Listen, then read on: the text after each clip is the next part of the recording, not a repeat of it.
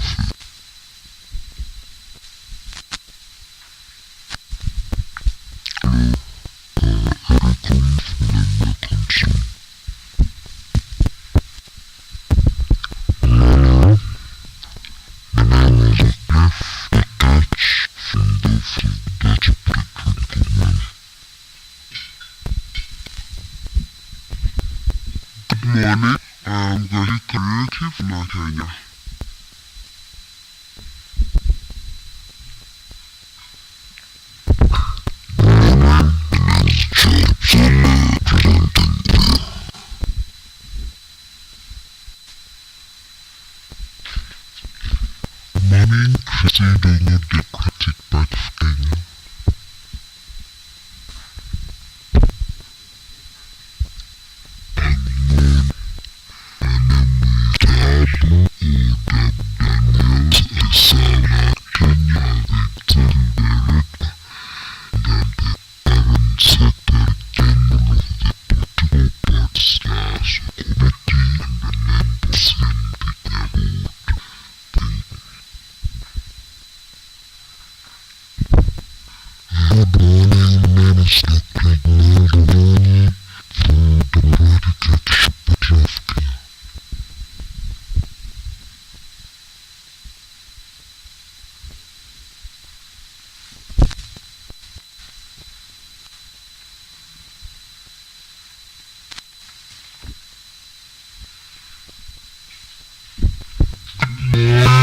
Mine is faith already from Muslims foundation for democracy. Thank you.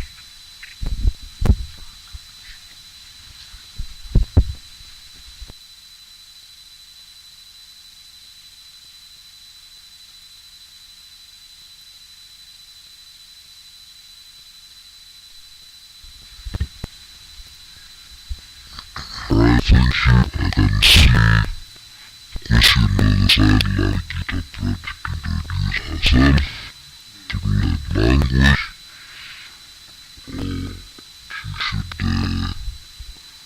or she should introduce herself openly, but she has never introduced herself. Thank you.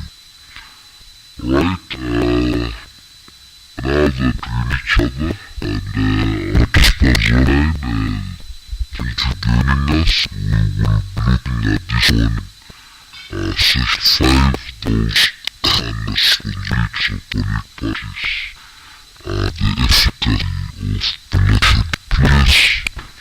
We look at the players for two angles that I'll be able to explain.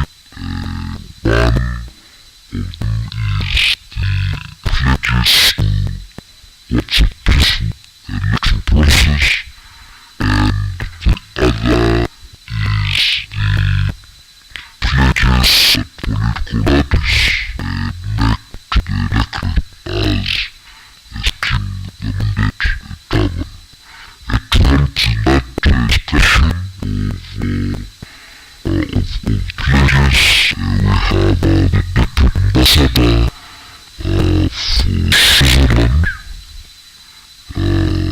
is in Kenya, Ambassador Patrick Egrove. We also have undertaken Prince of Combatants who will join us shortly. We have Doc Bishop, John Ryan for the Inter-Religious Council of Kenya, and we have also co-opted from Back Kenya Party. Please appreciate Milano as they take their seats for our fascist.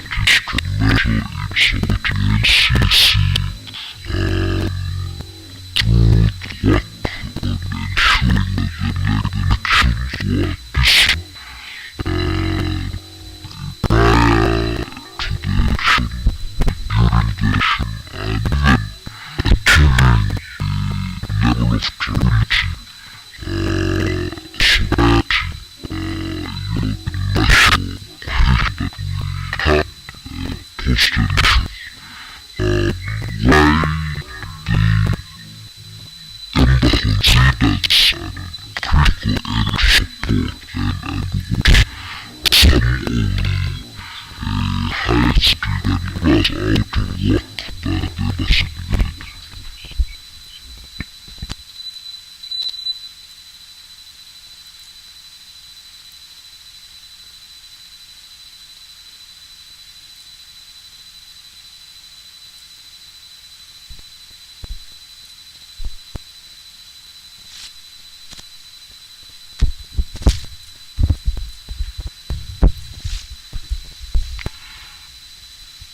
Good morning, fellow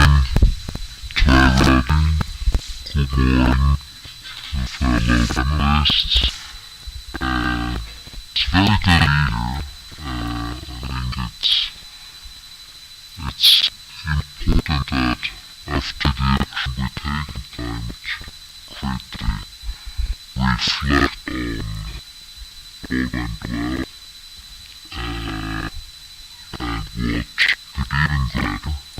in the next sections.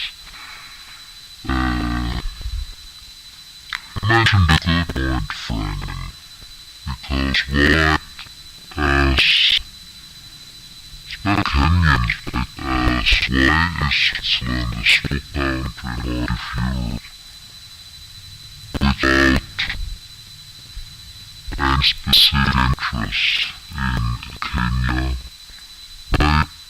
interested in the Kenya elections? Maybe make one step back is power coordinate of our foreign policies, promote utilize and demolish the world, peaceful resistance people. This is enshrined in this constitution. So, of course, key element of democracy or election are peaceful, inclusive, and fair elections, and of course Switzerland,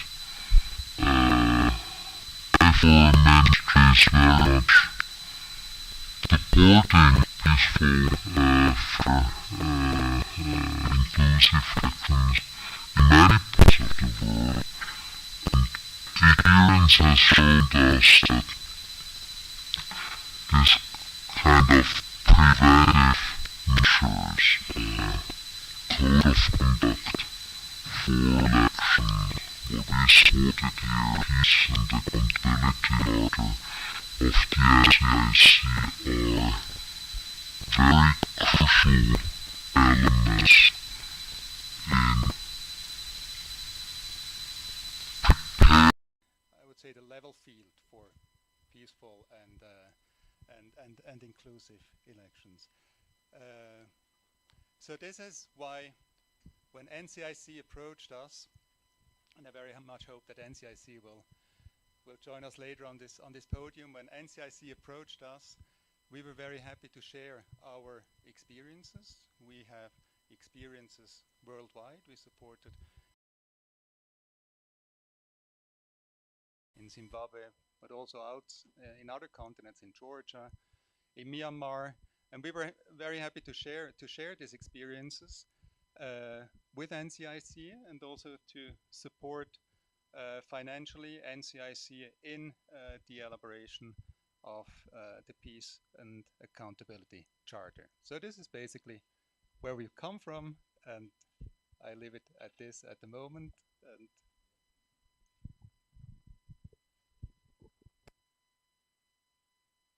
thank you, Patrick. Bishop Warari, we saw the religious sector playing a very significant role. Yesterday, we discussed the impact of the choir at Bomas of Kenya. Please take us through some of the works that the religious leaders possibly were doing behind closed doors to ensure that Kenya emerged through the election in a good way. Thank you so very much, my brother Franklin, and everybody present and my fellow discussants. the religious leaders, they are tied to their prophetic mandate of proclaiming peace and working with our constituency, and Kenya is our constituency. And so, as you rightly said, yesterday you discussed about the choir that was singing. Some of them are our members. And I know each and every one of us, you are praying for us. Because again, we have what we call the ministry of presence.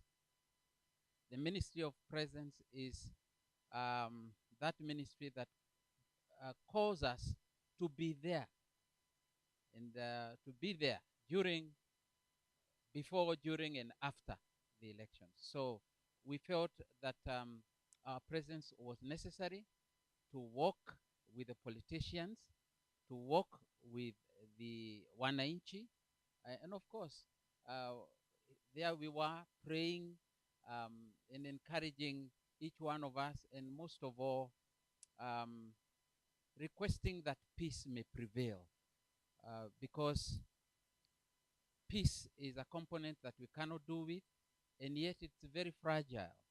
If we are not careful, then a nation, a beautiful nation like this, could have been plunged into oblivion. So the religious leaders, the we have been there, because election is not an event; it's a process. So from 2018, we've been preparing ourselves. We've been doing dialogues. In fact, currently we are doing county dialogue conferences, where we are now going down to the county and trying to look back and review and continue encouraging our people that they should continue exercising their democratic rights, but most of all, keeping peace and making sure that justice is observed.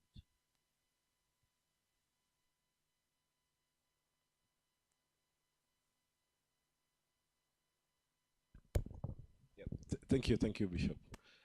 Gashui, you've listened to Patrick from our friends in Switzerland, looking to ensure that there was a political decency charter done by NCIC. From your perspective as a young woman active in the party and participated in one of the formations in the campaigns, are we fair when we say that there was decency in the electoral process, especially from a gender perspective? What areas would you have loved to see more improvement now that we had some level of pledging by the political class around decorum, around the decency in their conduct, around ensuring that they were part of the peace process? Thank you.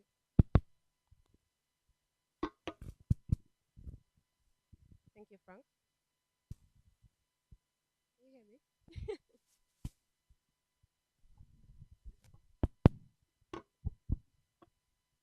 Thank you, Frank.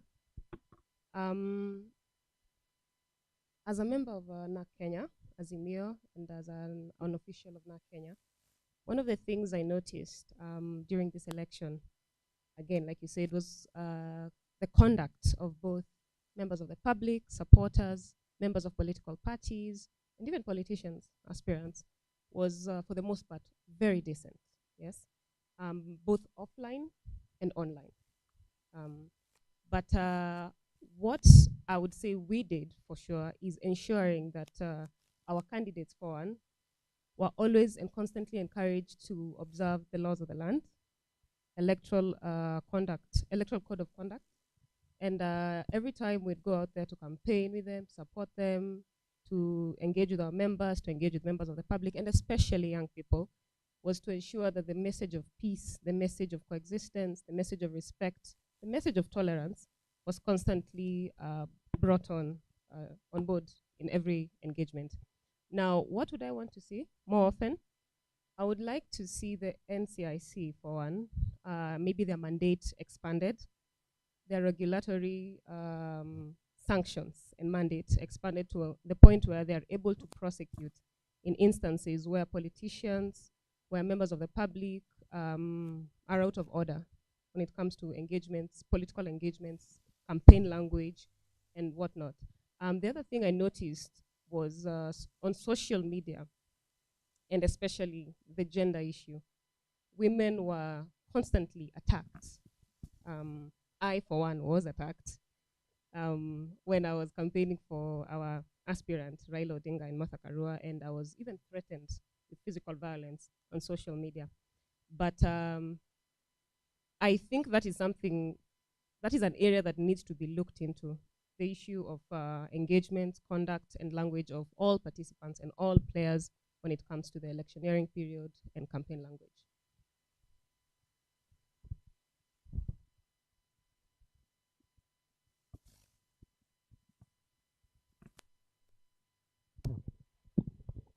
The microphones are missing in their conduct.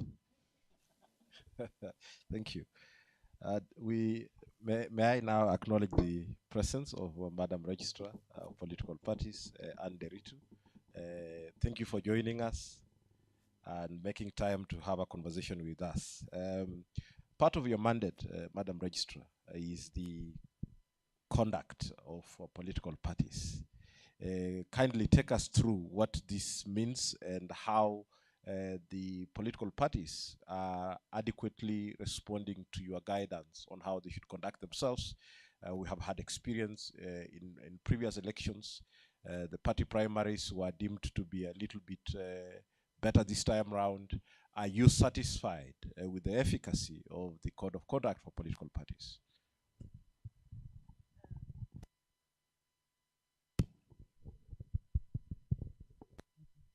Thank you.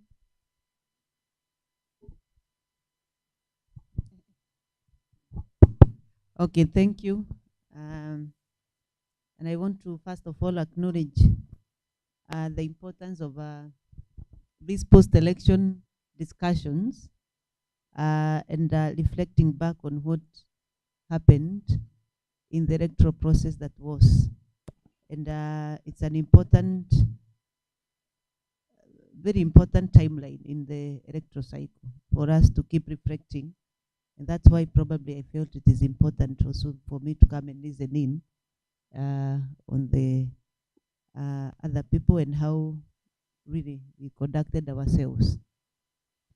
Coming to your question and the issues that you have raised, first of all, there's a vibrant legal framework that governs operations of political parties, and the Office of Registrar of Political Parties have the mandate to regulate, among other things, to regulate activities of political parties. Part of that regulation starts from right from the legal reforms. We all know that we vibrantly passed quite a significant legal review on the Political Parties Act, which some of it touched on the subject of nominations. All the time, previous years and previous time, there was no clear framework on how nomination would be done. But this time around, there were clear frameworks and different methods were brought on board, and even the dispute resolution was clarified. For the first time, it was clarity on the process of dispute resolution. When you have an issue through the party, you have the party nominations, and the party, you and the party as a member has an issue, there was a clear procedure how that dispute resolution. Before then, people could file disputes all over without a proper channel. And the party this time became an important factor, especially the internal dispute resolution mechanism, where the party, any person agreed to start with that, and then you escalate from that. That called for the Office of Registrar to really work with parties to strengthen the component of dispute resolution. And we really trained the different resolution committees that were coming from parties, and we ensured compliance to the organs of the different resolution mechanism which then the party used when the particular nomination came on board. And I think that assisted. And from record, actually we half of the dispute that spilled over to courts, yeah, by half. So that is a significant, I think it was a significant step forward in the process of party nomination. And we also had various methods, and parties were allowed to use their own method, and the variety was given and well guided by some procedures. Whether we are satisfied, I think we have started somewhere. Is a process that really made a leap from the past. But I think we still have some work to do, and especially at the party level. One of the issues that we noted probably is them coming towards the very end of the timelines that were set by the Electoral Commission, so that still, in spite of the processes being there, the the the, the members were a bit aggrieved that the process they could not really then move as fast and then decide what to do after the dispute resolution, because the party, in spite of IBC giving them like 3 months or so to conduct their party nominations, they still came to the tail end. And I think that is an issue we need to really have a discussion about with the parties. Then the procedures within the parties themselves need to be clear and well governed, so that the parties, even if we had guided them in the dates and everything else, I think the procedures within the parties need to be tightened, and that is the responsibility of each political party. Finally, I think also as duty bearers and people working in the sector, it is very important also to give credit where it's due. We can say that this time round, in spite of the challenges, the party attempted to do the right thing, and they tried to go to the right direction in spite of those challenges. The other question is the political parties code of conduct. The Office of Registrar had monitors all over across the country, one in every constituency, one in every county, and we could get what is happening. And parties present here and others know that we dealt with the officials when there were issues of code of conduct. And this time round, I can say we have also improved as a country in the manner in which we behaved during the camp. There was less violence against women. Even if the incidences were there, at least they were not more pronounced. They were quote to quote more or less dirty. Yeah, because initially you could see sexual oriented attacks. This time round, at least they were toned down a bit. So meaning that probably through the civic engagement and what we are doing, we may be going to the right direction. But a lot of work needs to be done. We shall be satisfied when we say it's zero violence in election and zero tolerance to violence in elections, either for men or women or whichever side. And I think seeing that even party nominations used to be very acrimonious and with violence, that we had only one incident reported, the one where the ballot papers for one of the parties were banned. We did not experience, from where we sit and we had monitors, another very pronounced violence during the particular time, meaning that we are making some steps in the right direction.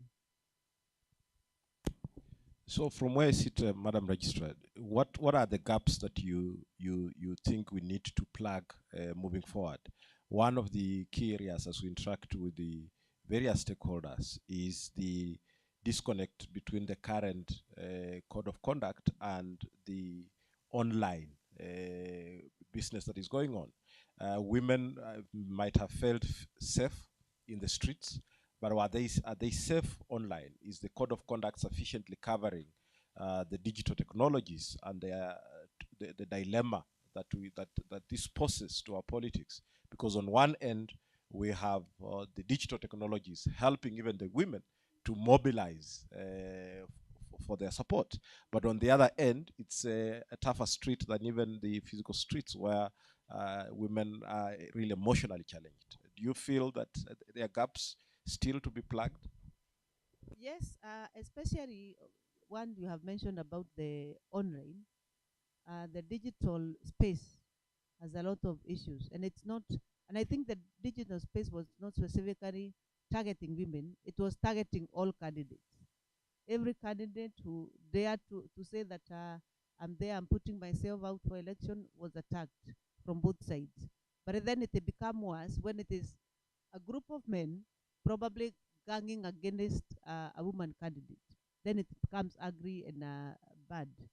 And I think that is a gap. We need probably to sit as people who are working in this sector to look at how we bridge that. What are the mechanisms? But we can not ignore the importance of civic engagement, so that a person who is posting, some of them, by the way, may never know. They think it's a joke just to post something, and you're joking about it. You don't know how much harm, especially the young people. I think we need to continue engaging young people in the process to understand their responsibility as citizens and responsibility in the electoral process. Because some of it actually take it as a joke. When you click to forward a contact to the next person, that you know it's harming the other person. Some of them share it from a perspective that is a joke. So I think civic engagement is something that needs to be put on the front of every other list that we have to put when we are looking at violence in election. Thank you. Gashui, should all misconduct be treated equally, or are young women particularly feeling that some require more punitive approaches? I think when you talk about misconduct, yeah, anything that revolves around violence and threats should be treated with very serious punitive measures. But otherwise, for disinformation and whatnot, you can just fact check and have some penalties, yes, but not too punitive. But anything revolving around violence should be dealt with appropriately. Patrick, you mentioned that you have worked in various countries, Tunisia and others, including Kenya, that you supported the Political Dissent Charter. Are there any experiences that perhaps we need to borrow from the Kenyan perspective, having seen our progress in comparison to where else you have worked? Do you see any comparisons that you can draw, any lessons you can be able to draw, having had a very peaceful election? How do we sustain that momentum from your experience working in other jurisdictions? Well, let me maybe first get back to something that the register has said, online and offline applicability of codes of conduct. I mean, to me and to us as Switzerland, it's very clear that the code of conduct is applicable everywhere.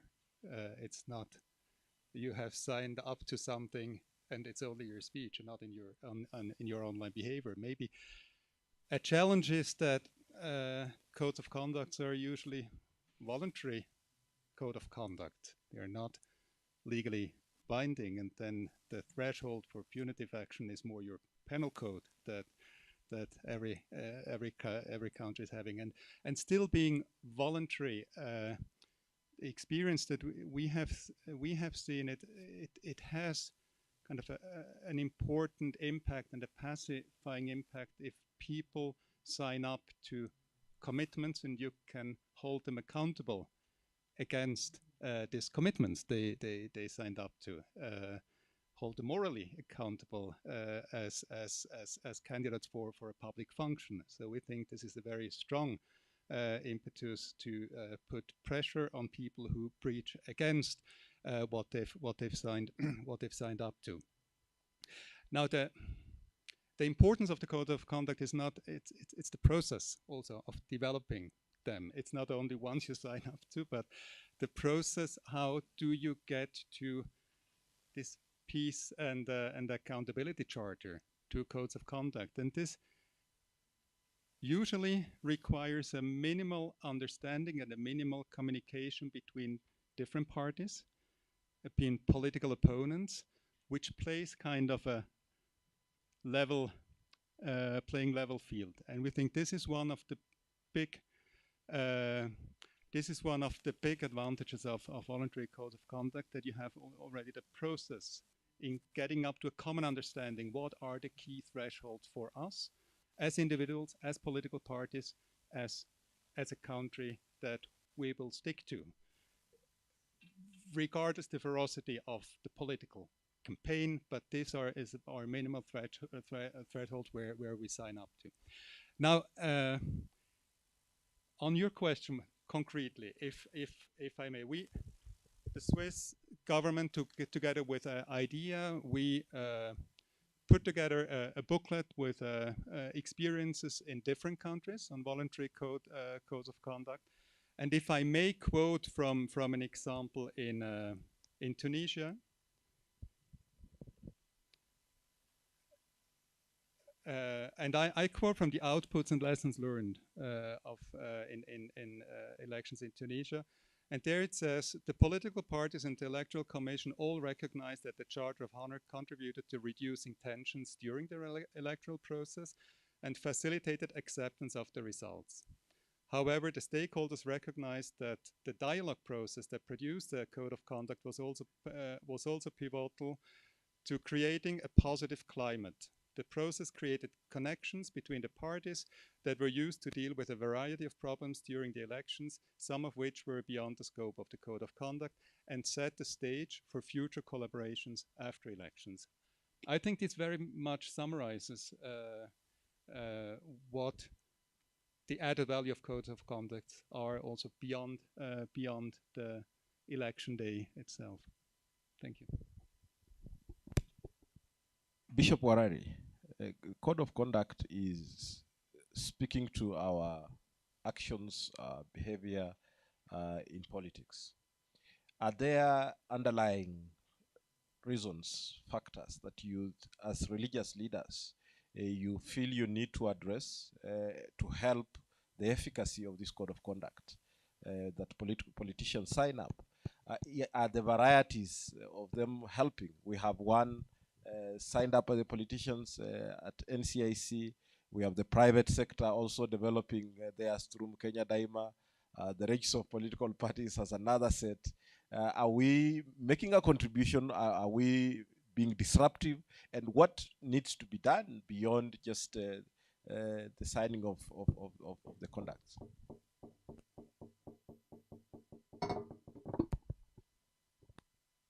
Hello. Thank you so very much, Frank, again. You should also include another one, because religious leaders, we were holding town hall meetings and we had peace pledges which were being signed by these candidates. I believe every long journey starts with a step or two. All those codes of conduct and the signing and binding ourselves to them, they are going towards building a culture that will be ethical, a culture that finally will be peaceful and will be able to coexist. So I want to believe that persistence will break resistance. We are a very young democracy, and I'm very happy that we had a lot of support from foreign missions and experts from various fields that are helping us build a nation that will be that will have some semblance of perfection. But democracy worldwide has had its challenges. Issues of conduct is a personal responsibility. And we from the religious sector, we have tried to inculcate values. Because politicians are our members, the good and the bad. I was in Bomas, and I couldn't believe that one man who frequents our places of worship was speaking very vulgar language in front of the bishops and archbishops, and he was besides himself. But then we are bound by the love of God, and ours is to reach out and to amend. So yes, code of conduct are important, And what we could do is to continue persisting. And of course, we've had examples like His Excellency, the ambassador here, has given us an example from Tunisia. It works elsewhere, and it will work, but it's a personal responsibility. And our politicians, we are well aware that they come from our congregations. So we shall follow them up. We want to believe that eventually we will reach that uh, maturity rate where you feel you are responsible enough, like the golden rule would say, do unto others what you'd want them to do to you. So it's a journey, and I won't want us to give up. Um, we are making it, and I'm so very happy to report that that particular politician that I mentioned was very remorseful later. And we want to pray that that remorse was genuine. But it's the nature of man. We sometimes snap, we get angry. But the code of conduct, when we are bound to it, uh, through that principle, I want to believe that we have to live up to it, and be men and women um, that are principled. Because again, um, we can have all this kind of conduct just like a formality, and then we will step on them and do whatever we want. So, and I believe there are some measures. If one uh, becomes unruly, the law is there. One can be called to be answerable to breaking this kind of conduct. And I want to believe um, tomorrow, 2020, what, 24, we have a chance of recalling and taking stock and seeing whether did our people behave, or did they keep to it, or not. Madam Registrar, it takes two to tango. And we seem to be very much focused on the conduct of the politician. But if you look at some of the misconduct, like voter bribery, it's, takes two. The candidate, the aspirant, and the voter to engage in that transaction. Do we have any liabilities for the ordinary citizen participating, aiding, or abetting the misconduct? And what should we do if there was one thing to be done? What would that be for us to be able to get to that next level of ensuring that the conduct of our politics is to a level that we are satisfied that people are getting opportunities to be able to do the politics in a good way? Um, I think I want to start from where Bishop left. That as far as we are also human beings, and sometimes we snap. The good Bible, which the Bishop reads, tells us that whatever you keep in your soul is also what come out in the moment of snapping or anger. So that to me, I think there must be character transformation and social transformation to the perspective of what is important in a nation and what is my contribution as a citizen to make the country better for everyone. Because it's one thing to blame the leaders all the time and the politicians, because I will tell you that the citizen will vilify the politicians and shout the loudest.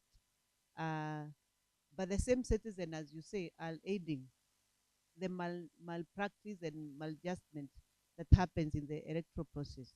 And I think the question of serious civic engagement that and programs that are aiming at behavior change.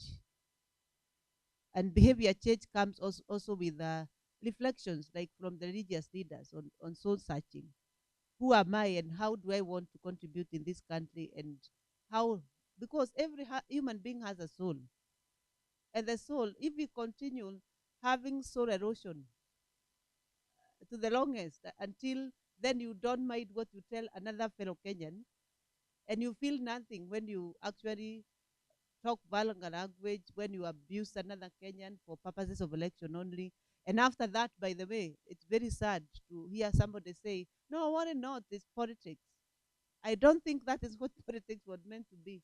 It was not never designed to be abusive. It was never designed to be vulgar. It was never designed to be vindictive. It was actually designed where somebody, you have an idea, you want to present it with a lot of decorum. The reason also has a responsibility, choose which idea you want to take in and which you don't want to take in. Then you let whoever has the idea and want to continue talking about his idea, speak that idea without your interference also. And then after that, reason to the next one. And then you choose which idea you want to put. But this idea that because she is speaking what I don't want to hear, or she belongs to a side, a political divide that I don't belong to, then whatever she says, then I must look for a vulgar or abusive language to counter her idea. I think that is where we miss the point. And I think the best, you are saying what is it that is missing is behavior transformation of Kenyans as citizens, because the leaders we talk about actually come from the pool of citizens that exist. And if the behavior of the citizen is not well checked, then it will transform to the kind of leaders we get. You can hear people say, no, if I'm there, me, I will not do that.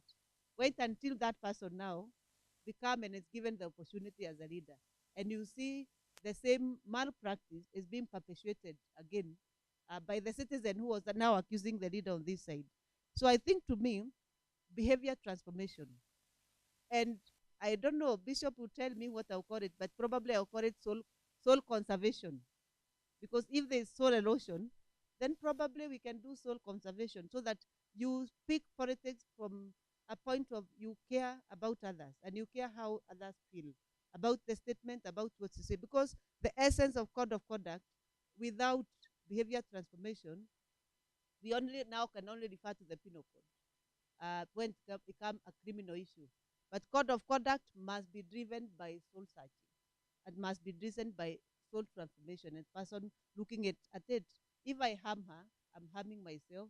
If I say this, I'm harming myself. And that call for serious civic engagement for persons and citizens to understand. What's wrong, for example, with bribery? I must be able to be convinced from a perspective of why I should not take a bribe and why I also should not give a bribe. If the reasoning and convincing has not been done from a civic engagement point of view and how it is hurting us as a country, then we shall go round in circles, speak nice things and continue, but we must, this electoral cycle, my request is that we focus on behavior change. Thank you. Right. Gashui, from an insider's point of view of a political party, how do you see the behavior change working? Is it something feasible? Or do we just need to continue bludgeoning the political class with more punitive laws, possibly? No. There's no need for punitive measures, more punitive measures. As an insider, again, I have noticed a lot of change, but a lot of that is from what Madame was talking about, civic engagement consistently, just ensuring this conversation is always had every few cycles of elections, trainings for both, again, members, for politicians, for members of the public by political parties. I think it's quite feasible on all fronts, yeah. Bishop Warari, part of our societal problem, be it the challenges of governance, corruption, is about impunity, the ease with which the perpetrators of these things get away with it. What should be done to address the impunity with which some of these codes are disregarded? What is that one thing that needs to be done?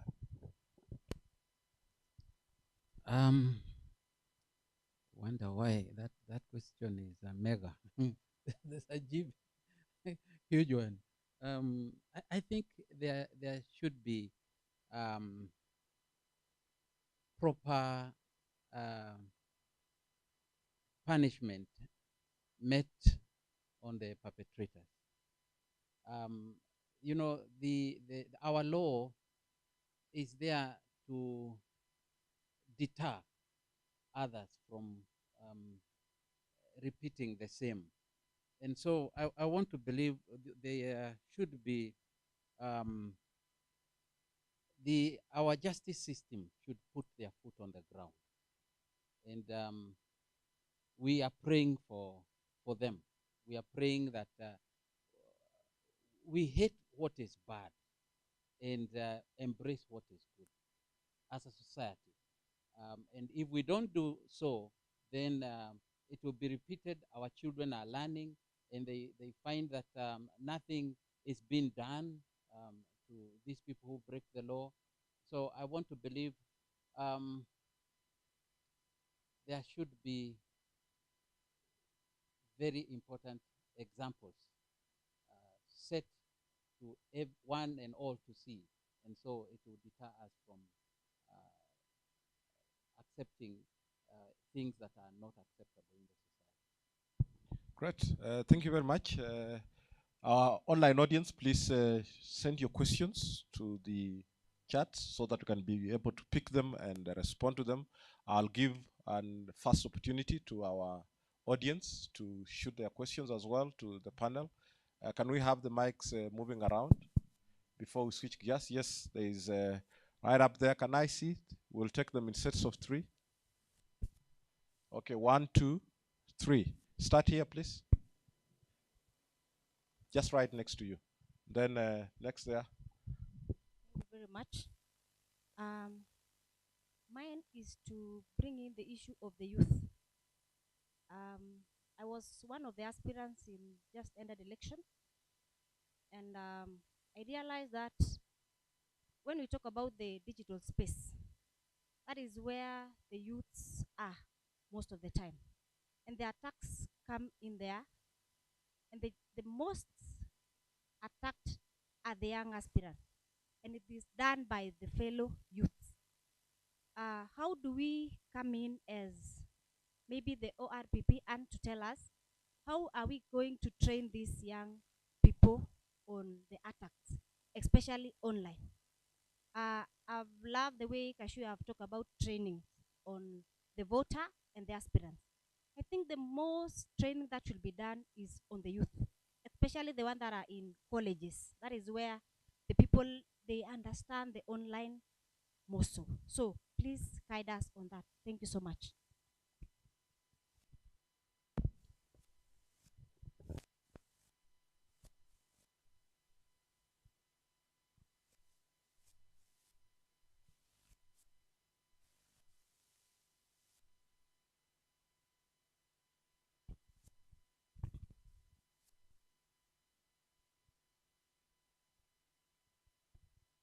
Thank you very much, panelists. My question is to Bishop Wararia. You mentioned about county dialogue conferences. Who are your target audience, and did you work directly with political parties? Because we have structures from the polling stations all the way up. Maybe you can consider working directly with political parties. And then my second question is to Madam Registrar. I want to commend your office because you guys were always available for us. Anytime we would call, you were always there for us. But the challenge we had, and I think my fellow political party officials will also agree with me, there was like a duplication of roles between your office and IBC. And I think it really gave us a lot of stress. So what measures will you put in place to have that synergy between ORPP and IBC come 2027? Thank you.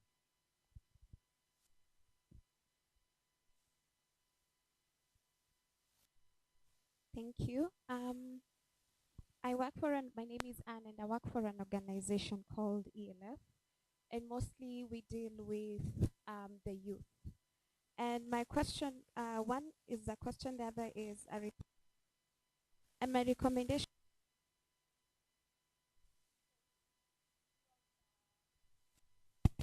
Please start again. We couldn't hear you well. Sorry. My recommendation is civic engagement training should be done throughout the election cycle, and mostly put in consideration the youth that are new in the election space and wish to participate. And in that training, you should include value-based leadership training. That way they'll be able to understand and have the required values and code of conduct when joining the election space. My question is, in terms of multi-partism, I know there are things that we have discussed about protecting the women and the youth coming into the election space. However, what policies are being put in place to manage violence against women and the youth during elections, and does this trickle down to the multi-parties to hold them accountable? Right. Any other question? Yes.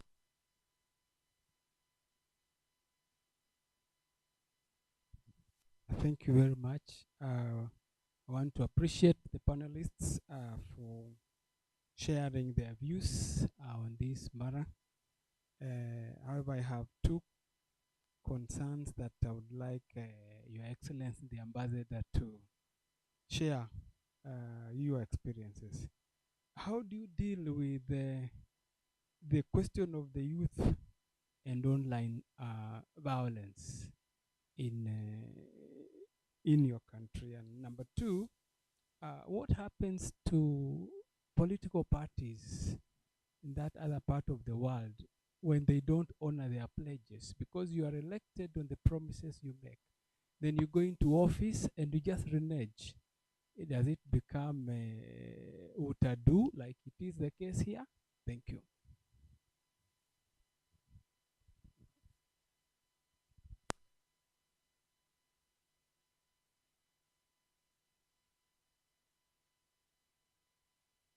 Get the questions online as well. Thank you. I think those are valid questions. I want to respond to my young sister there on the digital space and the youth. That it is true. You are right to say that youth are the one that attack other youth in the digital space. And my other sister here is reminding me about the institutions of learning, that majority of the time when politicians want digital militias, they actually would go there, and at a small fee, they will pay them then to have an army, a digital army that is attacking one another, and some of them actually attacking, really targeting fellow youth. It's very unfortunate. But I think where to start as far as this conversation is concerned is to look at the space owners. For example, in the last election, we worked with Meta to try and even invited them to talk to our communication officers in the political parties. We had a training with the communication officers from political parties to understand, for example, how Facebook and WhatsApp work, and how then they will be able to remove some of the comments and some of the issues that will be raised. And we saw Facebook actually come out very clearly to block quite a number of accounts and try to bring down some posts. And they introduce features like only relevant posts then will be uploaded. That at least reduced. And if we continue working with the space owners and try as much as possible also to do civic engagement with the youth themselves, whether they're in political parties, whether they're in church with bishop, whether they are in the universities. We also partnered with an institution called USPAC last time, which is an umbrella for the youth in the universities. And their aim is to keep peace in the electoral process. And if we have such initiative and then we engage them at a strategic level, I think coming the next election and we put value, we attach value to the electoral process as far as code of conduct is concerned, and it is explained properly, then I think we shall be making some steps to the right direction. It's only stepping up from where we stopped and then we make it And I have said, and I will still repeat it, that behavior transformation and change is one of the areas that we must focus. And we do it as a campaign. I remember when we were doing when we were so overwhelmed by HIV/AIDS, we came up with very vibrant behavior change programs. And it worked. That's how we were able to reduce the number of infections.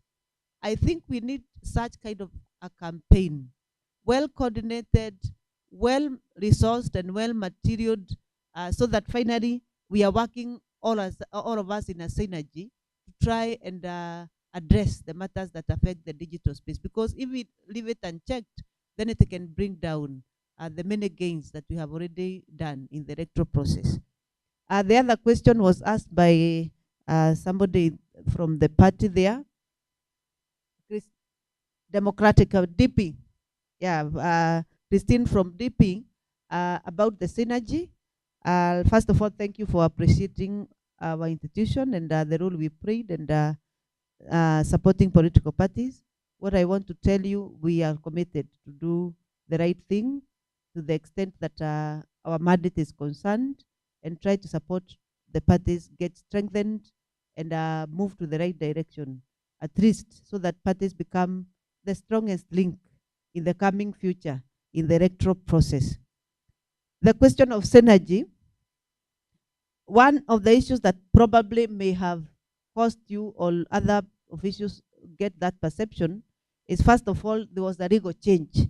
There was a legal reform that happened too close to an election. There was no time to sit down between us and IBC and then synergize, because IBC was already very busy in the middle of the electoral process. We are also very busy in the electoral process. We decided through conversations, let's do whatever the law provides on our end. They do what provides. In this electoral cycle, then we sit down and synergize how the process moves then seamlessly without interruption. And so I am hoping in this electoral cycle, we shall be able to sit down with the duty bearers at IBC and ourselves to see then how we synergize the processes, so that there's no break from when you translate from OLPP to IBC. There is clear processes that are not affecting your operations as a party. Thank you. Thanks. Bishop, you okay? Allow me to just add on what the registrar said as regards online attacks and working with owners of the spaces.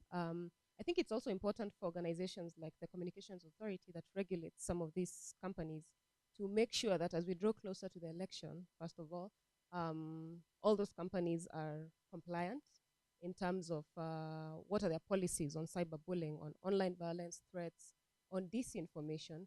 And there's also the idea that right now, a lot of the militias, digital militias, are in high school. They're teenagers.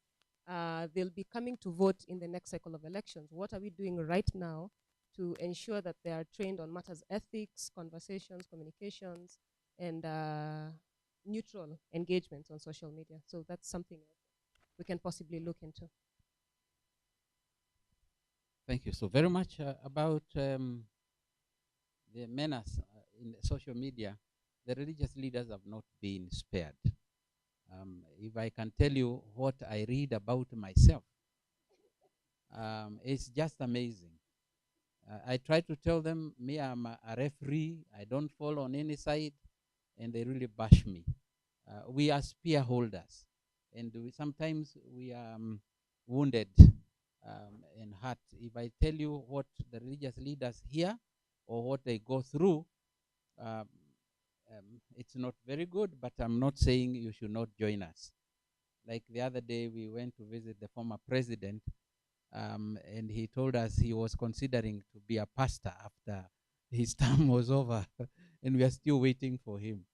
About our county reference group consultation, let me just read for you our objectives. The County Dialogue Reference Group, established previously, we have been useful in carrying out civic education, spreading messages of peace, and conducting mediation dialogue at the grassroots level. So the main objectives of CD are GR to reflect on the 2022 general election, to isolate what worked and what did not work, to come up with strategies to preserve best practices for enhancing peaceful elections, discuss the key elements of community dialogue to address persistent threats to peace, and consolidate policy, legal, administrative recommendation for enhancing national cohesion. So, in these issues that we are discussing in the county level, we are going to have a national conference that will take place possibly early next year. I would also want to say that before we engaged in the county dialogue conferences, we invited the stakeholders, and we held a multi-sectoral stakeholders in Ufungamano some time back, and we invited most of you. And when I go back, I would ask our secretariat to renew that invitation so that we synergize. This is a partnership, and I'm very happy that, for example, the Swedish embassy here, Swiss embassy, they've been with us, and we've come up with mediation group that is going throughout the nation, even up to now. I'm actually headed to Algiers for a week on mediation training. Partnership is everything, Brother Frank. We need to work together. Even partnering with very important sectors like media. We can't do without them. When we talk of the attacks that we get from social media, these people, you are savvy and you can tell from what direction these attacks are coming, and you can put in your good efforts so that we can sanitize or try to reform that part. So we will work together. We need each other. Religious leaders cannot do it alone. We need the expertise from you people. We need the political parties. This is your field, so that we can make this nation a better place. Yep. Patrick, over to you as we also bring in the online questions. The question of the youth is a very important one, and one that is varying me quite a bit. Youth apathy and youth apathy in political processes. You see it worldwide, and we also saw it here a bit when you went through the inquiries that a lot of youth are, why should I vote? That's anyway they will decide, and it doesn't change anything for me. So I think this is a challenge for a society. We worked as a Swiss embassy 2 years ago. We worked with African Youth Trust. We supported African Youth Trust in an online social media campaign, basically to get youth interested in the electoral process and to try to explain to them why is it important for me to participate.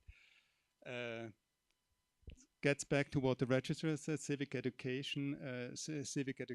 But I think it is a constant challenge for civil society, also for political parties. We have representatives of political parties here that you engage the youth.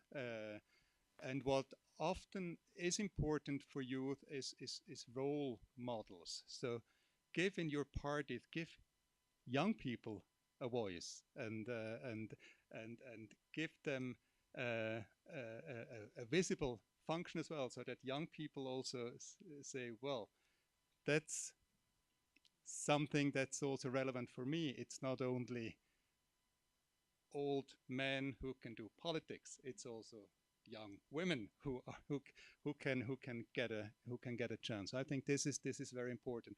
Now that the lady over there asked about Cyberbullying on youth, I think that's not linked to electoral processes. That's a worldwide problem which has to be taken very, very seriously. I grew up in a time without social media. There was also bullying, but it was probably less because as soon as you get on the social media, it's kind of, you think you're less visible, and kind of your inner moral compass might not tick as it ticks in your offline life, and I think that's a responsibility that has to be dealt with in families, at schools. My son goes to the German school here in Nairobi. There regular conversations on cyber mobbing, at least twice a year with students, with parents, with experts. And our responsibility is somehow to young people to give them an inner compass that they know what is right and what is not right. And my deep conviction is that human beings know what is right and what is not right. So we have to encourage them, but also show them the consequences for the victims, for those who kind of perpetrate. It's a challenge. It's a real challenge, but it's a challenge for society. Frank. Yeah. Yes. Yeah. Let me just say that we are concerned from our religious standpoint, because out of the valid 22 million voters, we heard about 14 who cast their votes, and 8 million never did. And among the 8 million, the bigger chunk are the youth. And the question is why? Why didn't they get involved? Why didn't they go out there?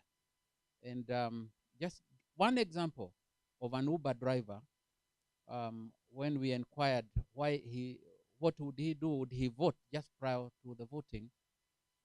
He said no, because nothing changes. And then the other question that followed is, what would you do? And he said, I will cause chaos. We thank God that did not happen, but that mindset, that number of about 6 million, they are validly registered as voters, but they didn't go to vote. So I think from this forum, I would request all of us to go out there and work with these young people. Thank you. Thank you. Let's go online and get some questions there. Bonitas is asking, hi, for those who talked about experiencing online abuse during election time, campaigning time, can they share briefly their experience? There is secondly, they also talk of training to use online spaces. What areas should the training focus on? There's Marceline Odiambo, who is saying it is not easy to control social media interactions or make them neutral, yet social media shapes the perception of people. Social media and mainstream media are areas that really need to be looked into, as most people spend their time on different communication platforms. Bonaventure says, is there an intersectionality or linkage between the online abuse and offline abuse? That's a very good question. Marceline again says, religious leaders play a big role, especially in grassroots levels where religion plays a big role. This should be tapped into. Religious leaders play a big role. I think that is emphasizing that. Again, Marceline, why are the youth often blamed for most of the negative things in the political space? It is the youth associated with cyberbullying and offline bullying. Why? Who involves and pays youth to do this? Why can't they be held accountable? These guys are just saying they are doing their job. all right, to earn a penny. Okay, we'll get some feedback in that regard. Youth get used to cause chaos, but when it comes to allocation of opportunities, we are left behind with the claim that we do not vote. Why are we associated with the chaos? Are the young the only ones causing problem? So obviously we can hear the issue of online violence, the issue of the role of the young people is key, and I would want to hear the panelists here further in that regard. Let's take some 2-3 questions here. We will begin with the gentleman there, go to Faith, Veronica, and end with Honorable Wanyonyi. Thank you. Please straight to the question so that we can Okay, thank you. My name is Mundalo Advice. I serve on the neck of the Jubilee Party as the National Youth Chair. My question is to the religious leadership. And there was a very good job done during the election in terms of spreading the peace awareness. And this was also even done by the ORPP, and we can see the results that actually came with it, which was very good. But my question, therefore, is what would the religious society do going forward? Because there is a thin line between the peace building and justice. Because we got to a point where our biggest concern as a country became that we are peaceful more than justice is served. So what will happen going forward so that at the end of the day there is equal the push for peace, just as there will be a push for justice. Then I have another question to the ORPP. First of all, to just applaud the ORPP for their online membership and resignation platform, I think, which is the only one in Africa, and it played a critical role during the election time. Now, my concern is, going forward, what is the ORPP doing to ensure that this platform continues to be in use and the people are sensitized enough to understand that the issue of joining the political parties and resigning from the political parties is an ongoing process and not something that will keep cropping up during the election time and then it disappears. My last question is to the CMD. And first of all, there has been a lot of disengagement and they have really enhanced the capacity of the electoral process, and it has been very helpful. My concern is, going forward, what is CMD doing to ensure that these conversations and some of these forums are taken down to the level, to the mashinani, the county and the sub-county levels, so that sometimes we can actually have these conversations in direct contact also with the people. In politics, we call them the people on the ground, so that we can also sometimes just get to hear exactly what they think. Is there a plan so that we can be able to have these conversations down there? Thank you very much. Thank you very much, Advice Mundalo, for advising us. And we are well advised that Faith has the next question. Right behind you. Yeah, thank you. My name is Faith, as is said, from Westminster Foundation for Democracy. Yeah, first I want to really add my voice to acknowledging ORPP. I think the role of the Office of the Registrar of Political Parties has been seen towards strengthening the political parties and ensuring that these elections were better than last elections, and also the open door relationship that the registrar has built with other stakeholders has been good and key. And my question goes to the religious leader, the bishop.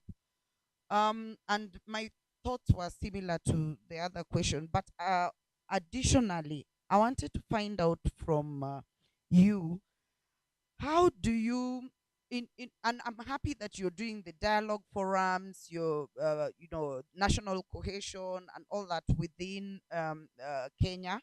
But how do we ensure that religious leaders operate in a more impartial manner? Because a lot of times we, as citizens, start thinking that the religious leaders partisan to certain, political regimes or entities, and that blocks that healing process for some citizens. Because I think the role of religious leaders is very, very key and important in our society in terms of bringing us together, healing us, and ensuring that we look forward as the citizens of Kenya and not as different entities. Because political processes are very volatile, there's a lot that goes on. So I wanted to know that in this process, how do you ensure that citizens can look at you as the non-partisan person to go to bring us together, vis-a-vis being looked at as partisan? Thank you.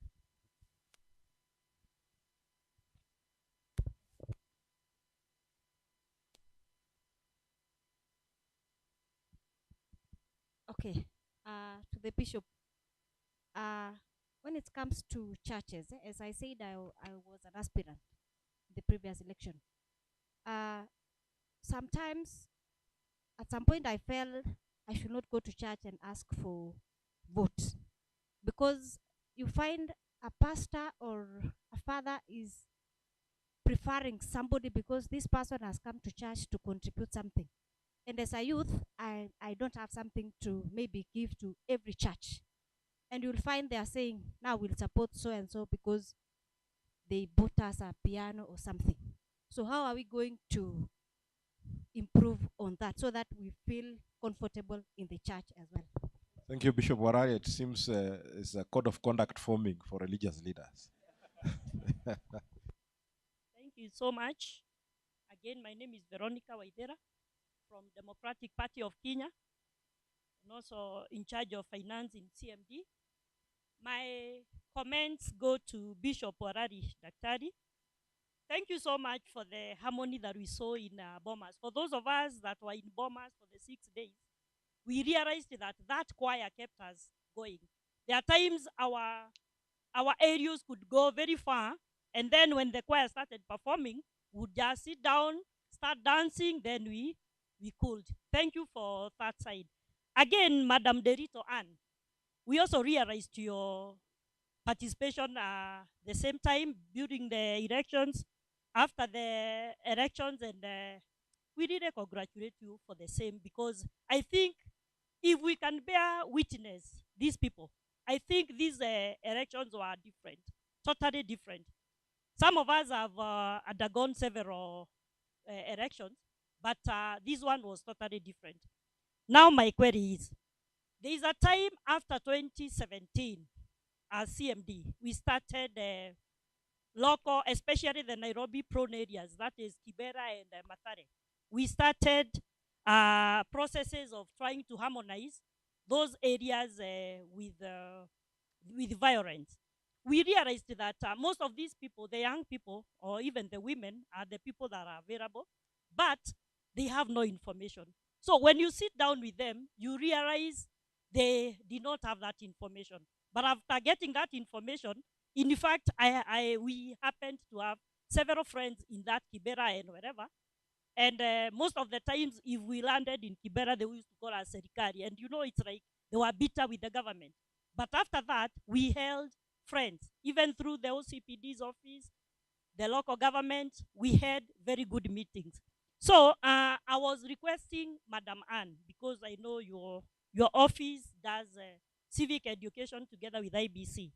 Are you able to get finances, are they enough to perform the civic education as from yesterday? Because what I know, in psychology we say after 21 days, what a human being does for 21 days consecutively, it becomes a habit. So why can't we make our young people, our women and the electorate to get that habit of living as a brother and a sister? Thank you so much. Thank you. Finally, Honorable Reginaldo Wanyonyi. Thank you. Thank you, panelists, for all that you have discussed. I also must commend Madam Ann for the first time, I felt like that office for me, indeed, you scored a lot because there were minimal, minimal what dissatisfaction or minimal complaints about that. Congratulations, madam. We have discussed something that I want to mention. And when you are talking about behavior transformation, behavior change that we need in this country, I think for me as a woman and for the many efforts that have been made, especially for inclusion of the marginalized groups, be they youths, be they women, be they people with disabilities, and so forth. If we do not have behavior change, I think we are not going anywhere. This country is so moneyed, and our elections are just too moneyed, that the 8 million people we are talking of who did not vote, who constitute majority youths, how are they? How are they going to come in? They can't. There was a time I remember the IEBC, they were trying to enforce the maximum amount of money needed for campaigns. That thing was shut down. That thing was was never highlighted. Let me ask, exactly who is failing us as far as this kind of transformation and enforcement of some of the key regulations that need to guide us? We need to have a maximum amount that is needed for campaign. I'm liking one person on online there, and is asking, we are talking of the youths, we are blaming the youths. The youths, most of them are jobless. Who is financing them to be online 24/7? That these masters, that these godfathers, who are actually using our youths, even on the online. Believe me, it's not that they're independently talking online. They are talking on behalf of somebody. And who is that somebody? How do we regulate that particular somebody? And if we do that, we'll actually release our young people. It's like from a prison to be set free. So when they're expressing themselves, it's them, not the master behind them, who is financing them. And I think that issue of finances is very key. Just as I also finish on Bishop. Bishop, congratulations for the efforts the church has made, especially in bringing a peace. But I want to raise the voice of my sister, my young sister over there. As a politician and as a political leader, people who have campaigned in the fields, the church, you've done well. Peace is paramount. Peace is paramount, but justice is equally important. Why am I saying this? The church, for one reason or the other, with due respect, I'm a born-again Christian, with due respect, there was too much of money until that actually cleared of the youths and the women and those who could not have money to campaign. And even now, when they were trying to run for rescue, where they could be advised, where they could be comforted, and this can only be the church. There, I think, I'm sorry to say, they met that big wall that needed to comfort them, being confronted by it. And I say, like my sister has said there, the church has to stand on a neutral ground where both sides can meet and you say forgive each other. And that is just what they need to say in front of a clergy. I don't want to go so much. But the church, if I may use the biblical word, where are the Elijahs in Kenya? Where are the Elijahs who refused even to eat in the house of a king and decided that they would rather be fed by a bird rather than and say the truth about what needs to be said? Thank you. Thank you very much. Thank you very much. There is a very heated discussion going on online, just on matters youth, online, and the questions Honorable Reginalda is asking. And I think it's quite clear from the discussions that there is that gap, Madam Registrar, in terms of the code of conduct. The possibly developed before digital technologies became a critical player in our politics. To summarize the conversation online and what I'm hearing here, what feasible strategies do you envisage to bring on board the digital technologies on the code of conduct so that you can be able to say, and then we're moving to the next level? I think that is a key question for you. Honorable Arari, I don't need to paraphrase your questions. I think they're quite clear. Other than saying possibly a code of conduct for religious leaders in political times as well. And then we will hear Patrick as well and Gashui. And then I have a final question so that we can be able to wrap up. So let's begin with Madam Registrar.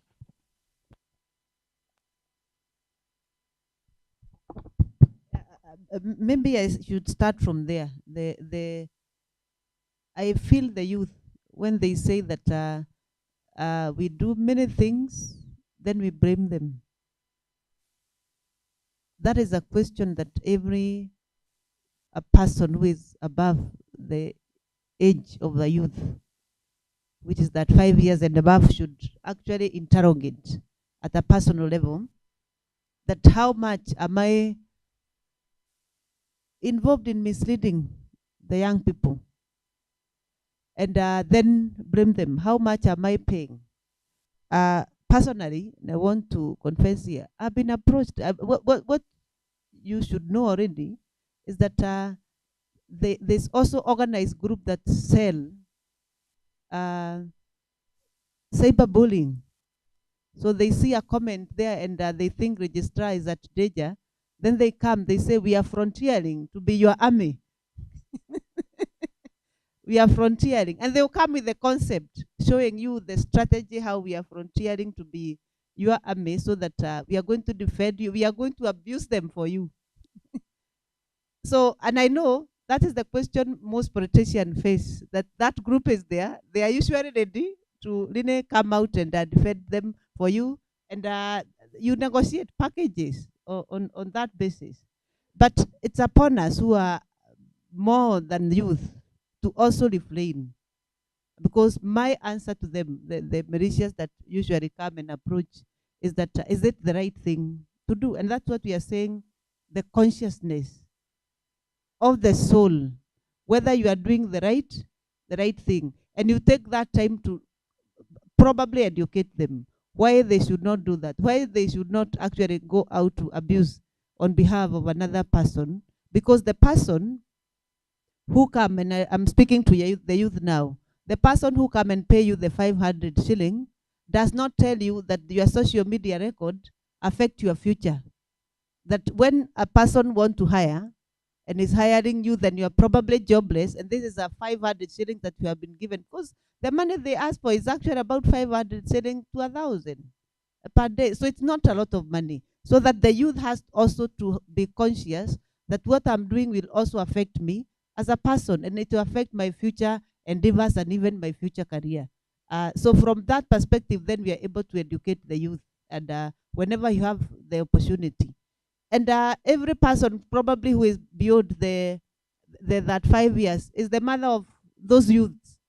How are we engaging even at family level, at church level, at other spaces level, to tell them the dangers of abusing on behalf of others?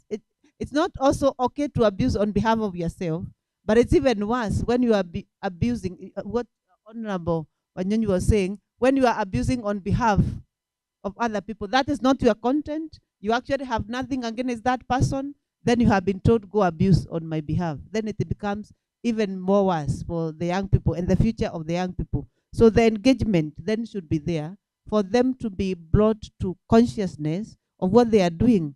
Because you cannot say that because you are jobless, any job available you can do, even if it's against the moral standards that are set. You cannot be told, go kill for me, and then you say, or go steal for me, and then you say, because I'm jobless, I have an opportunity then to do that. I think it's a question of consciousness that we must put there. What are the strategies, as you ask?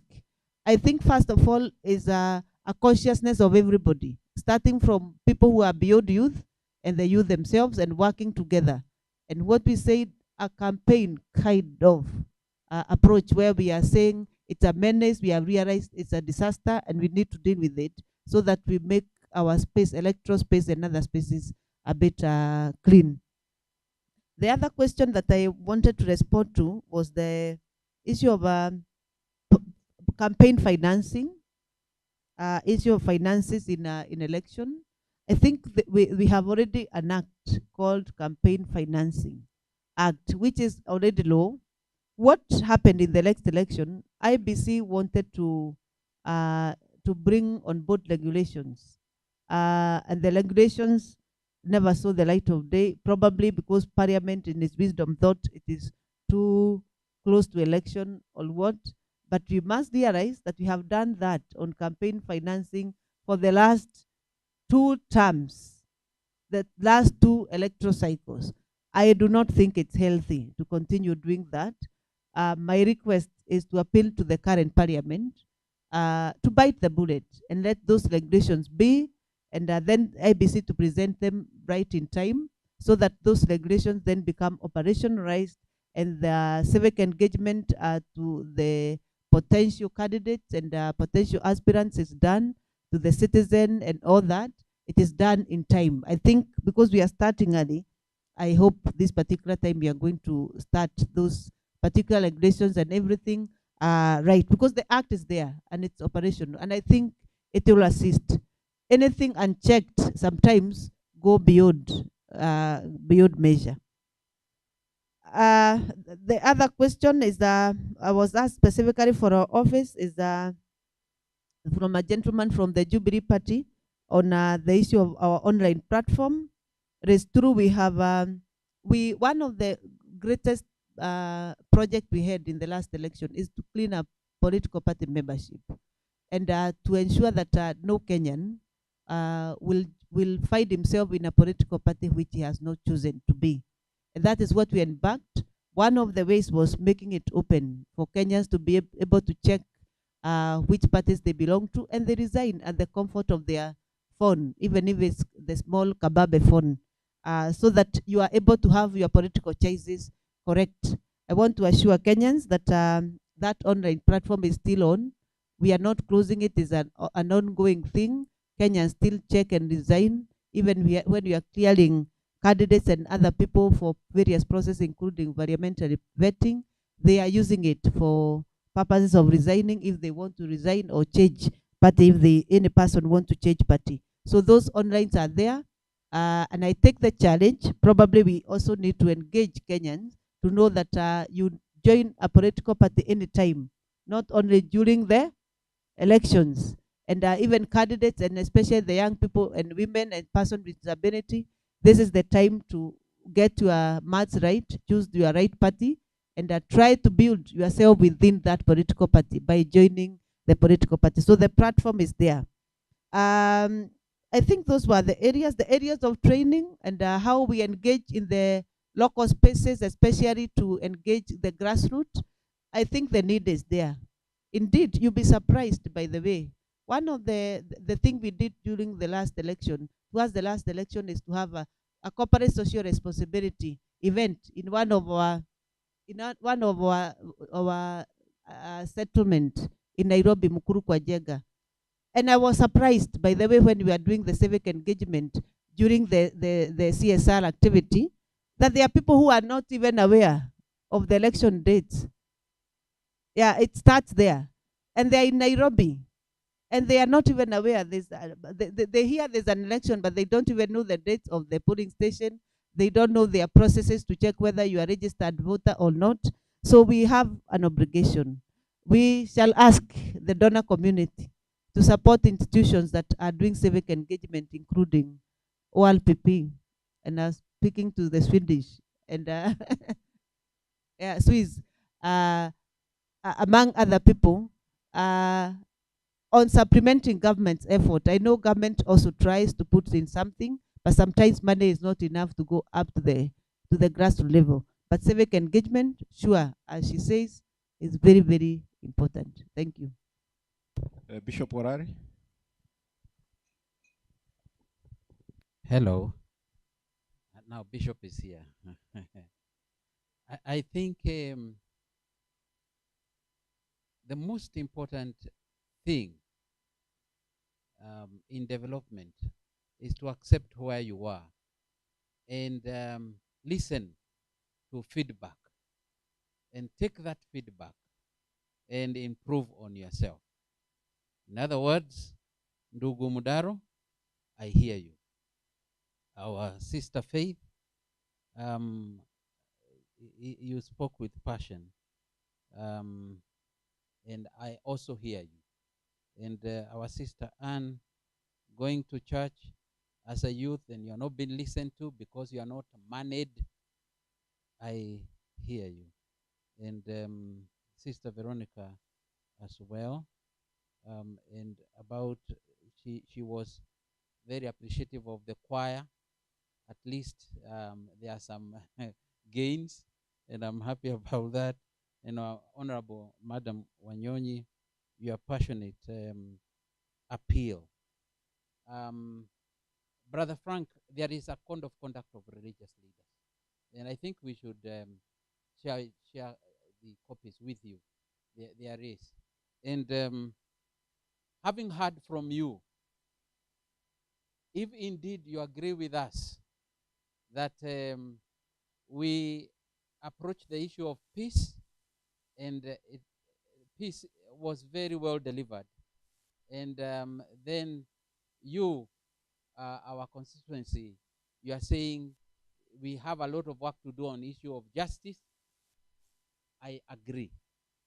And I can assure you, when we sit in the board of Interreligious Council of Kenya, I will place this on the table and tell them this is what I got from sleeping on a skin. Unajua wazee wanalalia ngozi, so that because the skin talks, in the morning he can have an answer.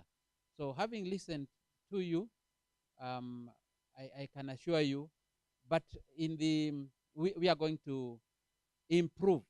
Not that I'm not saying we are guilty as charged. I'm saying that we have heard you, and we are going to improve on the same, because you matter to us. This feedback is everything, and I wish we had heard it even earlier.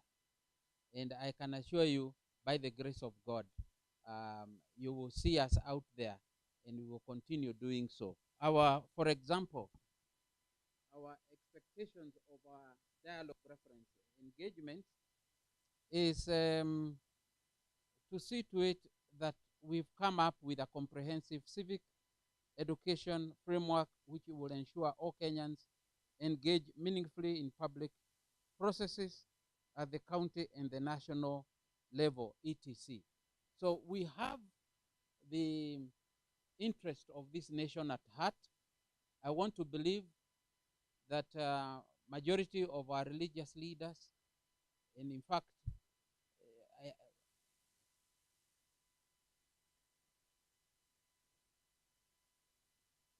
justice are conjoined. Not have peace absolute without justice. Hello, are we in the house? So it is our prayer that the challenge that has been given to us, I don't take it lightly. I will share with our fellow religious leaders that we must work towards that it will be seen. And again, the issue of some of us seemingly looking like they are leaning on a particular end, it's wrong. Absolutely. We must remain neutral. We are apolitical, and we are referees. A referee does not favor any party. Now that World Cup is coming in a few days, and we are going to look at the referees. They are going to stand neutral and see to it that the rules of the game is followed to the letter. So men and women, thank you so very much. I want to believe that there is room for improvement, and thank you for your being candid. And I want to believe, as we share with our religious leaders, next time when we sit, Brother Frank, we'll have another better story. Thank you. Thank you. And thanks the ladies for being good video assistant referees for the bishops.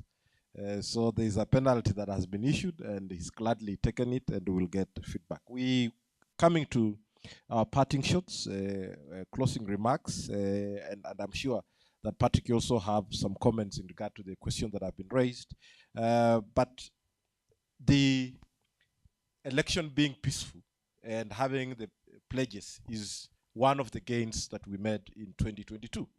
But there is also the positive element of the 2022 general elections, seeing the emergency of socio-economic issues as a key focus of the campaign.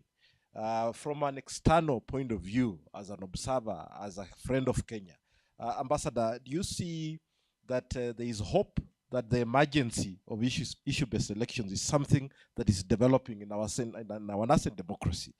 Because Switzerland, of course, has, in terms of democratic development, is advanced. Did you see some positive signs? Is there hope that we are shifting away from possibly the ethno-regional cleavages that underlie our voters' choices? Thank you very much. I've been in this beautiful country for 3 years, so I'm not a good person to make comparisons to previous elections. And of course, you know your country, and you know it in detail, and you know its story, and you know your people. Having said this, I think it was encouraging to see, I don't know whether there were political manifestos in previous elections. I thought it was very encouraging to have kind of clear programs and manifestos from political parties. It is encouraging because the debate is then a debate on thematic issues, but it is also important because the people can hold political parties and political leaders accountable against their manifestos, against their commitments, and I think that is in any democracy. That's the task of civil society, and that's the task of the check and balances to hold those in power accountable to their promises and to their pledges. So in this sense, I think that was a very positive aspect of this election. Now, I don't know whether it was much different 5 years ago or or 10 years ago. Maybe on the youth again, a final remark, and I'm very very happy and very encouraged to see that a lot of young people apparently are following us online. Youth, I would say between 15 and 30 years, it's not an easy age nowhere. Or maybe it is an easy age. However you take it, you have life in front of you. You're full of energy. You have lots of opportunities. But I think in any country, in any societies, there's also a lot of challenges because you're finding your personality. You're finding your way. You looking for access to labor market, etc., etc., etc. I think it's, and I've said this before, it is also responsibility of political parties to engage with youth. An example from Europe and from my own country, and I don't know how it is here in Kenya. We have a lot of youth parties. So you have the conservatives and the youth conservatives. You have the socialists and you have the youth socialists. And when it comes to election, you have often two parties, and you have a young leaders parties, which also opens up opportunities for young politicians to get elected, because the party usually from the party funding also kind of cross finances its youth arms. So this is something that helped in Switzerland, that helped also young people, that opened the door to parliamentary seats and opened the door at a rather young age, around 30, to get a role on national politics. Final comment on to the youth. You read a lot of questions, and I think it's very, very important that the youth challenge us with questions, but come also up with suggestions. And we sometimes, as a society, as political spaces, we have to provide platforms for them. I've seen in Europe, for instance, around thematic issues. Climate change is a big issue. You've read it in Europe. A lot of manifestations taking place. It really has politicized the youth. This fear of climate change. So around a topic that youth are self-organized and really getting their voice heard, but not only protesting and questioning, but also coming up with concrete proposals and with requests to politicians. And I don't know how it is here. I'm not a good example. I'm not connected to the Kenyan youth. But if there are any platforms or political platforms where youth groups can make proposals, ask the question, but also come up with proposals and being taken on board somehow. Don't know whether this exists. If not, we have representatives of political parties in this room. Maybe this is an opportunity for you to engage with the youth of Kenya. Thank you. Thank you. I think it will be unfair, Gashui, to allow you to do your parting shot without asking this question. Do you think political parties presented meaningful choices that allowed voters to predict how they would govern? When you talk of choices, do you mean aspirants? In terms of policies. Or in terms of policies. I think we did a good job. I think all political parties did a good job. And we were held to account by the ORPP and the IEBC on matters compliance. And you would not even be allowed to proceed to participate in this particular election if you're not compliant in terms of policies. So yes, political parties did do a good job in terms of giving feasible solutions. Somebody on the platform asked what kind of challenges did whoever said that they were abused on social media go through. For the most part, it was just, well, for me, insults, threats, whatnot. And I knew that the intention was perhaps to diverge my conversations or campaigns for my candidates. So that was a political reasons and perhaps even macabre or vindictive reasons. For the most part, I tried to disregard them, but there was one particular instance when I strongly considered involving the police.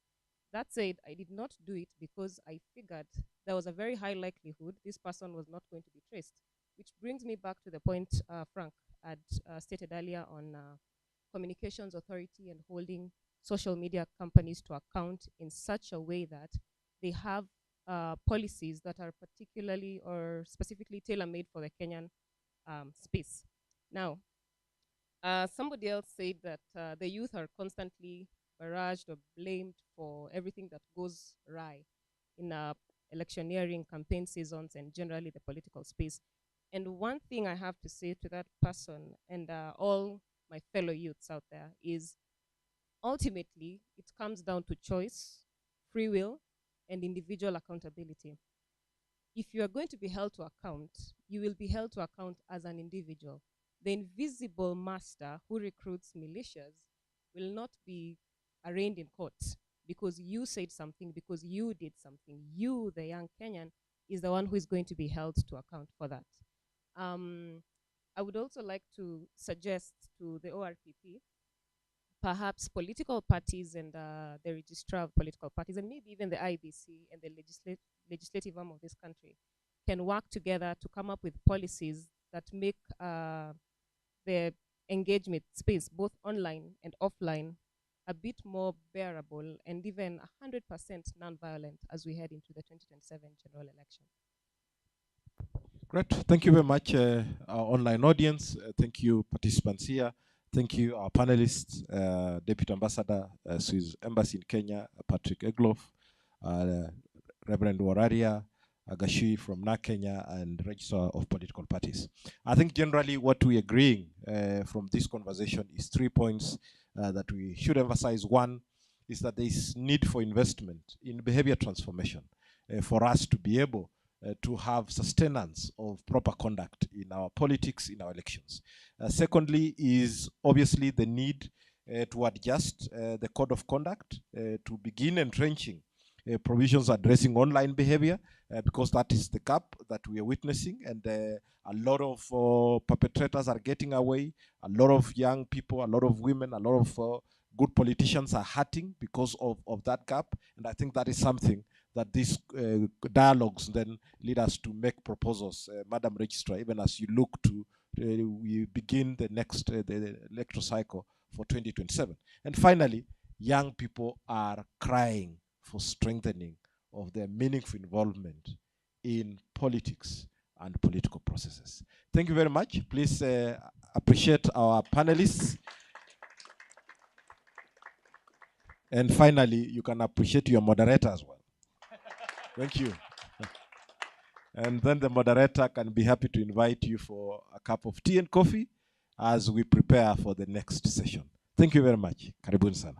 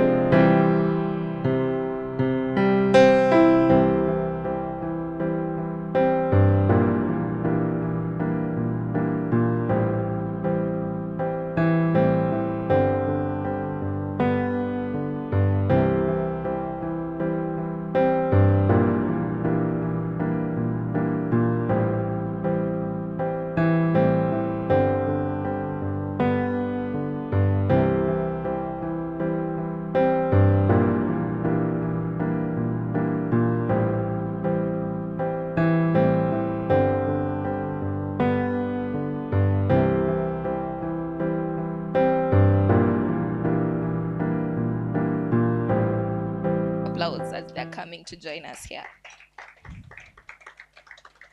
So this session has been facilitated by the Mozilla Foundation. We are very grateful for the opportunity to be able to further this conversation. And just based from the last conversation that we've had, it's very clear that social media is a key concern, you know. It's impacting very heavily in the different aspects of our lives and obviously our politics and our election processes. And so our discussion today is just going to be looking at that, finding out how social media is cutting across political processes, our elections, and then seeing what are some of the roles and the responsibilities that could be arising or have arisen, you know, from this kind of involvement, channeling whether, you know, from the past years, the past processes that we have had, are things getting better? Are they getting worse? Is there anything that, you know, can be done, and what are the responsibilities that are falling to the different stakeholders involved? And so, like I mentioned earlier, to help me unpack this conversation are these wonderful panelists who I feel are sitting closer to me. Should they be like at the center, who can guide us with the guys online so that they're really able to be seen? Yeah, so if Angela could just move, yes. Just one, right? One seat. Yes, thank you. And so to our online audience, hi, I hope you're well. I am Youth. I had a lot of people saying, hey, youth, youth, youth. I was like, hello, youth. So hashtag the youth, kindly put it on the chat section. Yeah. And to kick it off, I'm going to allow my panelists to just be able to introduce themselves and the work that they do. And maybe in one word, tell us what you think when you hear social media and elections. All right, thank you. Thank you very much. It's on. All right, thank you. So thank you very much. Hello, everyone. Good after morning, everyone. So my name is Wanjiru Nguhe, and I work at Fumbua Kenya, which is a Baraza Media Lab, program. And this is a collaborative journalism project, that was set up to deal with mis and disinformation. So what we do as a collaborative journalism project is that we work with social media influencers, we work with researchers, we work with, the CSOs, just to make sure that we're tackling mis and disinformation, particularly during the elections. And now that the elections are over, we now have like a post-election phase where we're looking at democracy, governance, and what that looks like, especially now with the new administration. What does the social media, landscape look like? What does the political landscape look like? And just trying to merge all of this. Also, what does the tech landscape look like? Because it's a convergence of all of those things. And I'm very happy to be here. When I'm not doing Fumbua work, I'm a podcaster. My podcast is called Mine is a Common Podcast. When I'm not doing the podcasting work, I'm making a lot of noise online.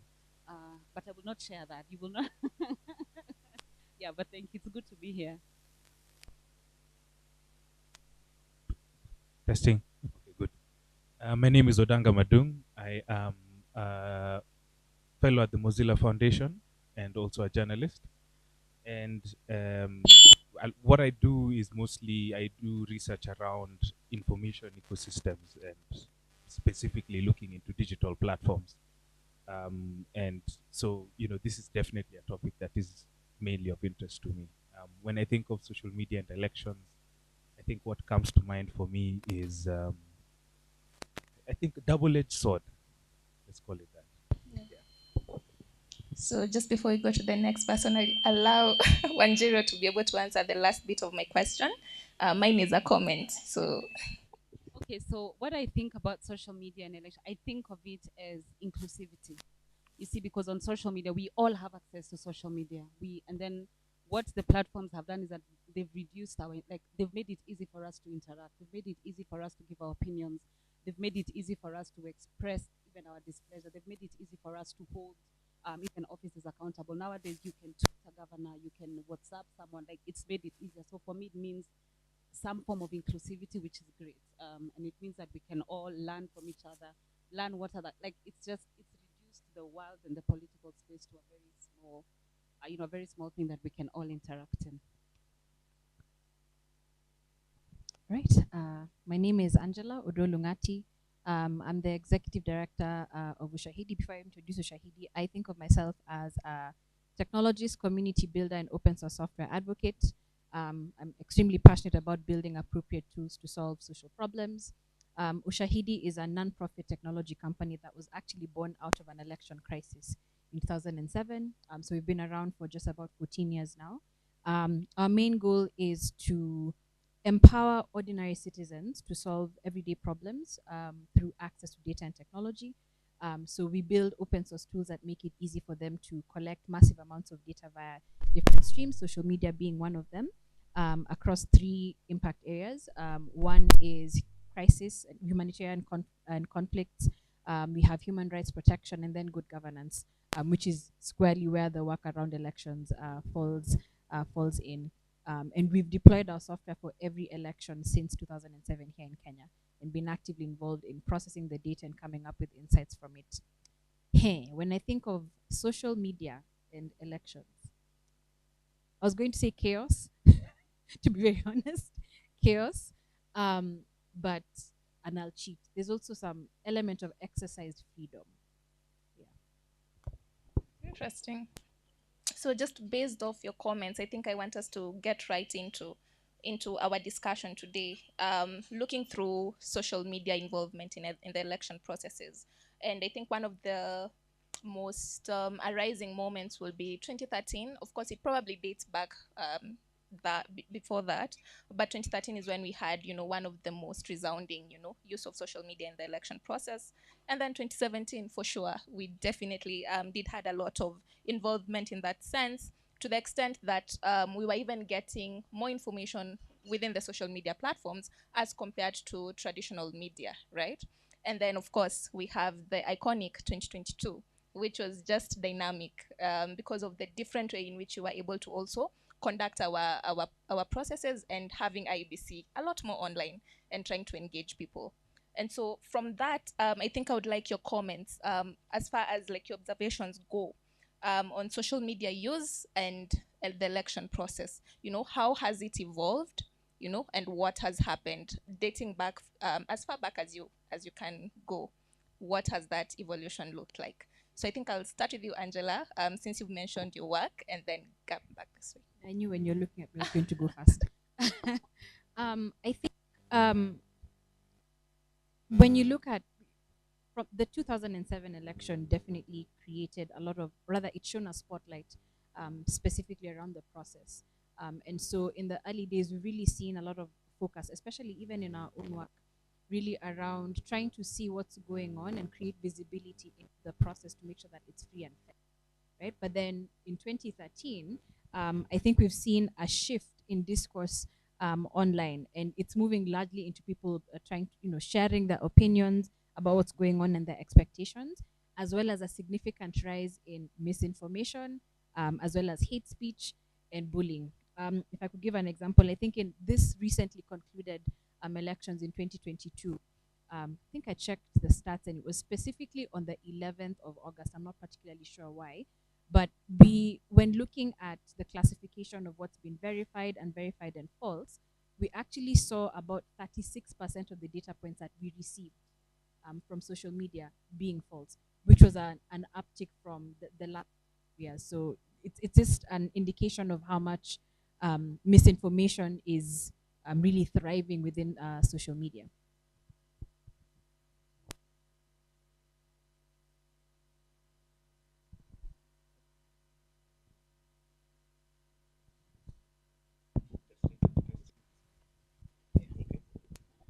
I think maybe just to add on to what Angela has been talking about, in terms of the evolution of how social media has been applied to our elections, when you think about going from 2013, where we had the digital duo who are now divorced, to coming on to 2017 and on to 2022, I think the one thread that you also begin to see is how our attitudes towards the social media companies have changed, right? Because you're coming from a point in 2013 where we embraced all things digital. We all loved the big tech companies, Facebook, Twitter, and the rest. They were our darlings. People would run like literally the digital duo, like it was a thing. And then 2017, it dawns on us that one side of the campaign is using the same apparatus that has been used to carry out Brexit and to put Trump in power. And now it suddenly dawns on us that, wait a minute, this thing is actually not what we actually thought it was going to be. And then I think 2022 is now where we begin to see the initial signs of a tipping point where, I think I don't know, hands up if you had a very hard time in the days after the elections trying to believe anything that you saw, right?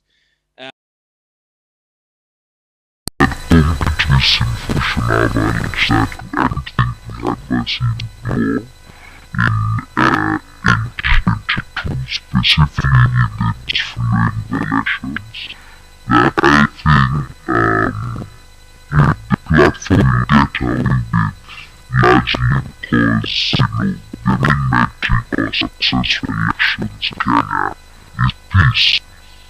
But what about all the other aspects of the over democracy that need happen?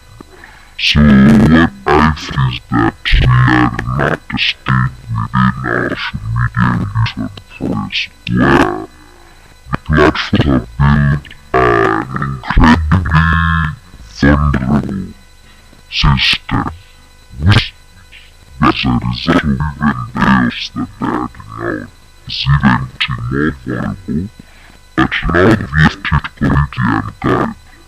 So it's up to now and see the ways that democracy and just our idea of what our society looks like from the kind of information that platform able to allow to read. Alright, thank you. So pointing on the patterns of social media and elections, I remember in 2007, which was a very dark period, especially with elections, and what I felt that was a conflation of many issues that weren't necessarily aligned, but there was like underlying issues that were highlighted by the election. So the election was just the tipping point of what's already going on outside of election competition. And so we know what happened, we know that it was not dispute. There were so many other disputes going on. And then moving into 2013, we had that duo that now is divorced irreparably, using Cambridge Analytica to sort of to take advantage of what happened in 2007, and the way they used the Cambridge Analytica, it was very like, yes, it was evil, but what was even more evil was how you take advantage of people's biases, you take advantage of people's fears, you take advantages of people's vulnerability, you spread fear, you spread terror, you spread all of those things. And that was really like the marking point of what happened in in 2013. And then we have another 2017. In 2017, I was not just an observer of the elections, I was an active, but I was campaigning in 2014. We were running a campaign, in 2017. And so for me, social media was a friend at that time, because we had a very small campaign. My candidate was vying in Kileleshwa, and the way Kileleshwa is divided. There are areas where you have to depend on social media to campaign, and then there are very little areas where you use offline campaigning. And so for us, social media was a friend. Facebook was there, Twitter was there. We got verified really quickly. We fundraised our entire campaign on social media. We got a lot of votes from social media. So when Odanga is saying social media was a friend in 2017, I agree, it really was, because we used it for our campaign. Then now in 2022, that is when now we saw a characteristic of misinformation, which was very, at the beginning, I didn't mind the quality of misinformation in 2022. And I say this because the misinformation was focusing on the politicians. Does this one have a degree? Does he not have a degree? Has this one performed? I didn't mind that. If you're going to fight up there. I did not mind that.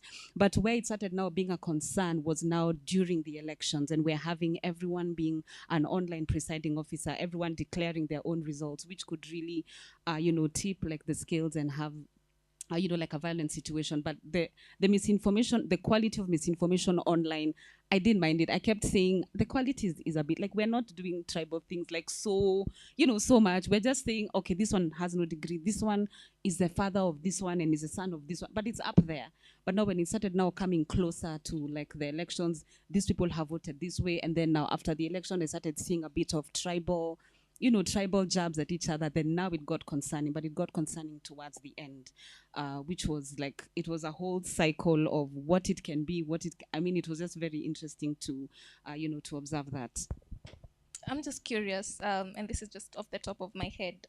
What is it about social media? What are these unique characteristics of these platforms that make it such an easy tool to use in the election processes? Of course, we use it daily, but maybe any one or two characteristics that you think are making it so enticing, with the progression that you're seeing from 2013 all the way to date. I think one of them might be the scale of reach, right? We know that there's been massive growth of social media platforms. I'm not too sure what the level of penetration is in Kenya, but it's, if there's one place, if there are places you want things to go viral and reach people far and wide, even beyond our own geographic regions, social media is definitely going to be it, right? And more over the last couple of years, you're seeing people really going to social media platforms to get the first piece of news. We're not going to traditional media anymore because news tends to break on social media. So it becomes a very easy place to really target those people, in my opinion.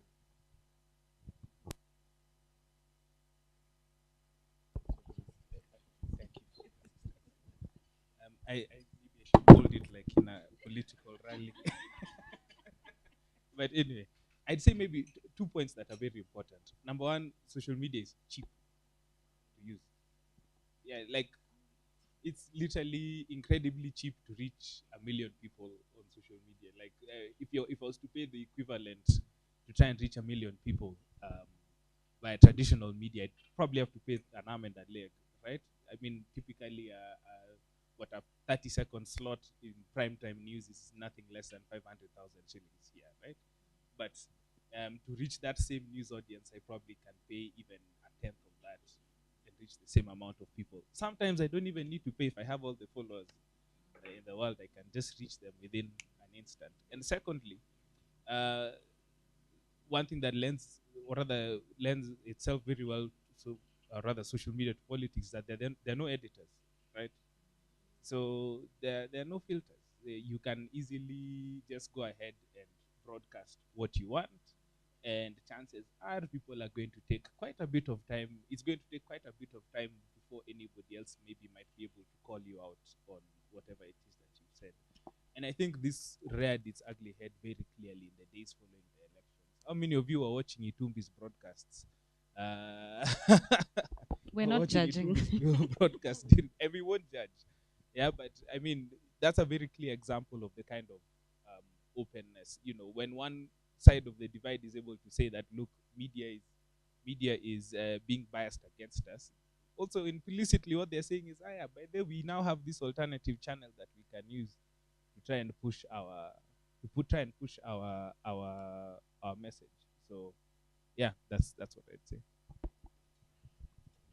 Yeah, I think what I would add is the fact that it's very easy if you're going on, for example, if I was to be on a national a national broadcaster, right, I probably wouldn't be dressed like this. Like, it is very easy for me to just go on my phone and do a like, it's easy. Like, the rules are not really ruling, like they're not like, you know what I mean? Like, I can just go and speak my bad English, speak my mother tongue, and the people who will understand me will understand me. And I think that is the thing that is very interesting about social media, is that we accept everyone as they are, and everyone has their own audience. And like, if you have to use like traditional media, you have to dress a certain way, speak a certain way. There are so many rules. There are things you cannot say. There's a lot of gagging and a lot of all of these things. So social media becomes a very easy place to express yourself, to communicate, to you can be unhinged on that platform with very little. Like, by the time there are actually consequences, you've already said what you've said, it's gone viral, and so everything that is being done is just a reaction to something that has already spread too much, which is a good thing and a bad thing. Yeah. #no filters. Hashtag keep it real. So riding off of those comments, I think I'll address Odanga. You worked on a report in this regard, opaque and overstretched. First on a light note, how do you come up with your report names? I find them so unique. Have you seen his report on TikTok? For those who are conversant with that, you're like, okay, so mercenaries, you just decided to write that right in. Is that something you want to answer? I would say it's just down to having a good editorial team. Mhm. So when you see something like that, it's a battery of people that have worked on it. Okay. Okay. Spend a lot of time. So not just your brains. Okay, no shade, no shade. And so maybe I'd like you to unpack some of the observations that you made as relates to platforms. Leading up to the elections, there was a lot of promise from these different platforms on the things that they're going to do to make sure the space is safe, it's clean, it's amazing for its users. So in just building up towards your report and trying to survey the different outcomes based on the use of social media within the election process, could you just maybe walk us through some of the observations that you were getting, some of the promises that had been shared by different platforms, and what happened in that sense? Okay, so I would say that prior to the elections, I think a number of us even, and a number of people even in this room, had raised several concerns with regard to how well prepared the platforms were, the social media platforms specifically, may have been, and Google as well, may have been for the elections. The big question here was that how well were they prepared to defend our elections against the dangers of misinformation that might do the rounds, especially during an election season, and especially in the days after voting.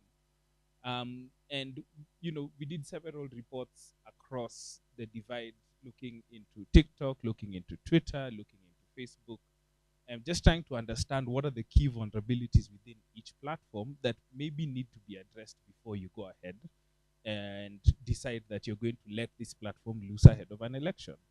For Twitter, the one thing we told them was that you need to shut down that trending section, because it's very clear that it's a feature within your platform that seems to have a propensity to allow itself to lend itself to the propagation of misinformation.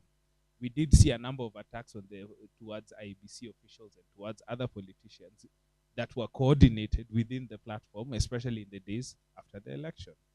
For TikTok, we asked them, look, your platform seems to lend itself very much to wild conspiracy theories that do not that it allows itself to spread, and you guys seem not to have the necessary moderation apparatus to be able to deal with these problems. If anything, what you're doing is you're picking a piece of content that maybe would have not gotten popular at all and giving it millions of views.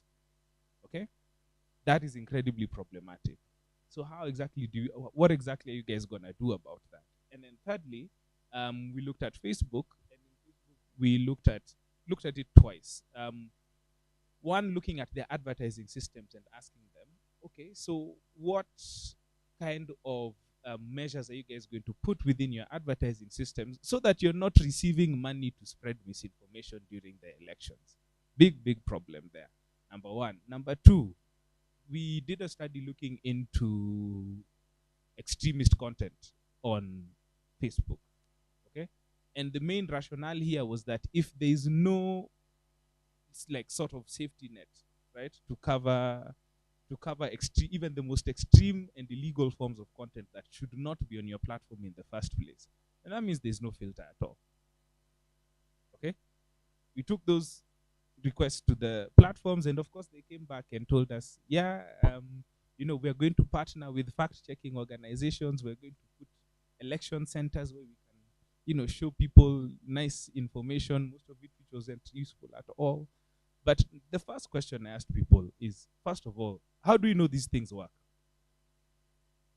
How do you know some of these interventions that they were giving us work? How do you know labeling, election labeling? You all remember the Martha Karua tweet, then that they had said, danger, this information has not yet been blah blah blah by ABC. Again, but the question is, how do you know such kinds of interventions work? Right? Then they're not doing them with the premise of trying to understand that this is how, if we put in this intervention, this is the kind of result that we're going to be expecting from trying to sort of stop this menace from happening. So come on to the days after the election and we end up with complete madness in the days following the election, literal chaos. Nobody can believe anything. Everybody is a winner. You know, everybody is a loser. Exactly, your winner. Your winner is your winner. People are switching stations in order to see maybe if Raila is leading on this side, that's the station I'll stick to, or if Ruto is leading on the other side, that's the station I'll stick to. But the underbelly here was that a big part of the anxiety that a lot of people were feeling during that time was primarily because they were hooked to social media platforms, right? So people were even deleting their apps, right? Many people are just giving each other advice and telling each other, please just don't go there, because the platforms had completely failed the test of trying to protect, or rather the election integrity test of their platforms. They were under pressure and they completely buckled because the measures that they said that they were going to give us, right, and the measures that they promised did not address the root cause of the issues, which are that, especially during election times, many a time you are dealing in an environment of malinformation. Now, the apparatus that the social media platforms have put in place to deal with information integrity are largely based on fact-checking premises, which is something true or is something false.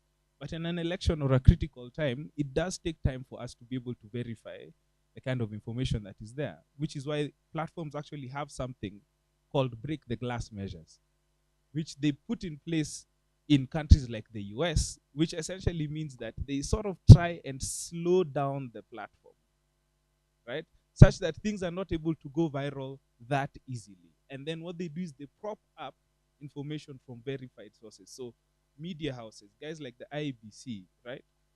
Those are the guys that end up getting propped up more, so that people are able to access verifiable information much more easily than they are able to access unverified information. We asked them for transparency around these things. Nothing came about. And the result of what happened in the days after our elections, the good thing is that Kenyans have become very mature.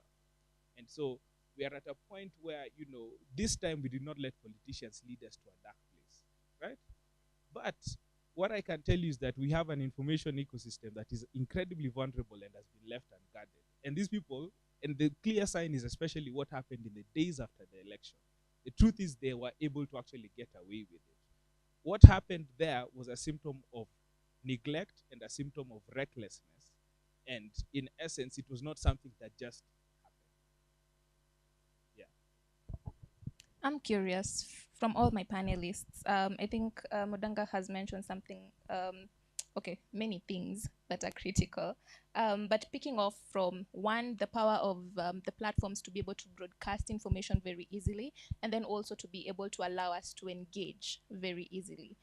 I'm curious to hear from you, why do you think they failed in this particular cycle? Yeah, or why do you think these platforms within our context are very reluctant to actually have interventions that work? I think you've raised in the US the break the glass. Like, you can actually be able to pinpoint and actually take us through how it works and how effective it is. So why isn't the same replicated within our context? Just your opinion. Yeah. I mean, honestly, it goes back to Odanga's research, the one he did on TikTok. They just don't care.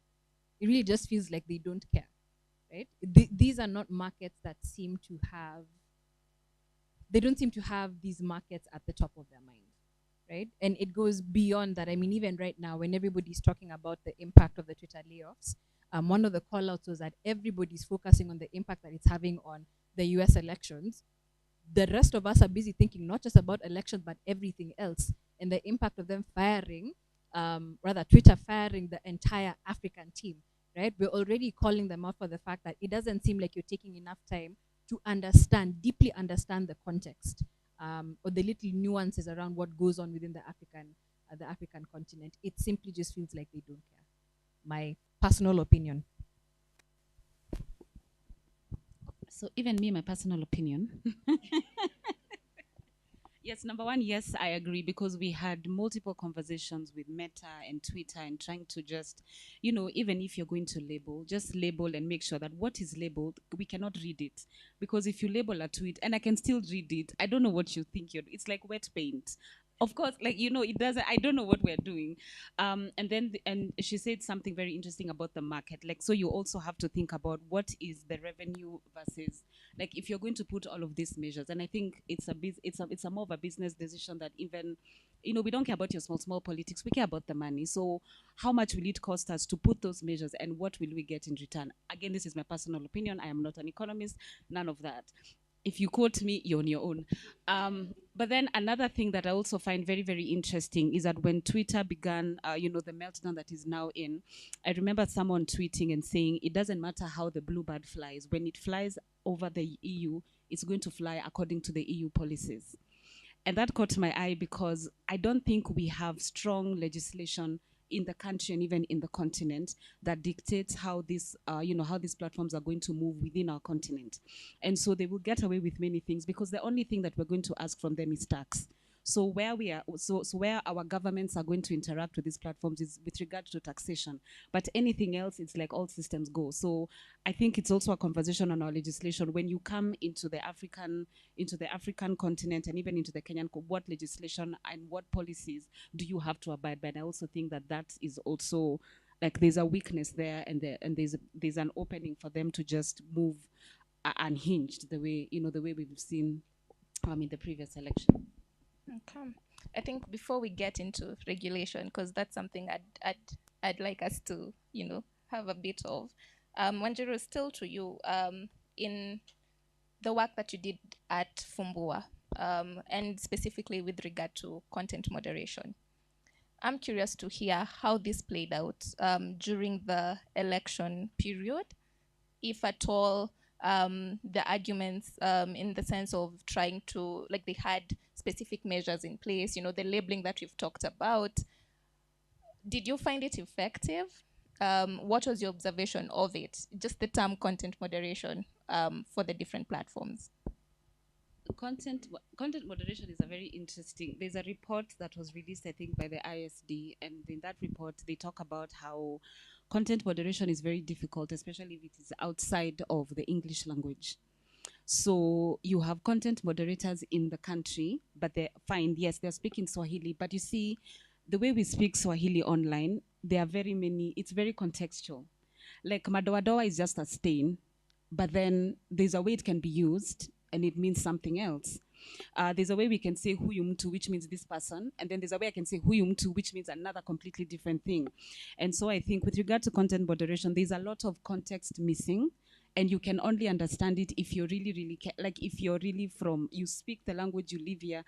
And so we were able to get into like one of the meetings with Meta, and they were explaining to us, like, the words, like the keywords and all of these things. But you see, the thing about language, especially online, is that it's evolving. You see, a statement like hatupangwingwi, for example, it was not in those keywords. It means one thing, but it also means another thing. And I think what's missing in content moderation is that understanding. Like, you really have to work with people who are on the ground, like, they understand how the language is shifting, they understand what the shift means, and what are we actually saying, what are we communicating. And this, I think, is a thing that is lacking in content moderation conversations, among other things. Yeah. Angela, would you like to jump in? I mean, I had more or less the same answer. Okay. Context is key. There's Yeah. little nuances. I was going to give that example of Madoadoa, right? It's only somebody who understands what happened in 2007 and afterwards who will really understand exactly what that means. And that's the reason why it's so important. It's so important to make sure that you're leveraging the intelligence of the people who are on the ground, right? I think that's a thing that the platforms have also been called out for. How well are they working with local organizations, or how much interest are they putting into also try and understand it themselves? So I'm just adding on to what she said. I'm curious, Adanga, and still to ride off the global practice in this particular topic. How do you think that compares to our context, and to just to kind of base this question with another, or rather ride another question off this first one to Odanga? will be, we have talked about the layoffs, you know, at Twitter, at Facebook, the hiring freezes. In the political context and even within issues of content moderation, what is the impact of that within our space? Yeah. Well, I'd say we don't know. Yeah, like to be honest, we don't know because think about it this way. Even before we go ahead and even make any assessments about platforms and their content moderation practices, it's never been clear how many content moderators are dedicated towards the African continent. Number one. Number two, it's never been clear how much money is dedicated towards the content moderation process within Africa. It's never been clear how many languages are moderated in. There's literally no transparency of the entire process, right? And typically that's why even as we think about regulation, these are now I think that it has to lean very heavily, not on necessarily controlling what the platforms, but ensuring that there's a lot of transparency as to the process of how this whole thing is going about. Because the truth is, again, we don't know. My worry is that I am aware that some of the hires that were being done within a lot of these companies were being done in response to a lot of the requests that many of us have been making to the platforms. But unfortunately, as with many retrenchments go, this was a first in, first out policy. Okay? So the people who were hired most recently are the ones who are most likely getting fired first. Okay? And many of these people that were being hired were actually the ones who were being hired in response to some of these progressive measures that we were asking for within the platforms. So, my guess is that we're literally going, if we thought things were weird right now, yeah, it's about to get much, yeah, exactly. Yeah. Angela, do you think the layoffs and all has or will affect participatory governance? That is an interesting question, and why you've chosen me, I don't know. I mean, I think it will have an impact just because building up on what Odanga said, like, okay, at least for me, it's felt like as much as they haven't been doing enough to curb misinformation and malinformation and doing enough around content moderation, at least there's something. At least there was an avenue, right? A place where we could go and take our complaints or ask for certain interventions. But now it feels like there's nothing, right? And it feels like, these people who are being chained in the back, the chains are gone, right? So I can't really tell what the impact will be necessarily, but I am worried about it. I don't think it's going to affect people participating and continuing to raise their voices around governance issues. I am concerned about the influence of, the negative influence and what that will do. Whether that will have an influence on trust, I don't know, right? So the big worry is that maybe I can give an example, okay? Elon Musk goes and fires the content moderation teams and everything, then expects the same content moderation teams to roll out the new verification system on the platform, and it completely fails in like a matter of 2 days. Okay, that problem is shows, I think, to me, is a very big sign of what is to come, where in terms of participatory governance, we tend to talk about healthy conversations happening on platforms. You want debate to happen. We're not, you get, like, that's why I'm very keen on even regulation, not really looking into trying to control the information. We want to control the companies as consumer goods companies, because that's what they are.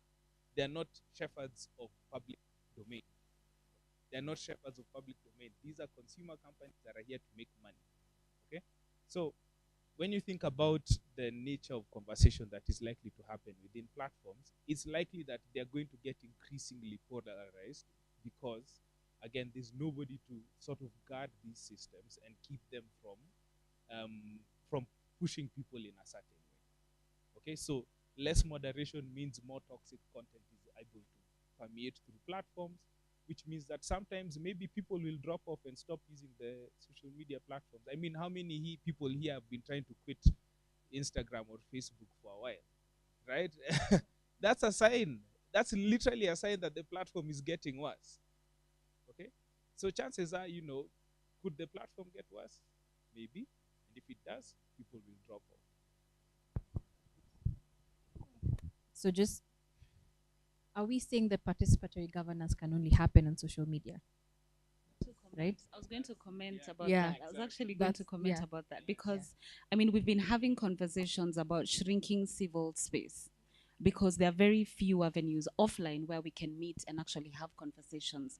And why social media was an incredible opportunity and why I said it's inclusive is because we were able to find ourselves on social media and have these conversations. Now, I know that we're putting a lot of emphasis on Twitter, but it's not at the exclusion of, it's just that, when it comes to Twitter, it happens to be really loud. And it's like really, I don't know how they built Twitter, but it becomes a very interesting, a very influential platform. And so with the shrinking of the civic space, when social media sort of expanded the civic space. And so now seeing what is going on with the platforms, it's almost like, it's not just shrinking, it's banning. We are jumping out of this thing. And so then we are back to the shrinking. So now where do we go from here?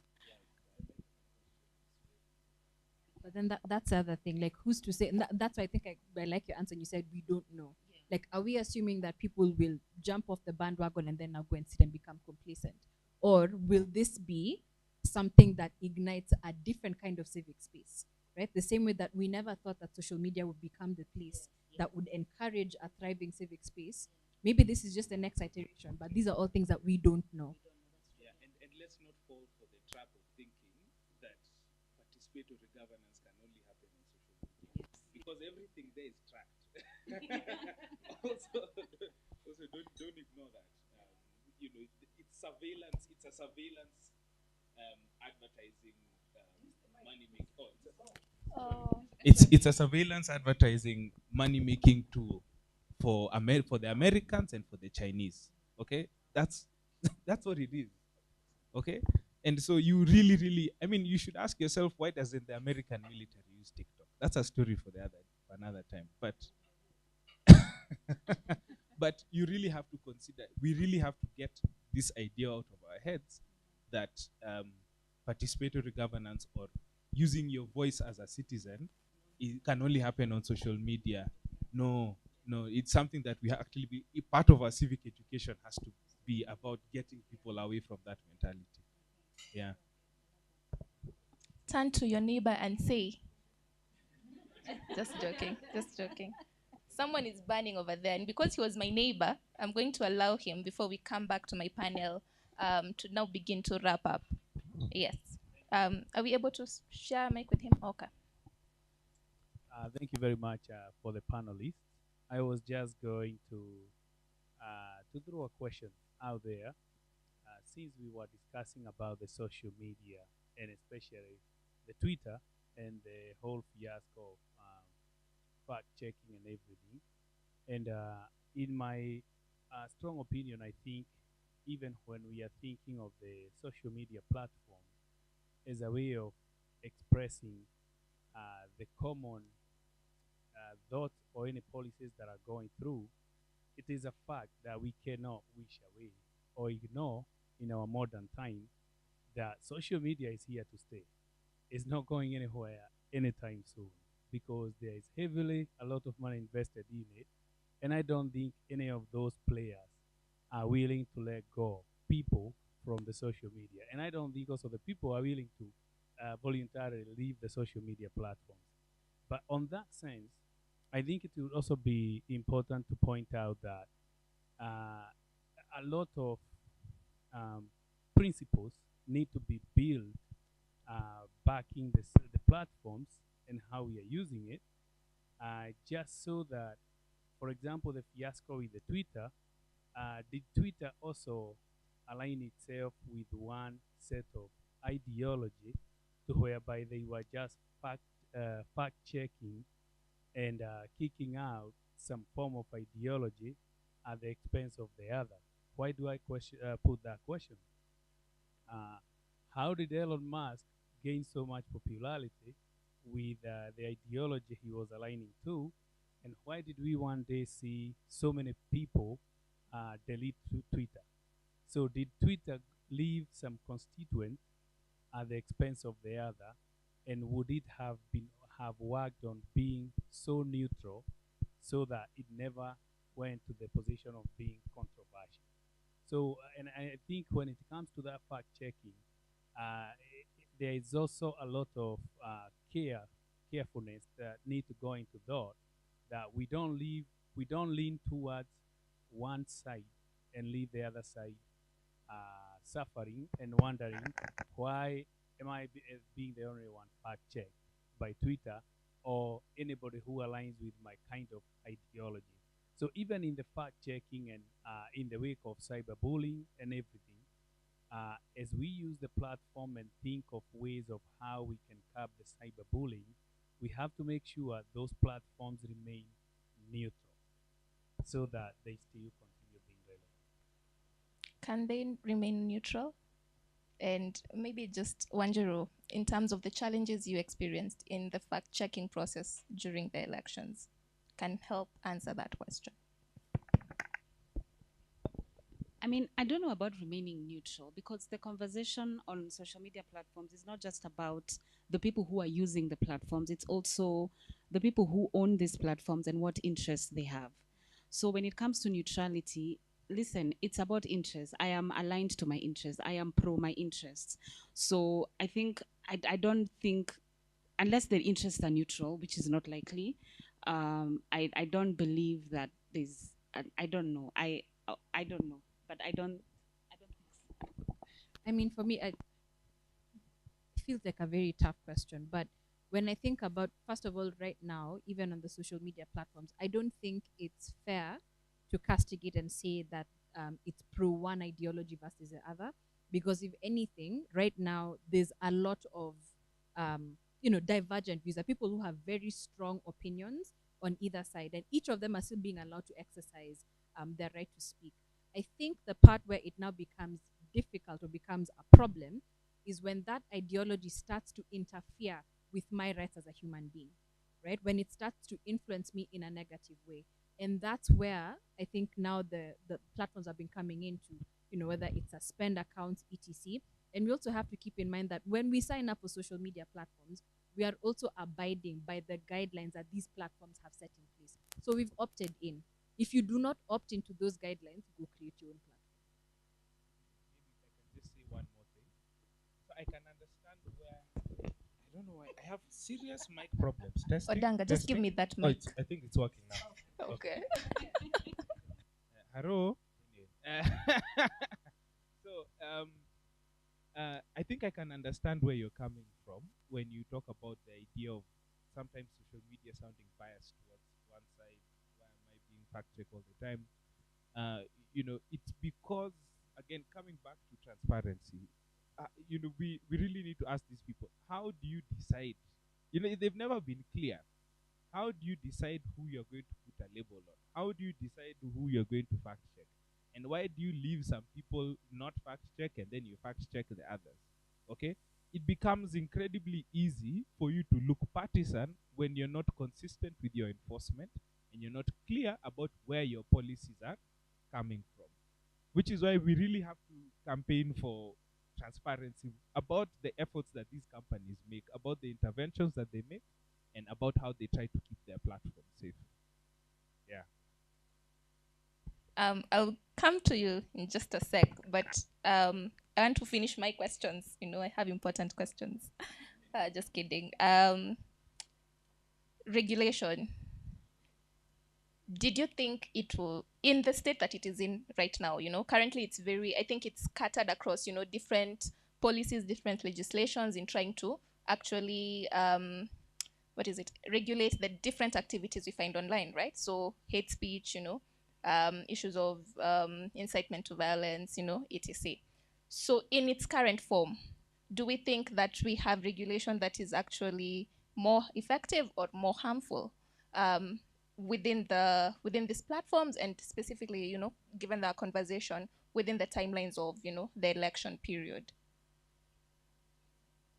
You're looking at me like. Yes, I think I'll start.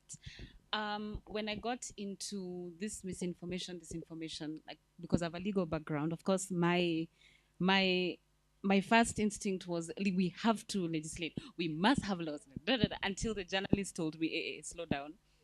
When it comes to mis and disinformation, you cannot exactly legislate because then what you're doing is you're giving governments like some sort of power to sort of dictate who has the freedom of it. Like it really tampers with the freedom of expression.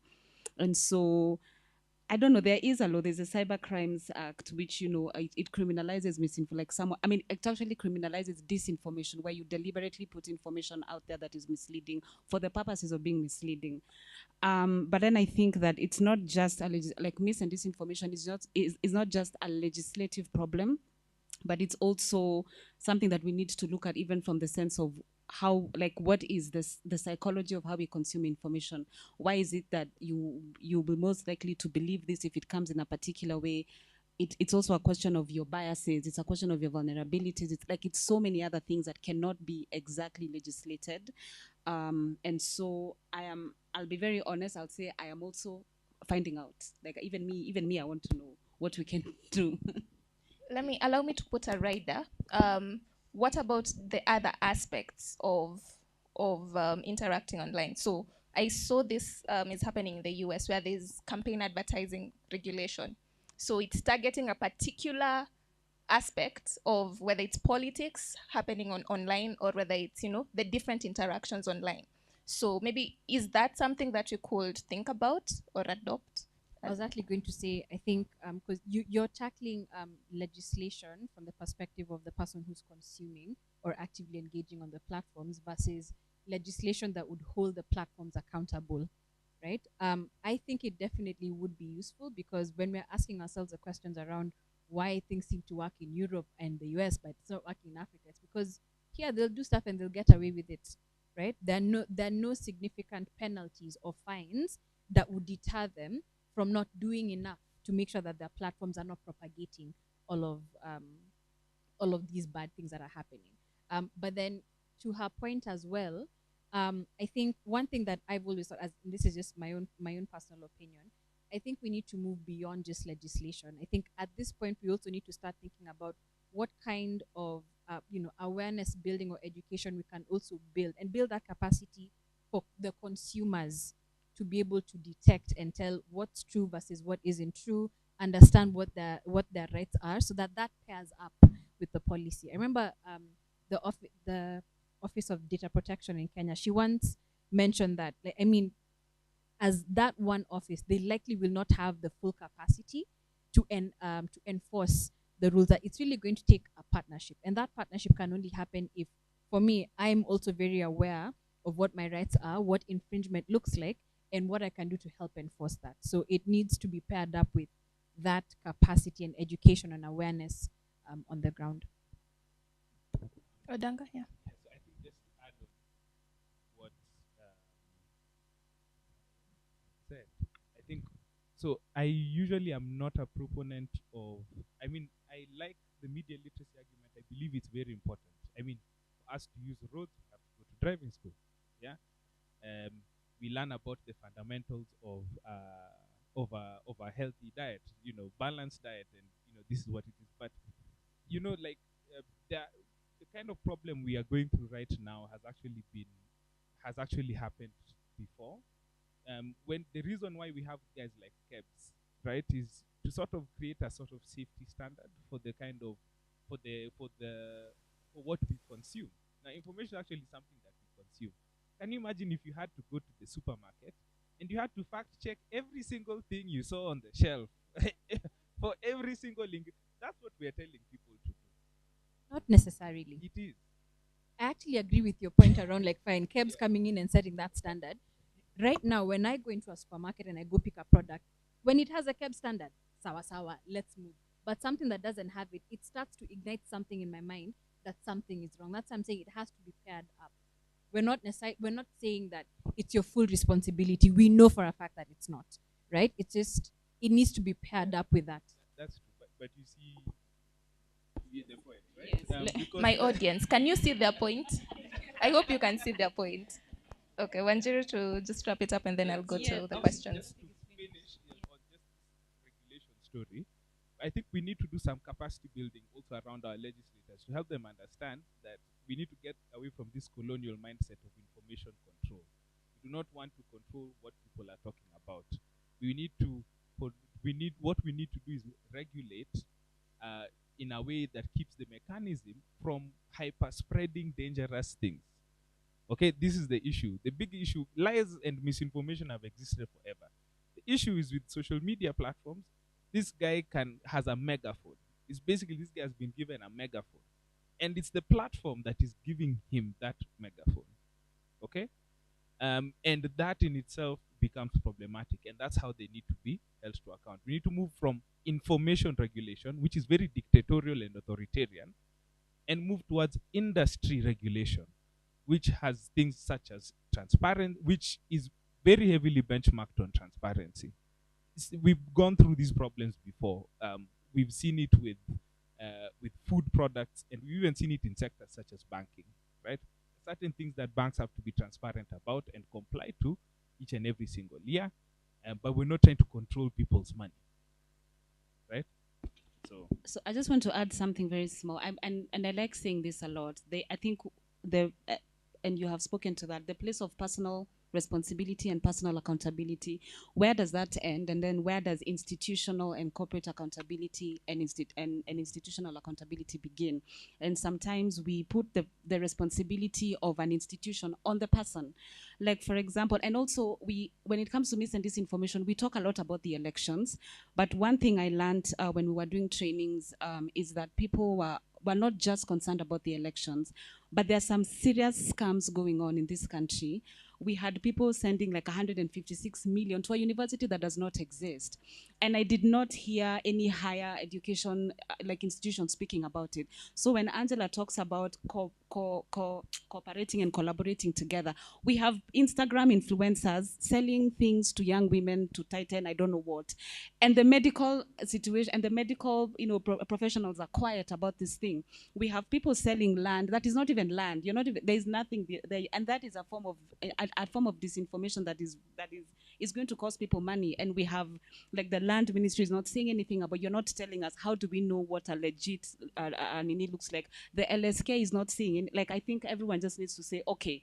When you see it as a thing that looks like this, it is false. And then on our end, as an institution, we are going to make sure that everyone who is involved in this scam is actually jailed or whatever or whatever consequence that needs to be done. So it is not just about the fact checkers. It's not just about the law as it is, but it's also collaborating and understanding what's the information out there about your sector. If we're having, for example, sexual health misinformation, we should see the doctors coming out and saying, okay, you all need to just stop this, and we are going to ban those accounts or something like that. So it cannot just be fact checkers, social media. It has to be everybody, involved. If you see a scam, for example, in the banking sector, and you work in the banking sector, and you're not saying anything about it, imagine. Like, yeah, so I think to talk to her point, it's there's a broader failure of institutions around this process that we're dealing with. So it's a very complex thing to try and work around. So many people are dropping the ball on this. Yeah. I was going to say, to be fair, I have seen, especially in the medical industry, there are a couple of influencers who are coming up on sexual and reproductive health, on maternal health and pediatrics. So it might not be at the scale and the level that we need. Yes, but it's starting. You're slowly beginning to see influencers within very specific fields trying to come up and create awareness about it. Yeah. Can it go back to Odanga's point where he talked about the credible information being highlighted? And then, yeah. So, my audience, so that it doesn't look like we're having a ball over here, don't drop the ball, guys, okay?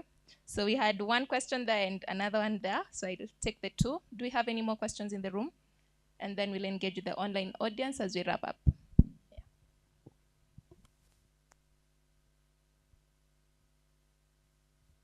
Hi, my name is Faith. I'm from the Youth Cafe.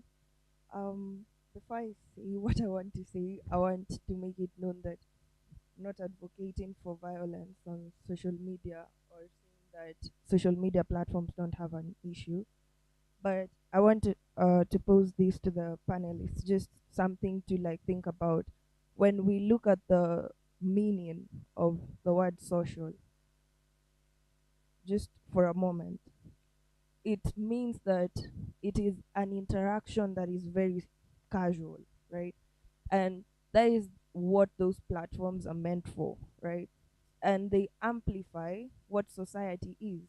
That is why you find, if I decide to maybe speak very harshly to you on social media, my account may not be blocked, because that is something that can also happen in society. I can just walk up to you and be very mean to you. But if I was to post something very, let's say, a video that is very graphic and disturbing, you find that the social media platforms are actually very quick to remove that from the social media. So when we talk about trying to regulate information on social media, how achievable is that? And do you feel like that is kind of now telling people what they can say and when they need to say it, which defeats the purpose of these platforms? And then my second thing is on, there is a theory called needs and gratification theory, which basically says that human beings have different needs and they find different ways to gratify them.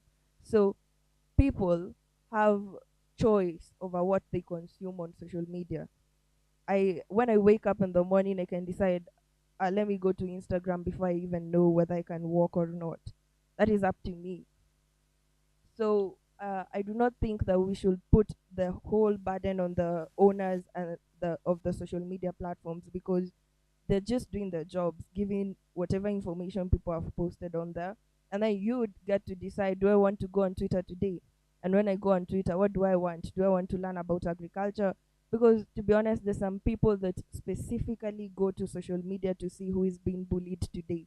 And that is how they gratify their need for social interaction.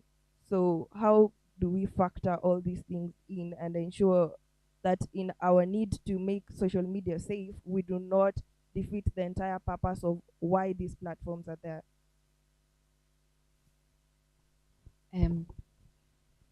I know Danga probably has many thoughts.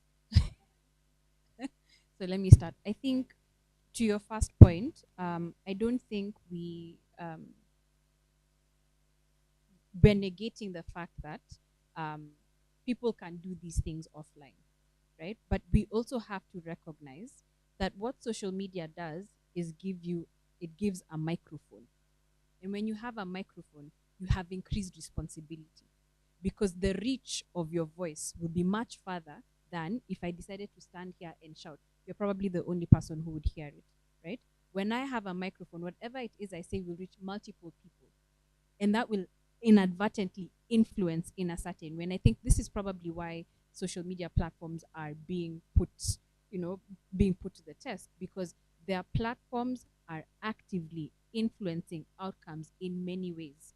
There are also a lot of whether it's research or documentaries that have shown how these social media platforms are building algorithms or adding in features that will make it very difficult for you as an individual. They make them addictive on purpose, right? It is a reason why the ads are targeted. It is a reason why they will listen and see what it is that you're interacting with, and you'll see an ad, advertising something that you talked about on WhatsApp or on a Facebook inbox.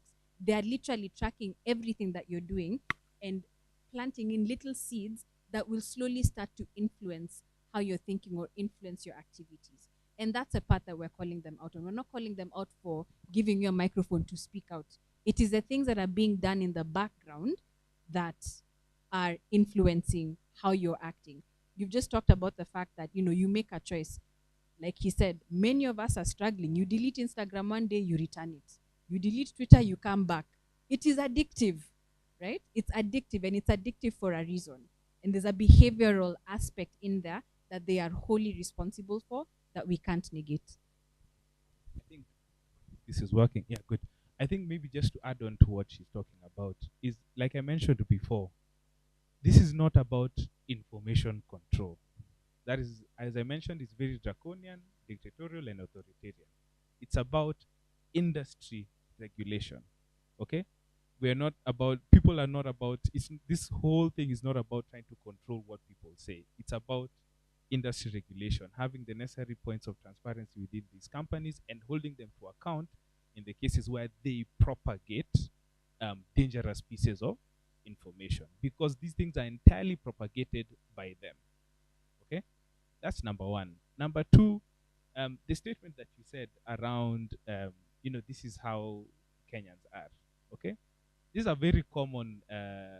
It's a very common trap that platforms tend to use, especially when they're trying to defend themselves.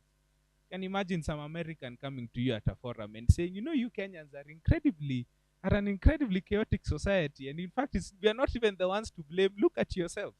I want you to imagine that, right?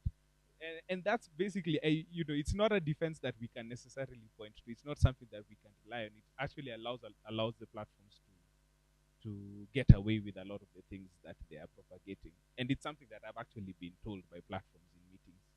Yeah, it's not us. It's you Kenyans. Look. Yeah, and that's not something that I think we should allow people to tell us. Yeah. Okay, I think I'll give a philosophical. No, I don't know if it's philosophical. It's just in my head. I think I'm philosophical.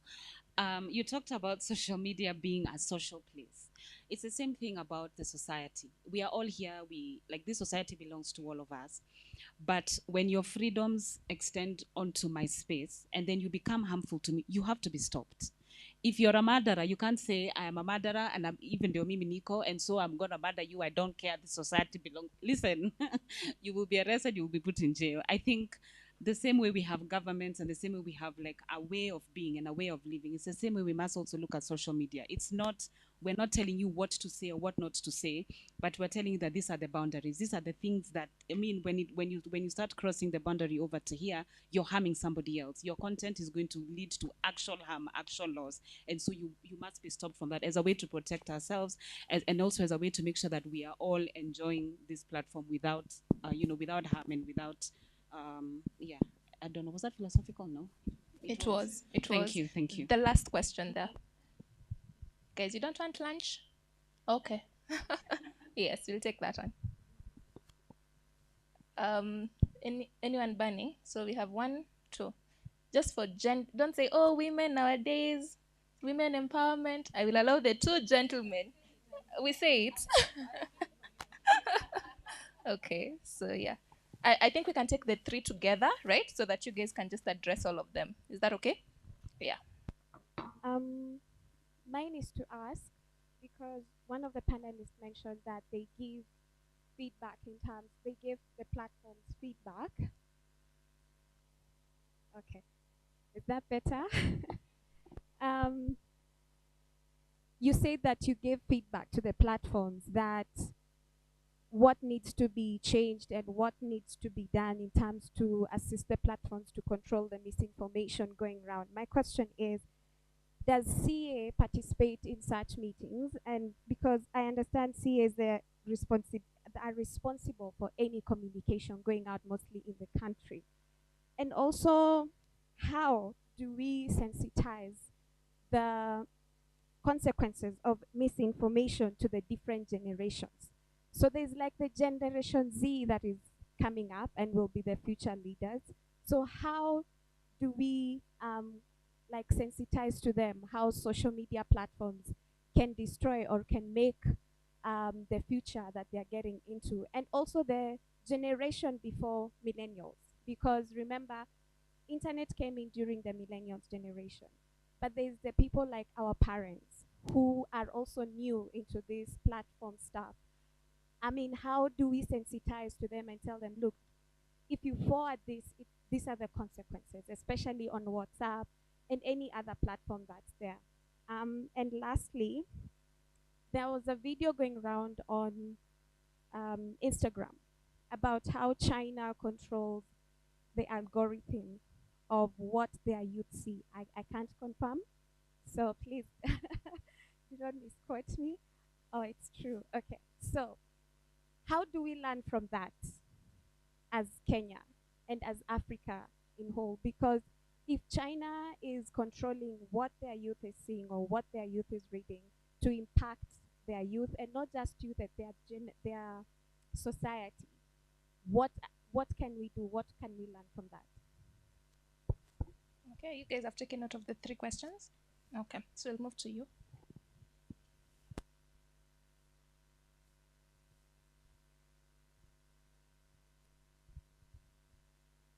Thank you. I think first of all, I'm just mesmerized by the knowledge you guys have in terms of Right.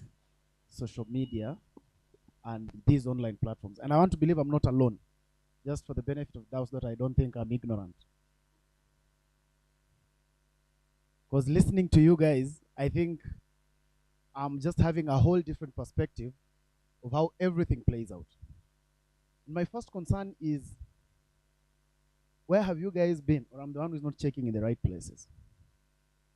Because why I'm saying this, because I'm from political party, and most of the time, even in the politics, when we are looking people who understand this space, rarely do we look for your kind of people. Most of the time, political parties are looking for, not in any bad way, but bloggers.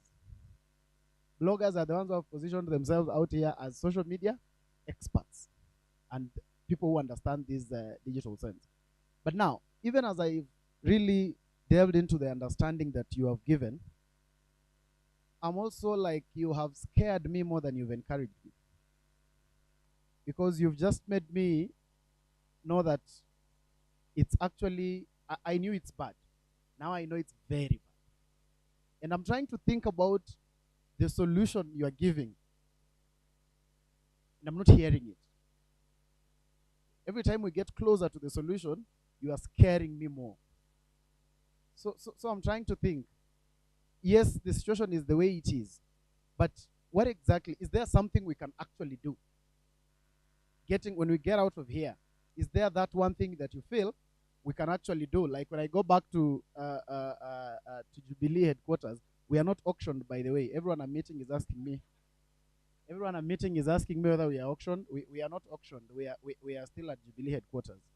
Now, as I go back there, when I sit with my communication department or so, what is it that I can be able to tell them that came from here that will be able to make it better as we go forward? I think that's what I would love to understand. So kindly don't scare me anymore. Just for expertise, our number is 07. Yeah, the last question there. Oh, nyone kando. So my name is Sanjuguna Kiuna, and I'm a friend of CMD, and I just have a few thoughts I've arrived at while listening to you guys. So the first one is that and the is they're not going anywhere. Like I remember during the aftermath of the scandal, Zuckerberg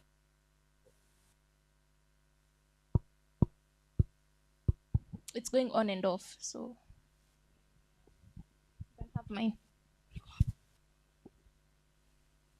Better. I think I should start again. So I'm Jugu, and I'm a friend of CMD, and I just want to share a few thoughts that I have.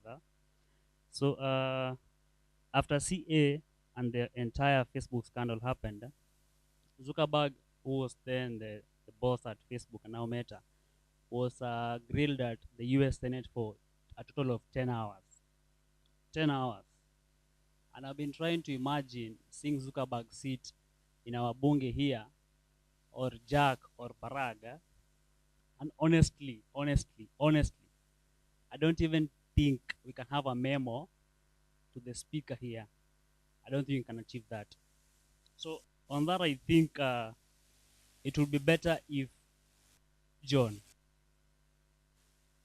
a unified approach whereby, as may say EAC or African Union, we can hold these people to account by having a unified policy instead of just trying to, like Facebook has a market cap, that is Meta has a market cap that is 10 times Kenya's. Twitter has a market cap larger than Kenya. Honestly, you cannot tell these people anything. You cannot. That's why when the bluebird is flying over you, they have different policies. When they come to Kenya or say Africa, it's different. Let us try and have a unified approach. The other thing that I have is I'd urge us to exercise caution when we institute these policy positions. We all know our political class and how it operates, and you have seen it even in our neighboring countries how the politicians use these platforms and the laws that were instituted to protect us for their own advantage. We should be careful not to give them too much power within the law to curb conversation and communication amongst the people. So we should be careful. It's a really delicate balance in that space. The other thing I'd urge us to do, and I think I talked about it yesterday with the UN, military from UN, I think the people, that is the populace, need to be empowered. I know all of us here have shared memes and have cracked jokes about how our aunties in the villages are forwarding those things. We've all done that, right? We have done that, all of us. We've said our aunties, oh, forwarding, oh, I don't know what. That means there is a gap amongst our people, the common mwananchi, to appreciate or to understand the difference between what is true and what is not true. When they send you that message or that meme, the first thing you will do is to say, my auntie did. We also don't want to tell them that you are wrong on this or this is the correct position. Like I remember I was talking to my aunt during COVID. She had sent me something about a global cabal trying to finish the global population. I don't know, 8 billion is too much. And I was talking to her, and her response was, unajua nyinyi wa vijana wadogo, it was bad. So I'd really hope if you receive that message, you can tell your aunt or your uncle or that village WhatsApp group something to set them straight. Those of us in this room, those who have a position or the ability to create awareness, I think you have to do more work so that we can also be able to fact check. Personally, I use Twitter for news. I don't use any other platform, none. So if citizen shares fake news, I'm misinformed. That brings me to my last point, which is on personal responsibility. Musk now wants to sell the blue check mark. And I think those people with the blue check mark in the past have had a lot of sway on what we consider to be true, accurate, and important to understand and know. So I think everyone in this room, with your big or small platform, like the Fumboa people, there's also debunk media trying to do the same thing. With your platform, do not just spread fake news because you can. My friend from Jubilee is talking about bloggers. Those people, I remember Alai has a big platform, but then he has a tendency to just say things. I really would hope and wish that with your platform, you try as much as possible to remain loyal to the truth. Speak the truth, speak facts. When you are found to be wrong, delete your tweet or your Facebook post and speak what is true. For the media houses, clickbait, those sensational headlines and tweets to have people read. I will read the headline. I will not go into the entire thing. And I'll go to the village and speak about that one line. But that one line is half the story, which Imamanda would be very angry about. Don't just say things, half stories. Let us have a way whereby we can speak the whole truth, avoid clickbait, and avoid misusing our platforms. Yeah, so you finished our solutions, but I'm sure our panelists will have something. Thank you for that. So I want you guys to wrap up with the 3 questions that she posed. Each can take one, I believe. And then, since I think he's alluded a lot to the solutions, we can use that as our final remark. What do we do? What's to do from here? Yeah. So maybe I can start. I'll start with the last one, which was how do we learn from China? Personally, I don't think we should be learning anything from how China is regulating information. It is an extreme. There are absolutely no freedoms. I don't think what we're calling for here is a case of trying to really, it's basically what Odanga said. We are not regulating information. We are regulating the industry. Freedom of speech is absolutely key. I don't think that that is a freedom that we are ready or willing to give up. In terms of how we should sensitize people to harms and information, I think even just based off of our work, the key lies in really understanding, like understanding Gen Z, understanding the generation above, and trying to meet them where they are, trying to understand, okay, first of all, which platforms do they engage in, and how best to tailor that information so that it can reach them, right? I don't know. It might also be a case of really trying to bring it a bit closer to home, right? So not talking about the consequences or the impact at a higher level, but how it impacts them directly as individuals, because I think that's probably where the key to behavioral change will lie. How you personalize something that draws somebody to then act on it. I think thanks a lot, Angela. So I think I'll answer the question around sensitizing on the consequences of misinformation. I do believe that we should actually start, because I think much of our education systems have not been updated for the information age. Yeah, and so things like how to be safe as how to safely use a computer is actually something like we have computer lessons. We are proudly talking about how we are teaching people to code and all these things, but those are not the only things people do with computers, right? And so we actually desperately need to update our our education regime for just so that it can include aspects of how to safely use like media literacy should be taught in schools. I do believe that kids should be taught that there are certain corners of the internet you should not find yourself in. um, this is how to responsibly use this specific device, because it's going to be fundamental to how they operate in future. It's only going to be more pervasive, especially even both with smartphones and everything. Countries like China, have come to, we have in some countries they've got video game addiction, and it's like a very, very serious problem to them. And how they try to deal with this is, again, trying to incorporate a lot of those aspects into the education system. And they try to do the same even for the elderly. Yeah, so having trainings for the elderly to just know how to use smartphones without necessarily ending up in a spiral of 666 vaccine, COVID vaccine and the Antichrist. So we need to sort of be very careful about that. And then around that question of how do we make it better, it's a very hard. I am also currently, I will say, I'm also in my own journey of trying to figure out how do we make it better. Okay, especially within our context, because again, when we talk around social media regulation, immediately people think it's about information control. No, it's not. But I am also actively thinking about that. We shall keep talking, and I'll try and figure out how I can give you an answer of how we can do that. She says she has an answer. A small bit of an answer. I think, given that members of the political class, you're much closer to the policymakers. One of the things that I would advocate for is using that privilege to advocate for the policy change for the industry that we've been calling for.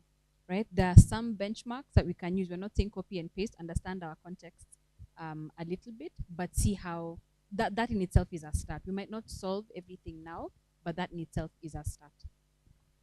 And then just one more thing, I think to his point about with the bird flying over the EU and flying over Africa, I think first of all, we need to ignore this. Okay, we need to really fight these neoliberal arguments about Twitter's GDP is bigger than us and therefore they shouldn't give a damn about us. Huh?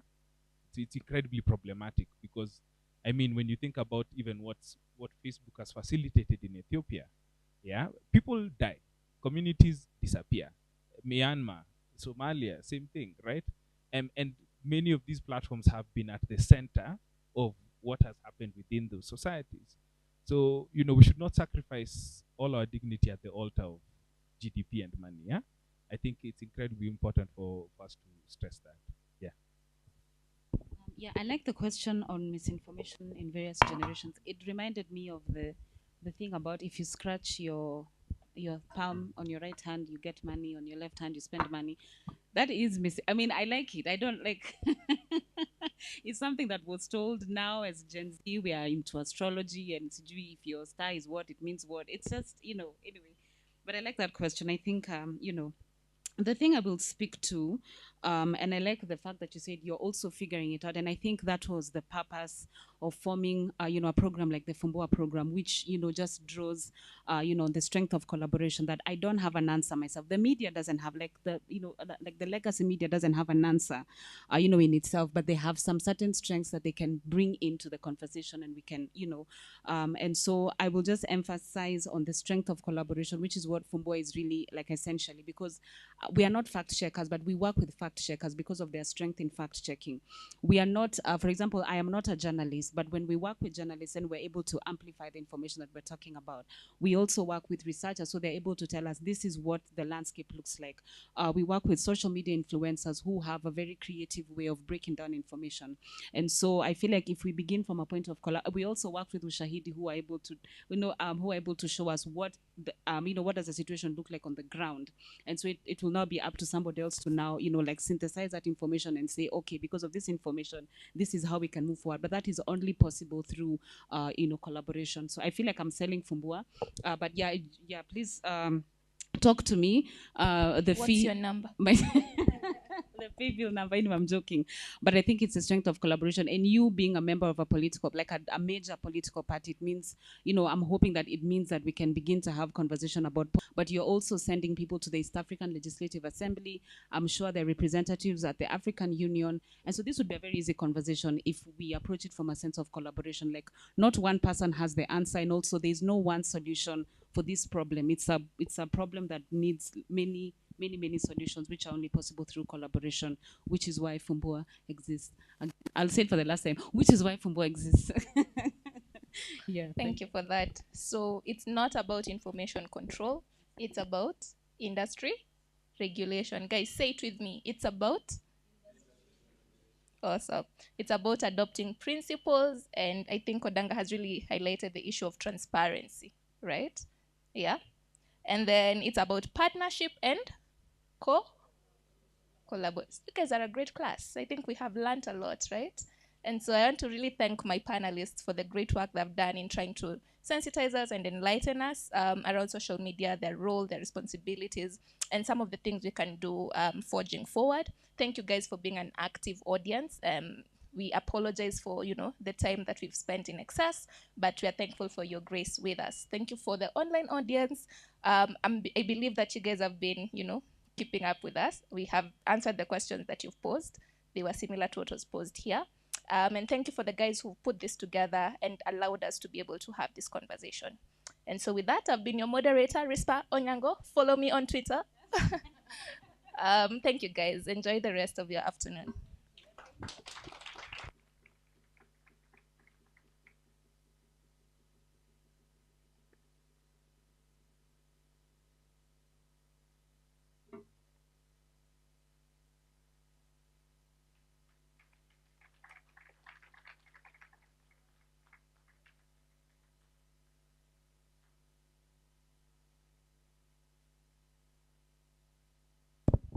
Thank you. I think I'm even louder than the mic, right? Thank God for the bigger diaphragm. Yeah. I think lunch is offered the same place, first floor. There is the Tulip restaurant there. Let's please break for lunch. You all invited for lunch. The fruits are on me. Please bring with you your bill when you come back in the afternoon, after lunch. So please welcome for lunch, and let's be back here at 2:30 so that we can.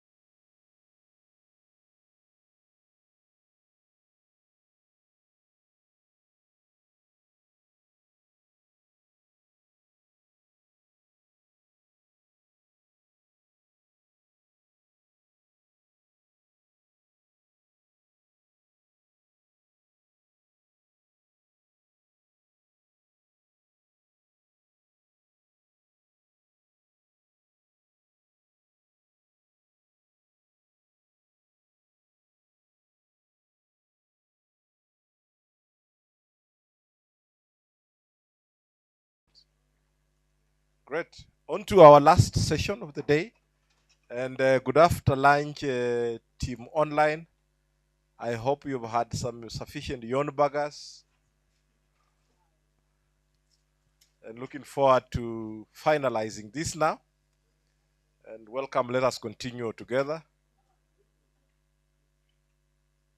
And this last session is moderated by Abdul Malik. And I will welcome him now to invite his panel and take it down. Welcome, Malik. Thanks, Franklin. So, my panelists and I have the unenviable task of coming on a Friday afternoon after lunch. I've been led to believe that this will be an uphill task, especially because I think this time I heard people didn't get snacks for lunch. Yeah? They got proper food. So, we'll try and make it as interesting as possible, and I've been threatened not to make anyone dance to get energetic. So instead what we'll do, since we are talking about fact-checking, one thing that will be said during this panel discussion will be false. And we'll wait to see who can pick it up by the end. So I'd like to call up now my fellow panelists. So we have Wanjiru Ngohe, who was just with you previously. And that panel went really well, so we're hoping that energy continues. No pressure. And second panelist is Rono. Please come up. I'll let them introduce themselves, but before we begin, I just wanted to set the scene slightly. So in the previous discussion, we mainly dwelt on social media and addressing mis and disinformation there. But I think we all know that these elections were particularly notable because of the number of different stakeholders who are trying to address mis and disinformation both online and offline. And a key thing that was being done was in relation to media practitioners, both mainstream media, alternative media, and so on. So essentially now what we want to discuss during this panel is two main buckets of approaches to dealing with the information disorder, as we call it. So for purposes of discussion, information disorder that we're referring to is misinformation where it's not intentional, disinformation where it's calculated to deceive, hate speech, malinformation, all those things, all those negative things. So the two main buckets that I think people how people were responding to this scourge, if I can call it that, was there's reactive and then there was preemptive. So the reactive now would be what Odanga and his panel were talking about in social media, with social media takedowns of harmful content and so on. But for purposes of our panel, would be now fact checking, and the preemptive would be approaches that come before people are exposed to anything, to sort of prime their minds to be ready for that. So just to set the scene slightly, with respect to fact checking, I think we all know now it's been quite prevalent in Kenya. We have Africa Check, Pesa Check, Africa Uncensored, and I think you've all come across at some point during this election, someone posting something just saying article fake, and so on, and that time you just shared it everywhere. I think we were just talking with Wanjiru a few weeks ago, and there was someone who mentioned that they were so frustrated or someone shared with them something that was fact checked, and they were like, no, please just let us enjoy the joke. It was about Waja. So they're like, just let us enjoy the joke, stop trying to fix it. But yeah, so some of the main issues with fact checking is essentially it's a very difficult process and it's labor intensive, and often people who are fact checking, especially when they're doing it in political contexts, are fighting against pre-existing biases. You believe something, and when you see news that confirms your beliefs, later on when someone comes and tells you that it's false, it's a lot harder to fight back. So when someone comes and tells you that this thing is false and you need to this is what the truth is, one, they need to have that alternative truth to tell you, and two, that alternative truth needs to be believable to you, which is difficult. So on the ground, I think things are different. So you have a situation where you may be thinking that you're doing a lot of good fact checking and telling someone, you know, oh, this article was posted here, it's false. But reality is you might just be amplifying that thing, and now people who believe it, or who, you know, they might know it's false and just decide to use it, would just repurpose it and, you know, keep it going. So because of some of these weaknesses of fact checking, now comes the other side of the coin, which is, you know, preempting how people think and how people consume media. So there's a theory that you can train people and expose them to certain ways that, you know, misinfo and disinfo looks like, or rather the tactics that are used to equip their minds to consume that content. So, you know, if you see something and you're like, this, you know, it's obviously false, or this headline, it's clickbait. So that essentially just called inoculation theory, and it's like, you know, you're vaccinating your mind against fake news. But the challenge again with that is, yeah, sure, you might be, you know, talking about, you're being told, okay, if something is fake, this is how they're going to frame it. It's not going to be like, you know, a reputable source, or, you know, the facts are not going to be lining up and so on. But, you know, you might know all that when you're being told, but then when it comes to reality and you're exposed to that, how are you to know? And I think the best way to just tell this is, I think in the run-up to the election, I think you'll all agree we had a lot of information about this is, you know, how to identify something that's fake, something that's real. You know, look out for, let's say, Twitter, even if now it's chaotic, look out for the check mark to see, you know, if this thing is verified and so on. But just after the election, when the tallying was happening and everything, I think we can all agree it was like a fever dream. We can't even, like, you know, you didn't know what was true, what was false, and so on. And the media plays a significant role there. And what we just now want to unpack in this panel is how we went about both the fact checking and the pre-bunking. That's why we have Wanjiru and Rono. I'll just let them, you know, introduce themselves now and just tell us a bit about what they did during the election cycle, and, you know, the relevance to this specific panel. Yeah. Go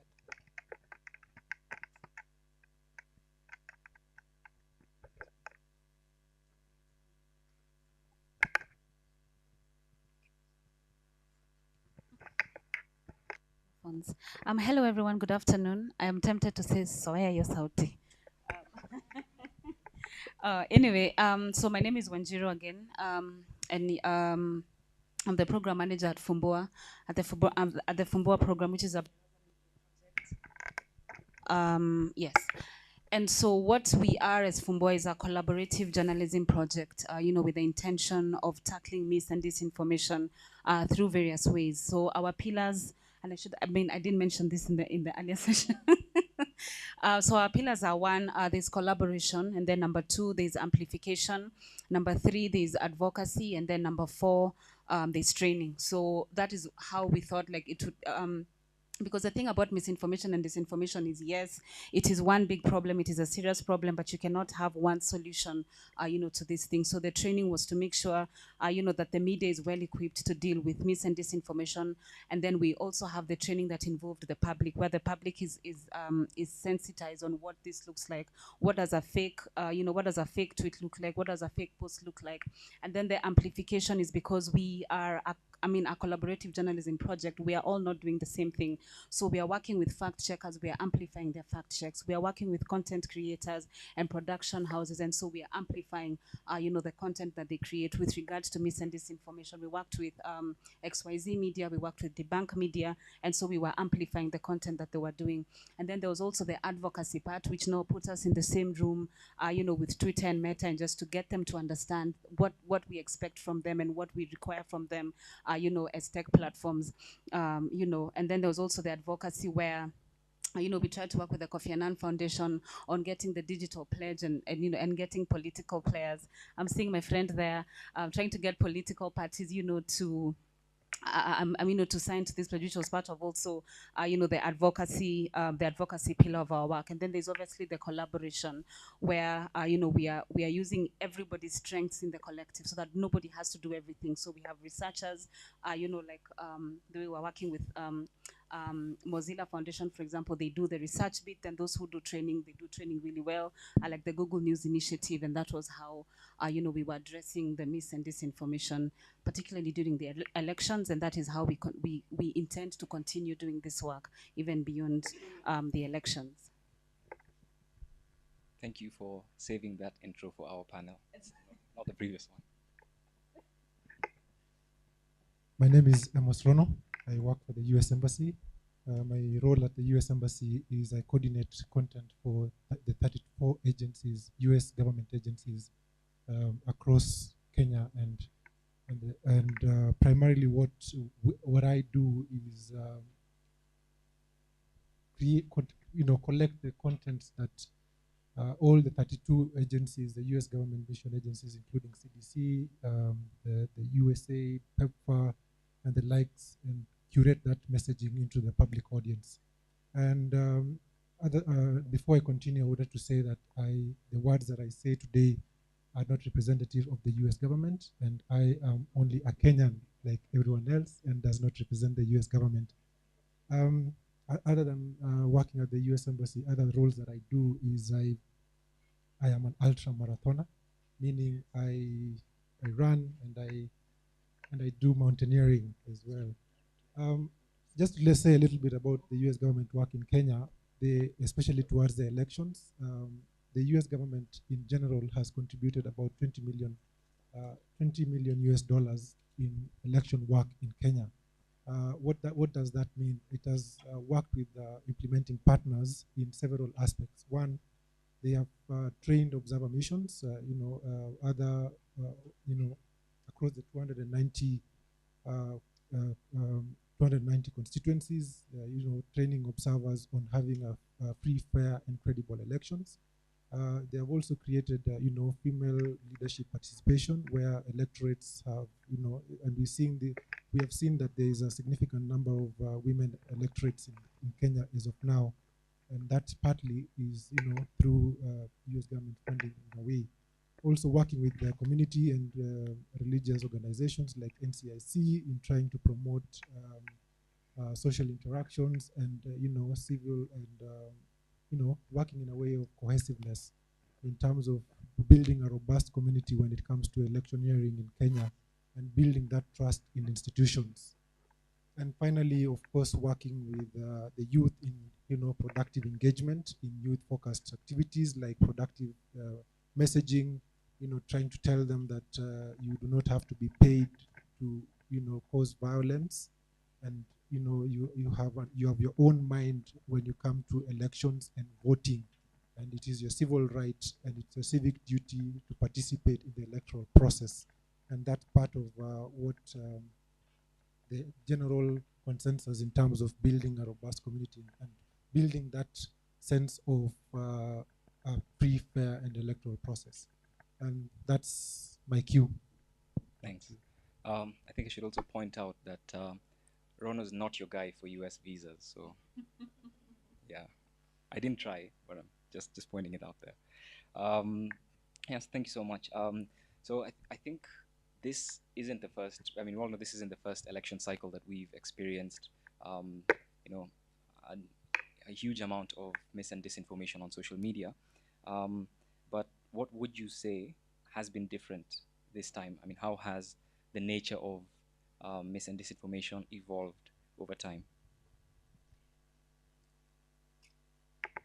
Okay, yeah. Thank you for that. I think, like in the previous panel, I talked a little bit about, like the cycles, like 2007, with the actual violence, like actual physical violence. And then, so I think I'll just comment a little bit on 2022 because I had the privilege of like seeing it and seeing, what was going on. I think let me speak on my engagement with government, especially when we were trying to do the work that we were doing. And the thing that I realized is that with government, what happens is that there was either no information from government at all. So we are seeing all of these processes, we're seeing all of these things, but we're not hearing from the institutions at all, like for a huge chunk of the election time. And then during the like after the voting, during now the counting, IEBC was giving us everything. So there's one situation where there's a vacuum of information, so everyone is filling in what they're saying, deep state what, everyone is taking advantage of what they don't know, what they think the government is doing, and then now we get into a place where now IBC is giving us everything, and so we don't know how to synthesize that, and because we don't know how to synthesize, like we cannot, it's overwhelming information, we now start to create ways to sort of like make it easy for us to synthesize that information, which are both causes for mis and disinformation. So no one has the real, like no one has a real picture of what is going on, because there's a vacuum, so everyone with a little information or no information at all is going to get on a platform and say what they think. And then you have this amount, huge, like a lot of information, which makes everyone an online presiding officer, which was it was like from 0 to 100 very quickly and very fast. And I found that very, very interesting. I thought, this is interesting. Why can't we just have like a consistent way, of communication?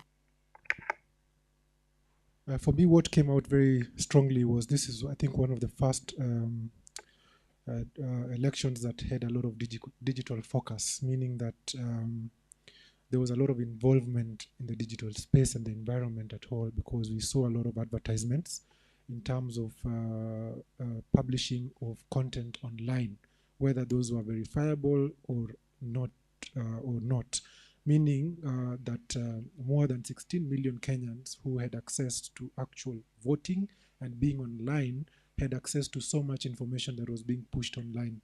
That in itself, you'd find that Kenyans were vulnerable to a lot of mis and disinformation. We saw very active involvement in political parties, both in different, you can say, in all the political parties that were involved in the last elections. Each of them, let me just point out the first three of them. The first three presidential aspirants in themselves had very active social interactions, meaning their involvement online was extremely high compared to the last elections that we saw, meaning that their participation online had a big significance in terms of comprehension and also the aspect of how much was being consumed by social media users in Kenya. And that had a big impact in how much we were involved in trying to consume this information and how we were trying to fact check this information. And also, how were we involved as an embassy? We had 2 grants that were actively monitoring involvement of fake news in Kenya. And these were Stop, Reflect, Verify and Kura Yako, Sauti Yako. These were 2 fronts of media, of involvement on the back end and the front end, meaning they were active on social media and they were active offline. Now, on Stop, Reflect, Verify, this was a quiz that was built on the environment around social media and how much information was out there. So what Stop, Reflect, Verify, courtesy of Mark Kaigwa, who was the grantee for this particular project, what he did was to create a bank of misinformation, or basically fake news. His role was to collect a bank of fake news. Whatever you could see that online was not verifiable, his responsibility was to research on it and find out if it was true or not, and then convert that into a quiz that was able to be consumed by audiences. And we saw a very active involvement on social use of this quiz, where we saw about 2 of every election, or 2 of every for every vote, for every how do I say it?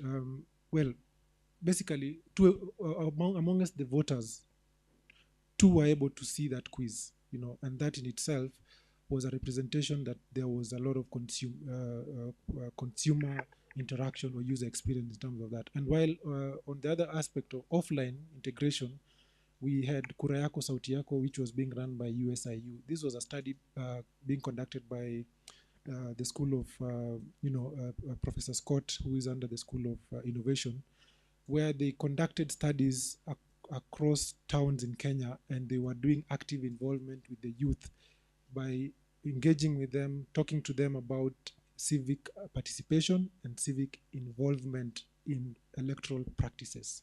Like, what do you need to do? When is the elections? What do you need for you to vote? When it comes to voting, what is involved, and such questions. And all that was able to generate a lot of conversations online, and the youth were able to participate. And some of the places like Kisumu, for instance, In places that was a prevalence, there was high prevalence of election violence. We saw zero violence in some of those places that they were actively involved. And this is data that is readily available. And they also had a gaming facility, a gamification facility through Telegram, where youth were able to be involved in that participation process. So that is in essence what I saw that was different. And from that research of how much there was so much activity online, made us, have the capacity now to push some of these digital initiatives out there for the audiences.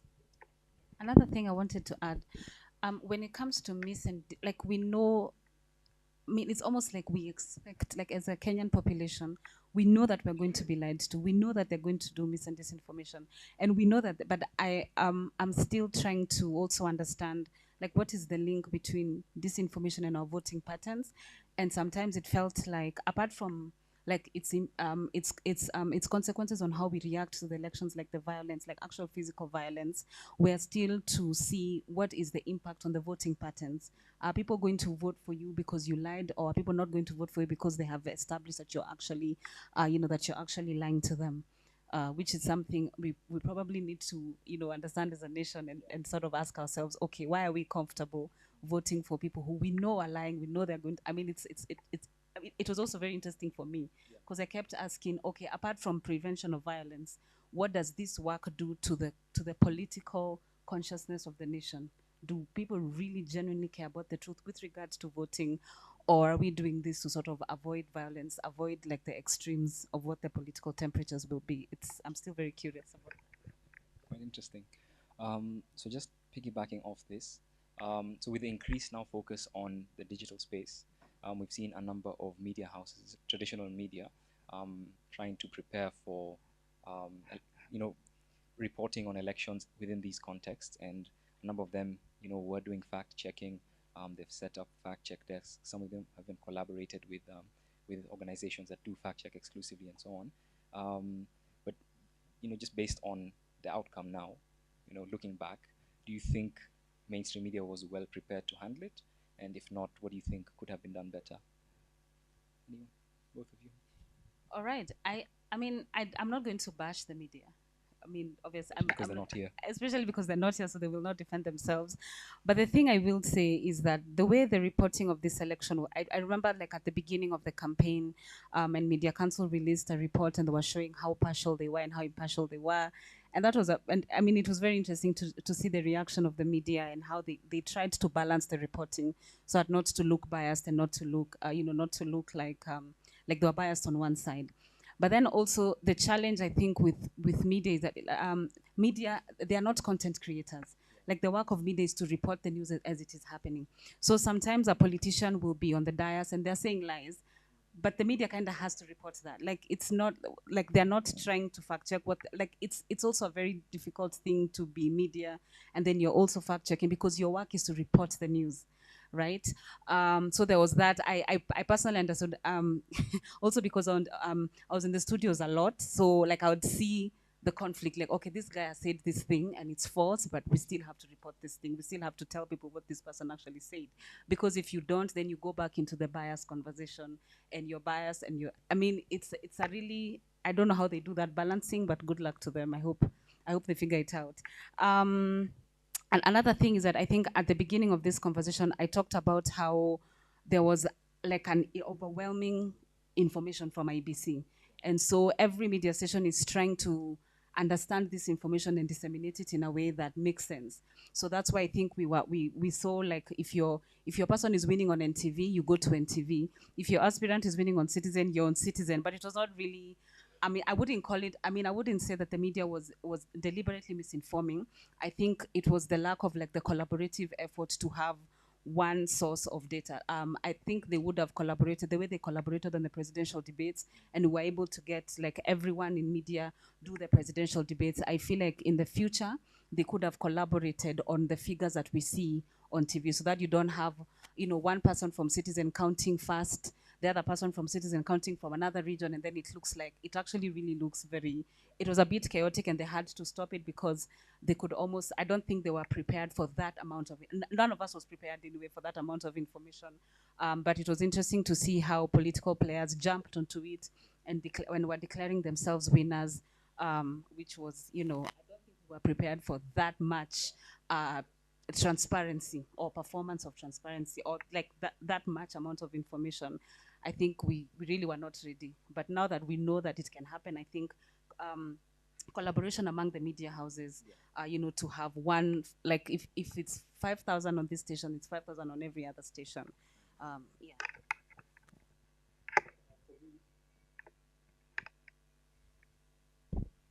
For me, the primary question I think we should ask is how, for me, the question we should ask is the credibility of the media owners. Because the media owners are the ones who have a vital role in terms of credibility of the media. Media owners, for instance, it is obvious that they played a big part in election communications in the last elections. We saw obvious biases in some of the practices that they did. And these biases, of course, contribute to speculation and also lead to fake news in itself. So the question that, for me, that I feel it should be strongly pointed out is how much are these media owners willing to step back from political associations? Because political associations, as much as it is an international known thing, even in the US and everywhere else, that there's some sort of bias in every media component because of the ownership, then it beats the purpose of election reporting. So what is the stalemate here? Because we are amongst experts, the real question is how much should media owners step back in terms of election reporting, and how much would that affect election credibility going forward? So I know just so context. I've been calling Wanjiru a veteran because she was in the trenches during the election. And I think you'll understand if you just see the amount of work that Fumbua was doing, constantly reacting to everything that was just popping up at each time. And it just gets really difficult if you're the one doing it. But I know a few people have also remarked that consuming that content, constantly being told, this article is fake, this one is fake, this one is fake. In as much as you need to stay vigilant and keep doing that, do you think at some point it's like diminishing returns and people switch off and stop paying attention? I think I know also in the EU Observer Mission report they had said multiple different fact checkers reporting on the same thing. Though it's a good thing to raise awareness about it, but that overload of information, do you think it does more harm than good, or do you think it's a necessary evil? It's interesting that you asked that, because I remember when I was writing the report of the work that we were doing, and one of the challenges was trying to compete. Sorry, not to compete really, but it's almost like a competition, because the political news, the political content, people just saying political things was loud. So it was already noisy even before we even got into the political conversations. It was already very, very loud. And if you're a Kenyan, you know that a lot of our news, 80% of our news is political content. You will switch on the news, someone has said something in Kibra, then the other one has responded from I don't know where, and you're just constantly. So I feel like every time I talk about politics and how politics is covered, I usually say that we're a politically obese nation. There's so much political news. Every conversation now has become a political conversation. Every joke we make is a political joke. I don't know, it's very interesting. Sorry, what was the question? I think see what politics is doing. Yeah, do you think when audiences are constantly exposed to all these fact checks, debunks, and they're being told, this is fake, this is fake, this is fake, do you think at some point you start losing the effect because it's just an overload of information? Or do you think it's necessary to sustain that? Because often you need to counter how fake news is quite insidious, and it plays on your biases, so you're more likely to believe it. So you need to constantly be confronted with no, this is the truth. Someone mentioned that we might not have had physical electoral violence, but we had a lot of mental, because of that much information. We were consuming so much information, and I almost thought the same way.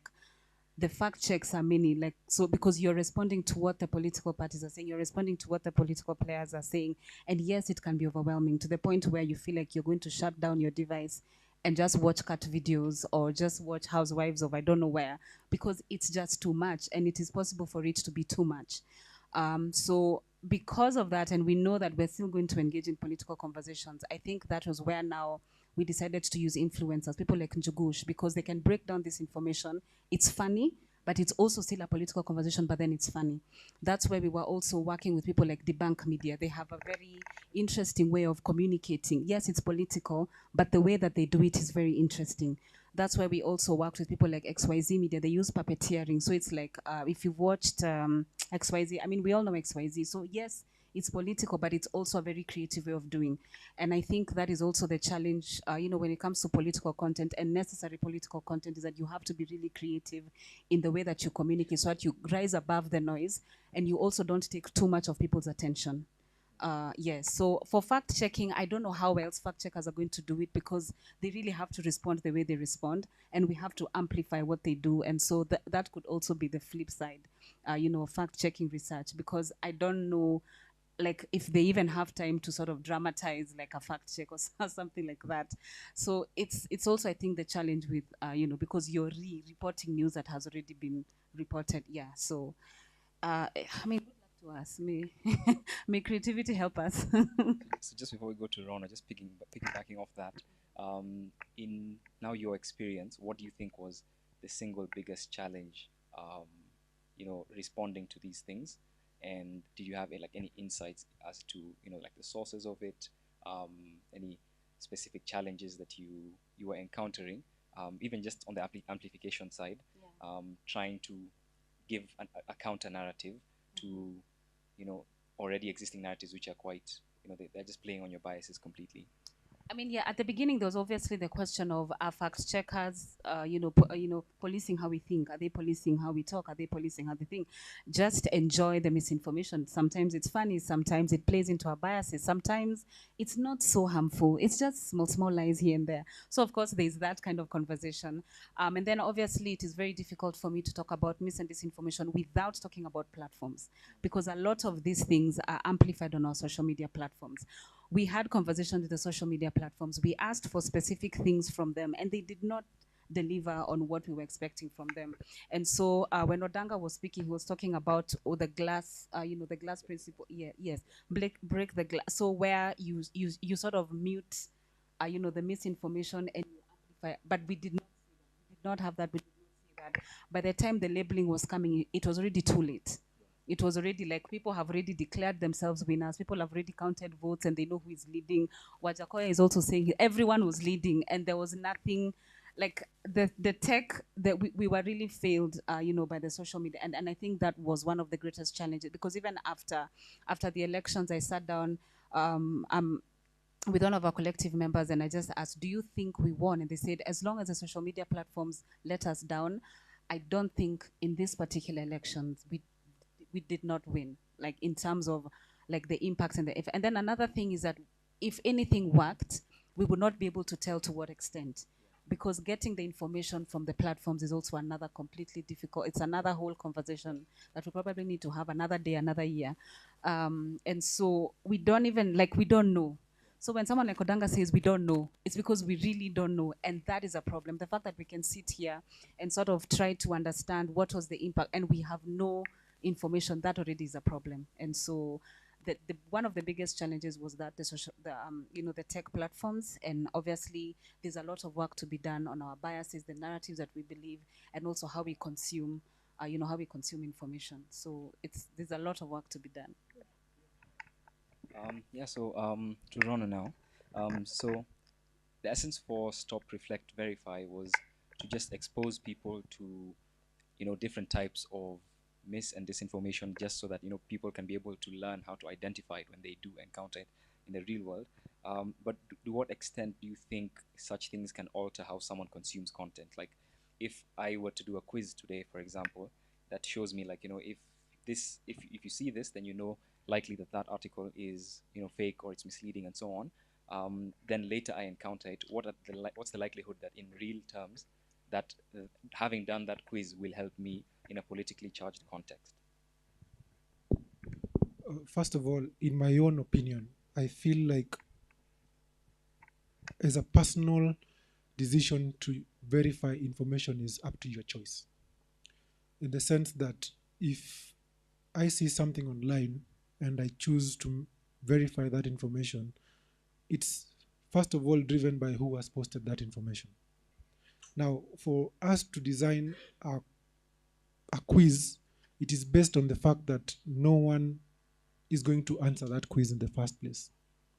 But because mis and disinformation is so interesting that people want to associate with it, and the algorithms will support it, whether on Twitter, on Facebook, or TikTok, then that means that the same design of designing a quiz should be guided by that factor, that we should design a quiz that is interesting enough to participate in, so that it can effect a behavioral change.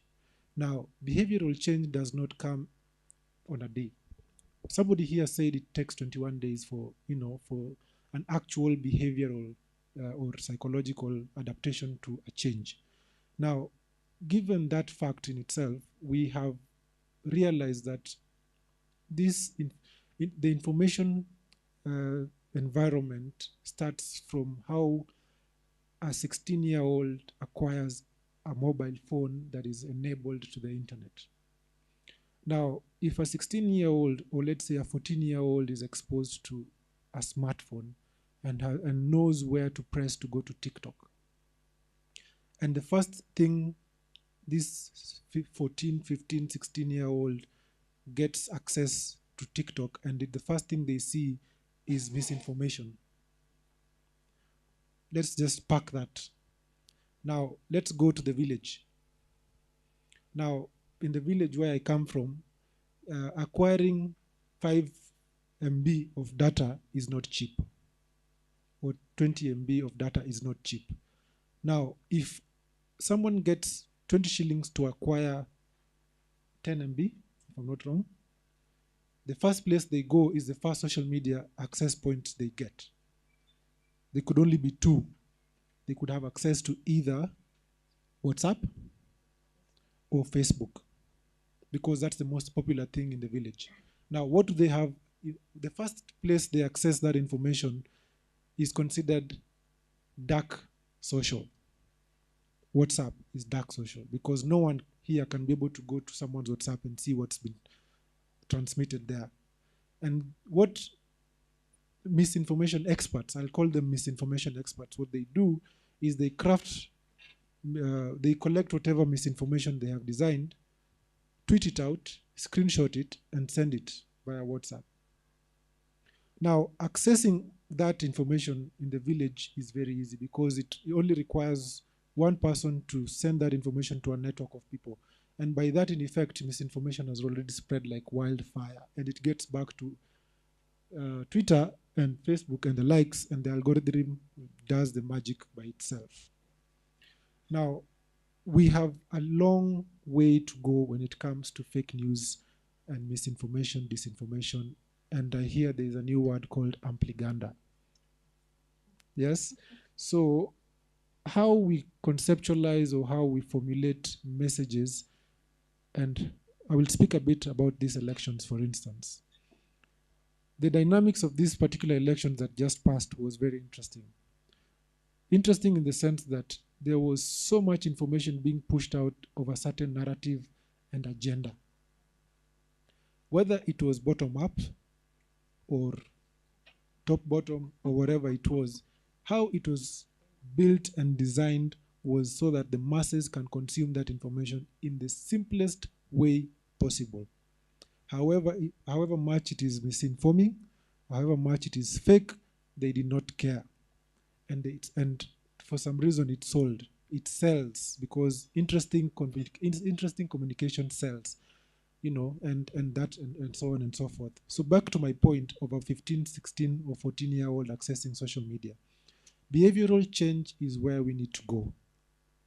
Equipping children, equipping students, equipping university students with the right form of information, or rather, media literacy, as Odanga had mentioned earlier, is to me the right form of getting answers into this whole fake news and misinformation atmosphere that we are in right now, because that is the only way we can be able to effect a behavioral change, because it's a behavioral thing. And with that, I think we are able now to diversify and build on stop, reflect, verify into now an institutional capacity in terms of fighting what goes out there. Let me just comment. There's something he said about the dynamics of the elections, and there's something I noticed when I was talking to one of our fact checkers, is that at the beginning, like immediately after the election, there were some fake things we saw. People were just saying, so-and-so has been appointed to this, so-and-so has been elected for this, so-and-so. And then the interesting thing, I think I'm only saying this because he mentioned ampliganda. And then there's also another part called like where you're manufacturing consent, which is what we're seeing a lot now. So like a lot of the things that we thought were misinformation at the beginning of like immediately this government got in are things that are now being done. Which is something that, you know, like we need to pay attention to. So the minute you see a very crazy headline that looks like it's never going to happen, there's something called the manufacturing of consent, and it's being done a lot on the digital space, where they say something very crazy, and then with time it sort of becomes you get used to hearing it, so you don't react too violently to it, which is not the next stage, you know, of mis and disinformation that we're seeing. And I just wanted to put it out there, just, you know, yeah. Yeah, essentially they just do astroturfing, where they make fake grassroots support and make sure that as many people are talking about it as possible, so it seems authentic. Yeah, but just now linked to this behavioral change, next question is for you, Wanjiru.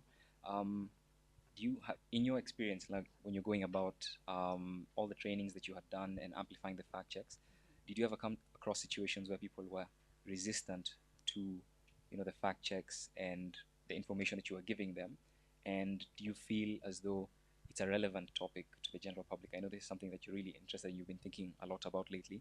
But yeah, this narrative, like this discourse that we have here about, oh, you know, we need to curb fake news, it's a scourge and all these things. But is it really relevant to public voters, or do they to the public, the regular voters, do they feel that this is something pressing that will influence their decision? So just from your interactions with them, did you ever get any insights into that? Yes, I did. The thing sometimes when you're planning a program and everyone talks about training, and there's always the risk of overtraining. But with mis and disinformation, in fact, there was more need. Like people expressed the need to actually get this information, because but the interest was not like really political. It was, okay, how can I know? You know, I think people just don't want to be lied to. Like, even if it's a lie, I want to know that this is a lie. So if I know you're a liar, but I need to know who is a liar and who is not a liar, and I need to be able to detect what is a lie and what is not a lie. So there was the public, like people know that they don't know, and they want to know what they need to know. So when it comes to training, I personally did not experience any hesitance. In fact, there were a lot of questions, there were a lot of interest, and that is even what is informing like our next, like the next thing we're going to do is actually do more trainings outside of Nairobi, more people and things like that. The thing that I noticed that people were interested in is not just the political conversations on mis and disinformation, but it was also mis and disinformation outside of the political conversation. So we're talking about land scams. Like, people want to know, we've been scammed before, how do we protect ourselves from these things? People also are very interested in economic scams, for example. I remember one training I went to, and I think we spent 30 minutes talking about how Safaricom people are scamming people, because that was what they were really interested in. So the topic of mis and disinformation, I think for us, is to expand it beyond the political conversations and deal with the specific things, that people are getting, because there are real impacts. That people are losing real money, people are losing lives. And I think in the previous session, I also talked about medical scams, where an influencer wakes up and decides, she's going to talk to you about, yes, exactly. Now we're even seeing hospitals are employing influencers to, it's insane. So these are the things that people are actually really interested in. And so for us, is to also shift the conversation to what is really, like, what in mis and disinformation is really affecting people, and how do we train them on how to just, prepare for that kind of scenario. Perhaps before we go to the audience, it'll be the last question from me. So what shift do you think needs to happen in the media landscape generally in order to prepare us for the future? I mean, it's not really like, you know, we wouldn't want to be stuck in a situation where we are reacting or, you know, preempting elections immediately, but we have a sustainable way of engaging with this issue that gives us at least an attempt at a long-term solution. So what changes do you think need to happen to the media ecosystem? Sorry if it's a tough one. For me, I believe that it has to be now top-down. The government has to, you know, come in effect in terms of. Okay, I will answer it in two parts. Government involvement. Government involvement in the sense that we have to go or find a way of how government has to institutionalize behavioral change in terms of online participation. Meaning, it is now with us. The days of GHC is over. You know, we need to find new alternatives of dealing with. I don't know if CBC covers this, but there needs to be an introduction to the curriculum of introducing ways of curbing media literacy from the onset. So this has to be institutionalized, and it's a policy thing that has to be discussed from the ICT and the Ministry of Education. That is one. Now, two, still related to government is PPP, you know, partnership, government or private, you know, private partnership in itself should also be involved, especially with the media focus. How can private sector be able to get into these spaces? For instance, and I thank our sign language interpreters here today. Thank you for your service, because we have also to involve them, because it's a communication thing. So how does private sector get involved in the entire communication flow of and the ecosystem in itself? How do the private sector also get involved in building trust to media spaces? Because if we build trust in these media spaces, that's how now the freedom of expression becomes an accountable affair, even though it's a pipe dream. As a young lady mentioned earlier about it's a social place to be at, and you have the freedom to say whatever you want to say. But there should be the instance of accountability and know that there is a responsibility you have to hold in account. And that is what the private sector should try and engage. But again, they have their faults. We don't blame them. For instance, is Twitter going down? We don't know. Has Facebook gone down? We don't know. Is TikTok now thriving? Maybe. So and there are multiple phases of how this game is going, and it's a learning curve for all of us. We are all learning this place. It is there to stay, and that's it. And finally, the other aspect I would also want to talk about is the aspect of donor funding and donor relationships in terms of fighting misinformation, and also just the general media literacy aspect. What do I mean by that? I mean, do donors, how much is too much, or how much is less? Is it something that donors and governments keep on pushing money into with no significant aspect or product that comes out of it? So some of the solutions to this is having practical solutions to African problems, because the problem is us. So how do we get involved within ourselves and deal with this issue ourselves, other than depending on someone else's money for us to think? Because when this, speaking as a Kenyan, when these monies go out and we consume, do we just get per diems and eat lunch and we say we have done a program? So we need to be strategic in how we are building the ecosystem that suits us, because it affects our society in a way. We can't keep saying that our aunties are involved, or our aunties keep us sending us forwarded messages that are not factual. So it has to start somewhere, and it has to start with us. Yeah, the buck has to stop with us, and we just don't have to depend on donor funding for us to make behavioral change. It is there, but we have to also make use of that money into a strategic objective that is sustainable. One, sustainability, and two, we have to make sure that it advocates for practicality, and also three, we have to build on it as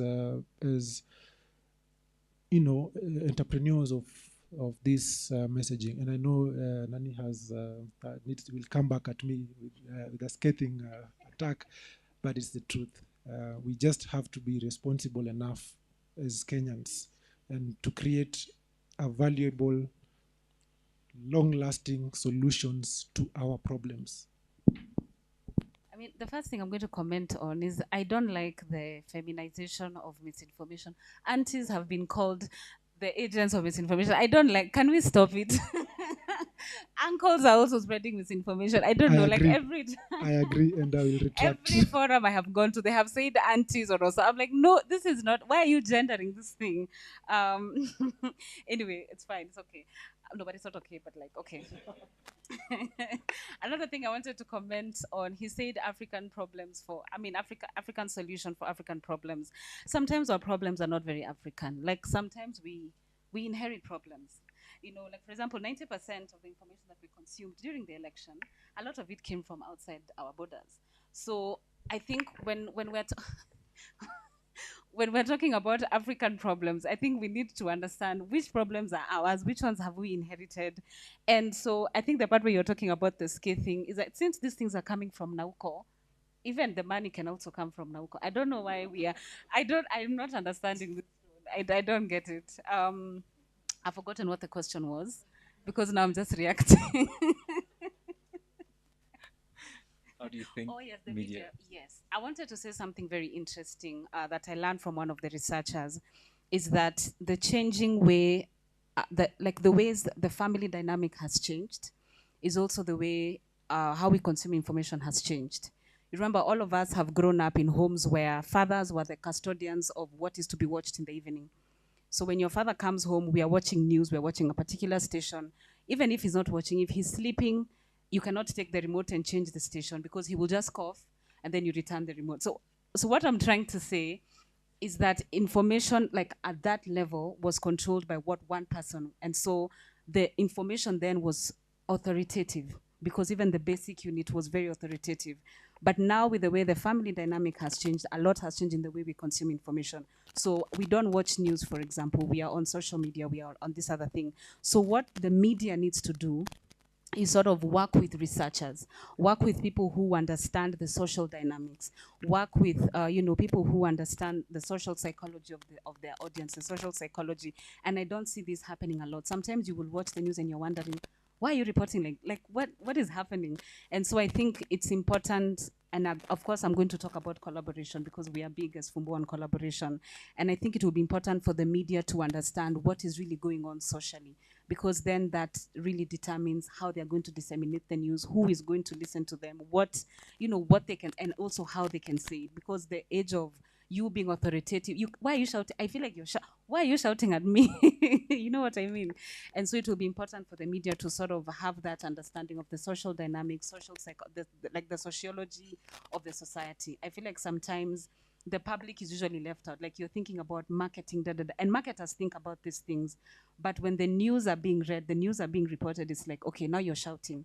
There's also something very interesting we see about them. I think with the same authoritative tone, where you're telling us, brace yourselves for economic da-da-da-da-da. And I feel like, don't tell us to brace ourselves. Tell us that these prices have, so that now we have an option. Are we going to resist? Or are we just going to accept it? And a lot, I don't know if it's deliberate. I don't know if it's, yeah. So I hope I've answered the question. As close as we get. It's a very big question, lots to unpack. Yeah, so now we'll take it to the audience because it's Friday, so we want to gift you an early afternoon in hopes that you will rate us as the best panel. If not, we'll lock the door until you say we're the best panel. And perhaps maybe that will make you dance for the camera. Yes, Faith.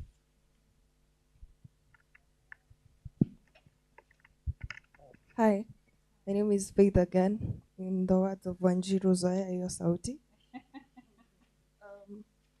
So I have two questions. The first one is centered on fact checking. The whole time you've been talking about fact checking, I've been wondering how efficient or effective is it? Because when I think of social media, it never sleeps. It works 24 hours, 7 days a week. So by the time you fact check what I've already read, the damage is already done. I think we've had cases where you sleep and you wake up and you're dead on social media. Someone just said Faith died on social media and everybody's RIPing. So by the time you clarify that, oh, I'm alive, people are organizing your funeral. So how effective or efficient are these fact-checking institutions or are they? Okay. Second question is on myth and disinformation with regard to the media. Um, Media, when we talk about media bias or media inequality, it does not come directly as false information. It comes in the form of framing, where you cannot say I said it, but I made you think it, so you're doing it. I don't know if you understand. Yeah, so does this mean that the rules of ensuring delivery of intended information, or in this case, correct information, are applied differently when it comes to mainstream media? Thank you. Really good questions. Oh yeah, let's take a full round and then hope you're noting down, because I'm not.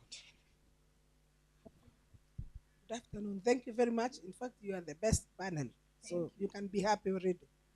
I just want to ask something, and I was thinking aloud that if I may remember, in 2017, some of the media houses, they are biased, and we are talking about facts concerning even the candidates who are vying for the seat or even the race of election. So we could go out there and you can see the media for sure, they are interested with your opponents. So they will give her all the support. They will give her the mics, they will give her support that you can see for sure. They just want to tell these people this is the right candidate.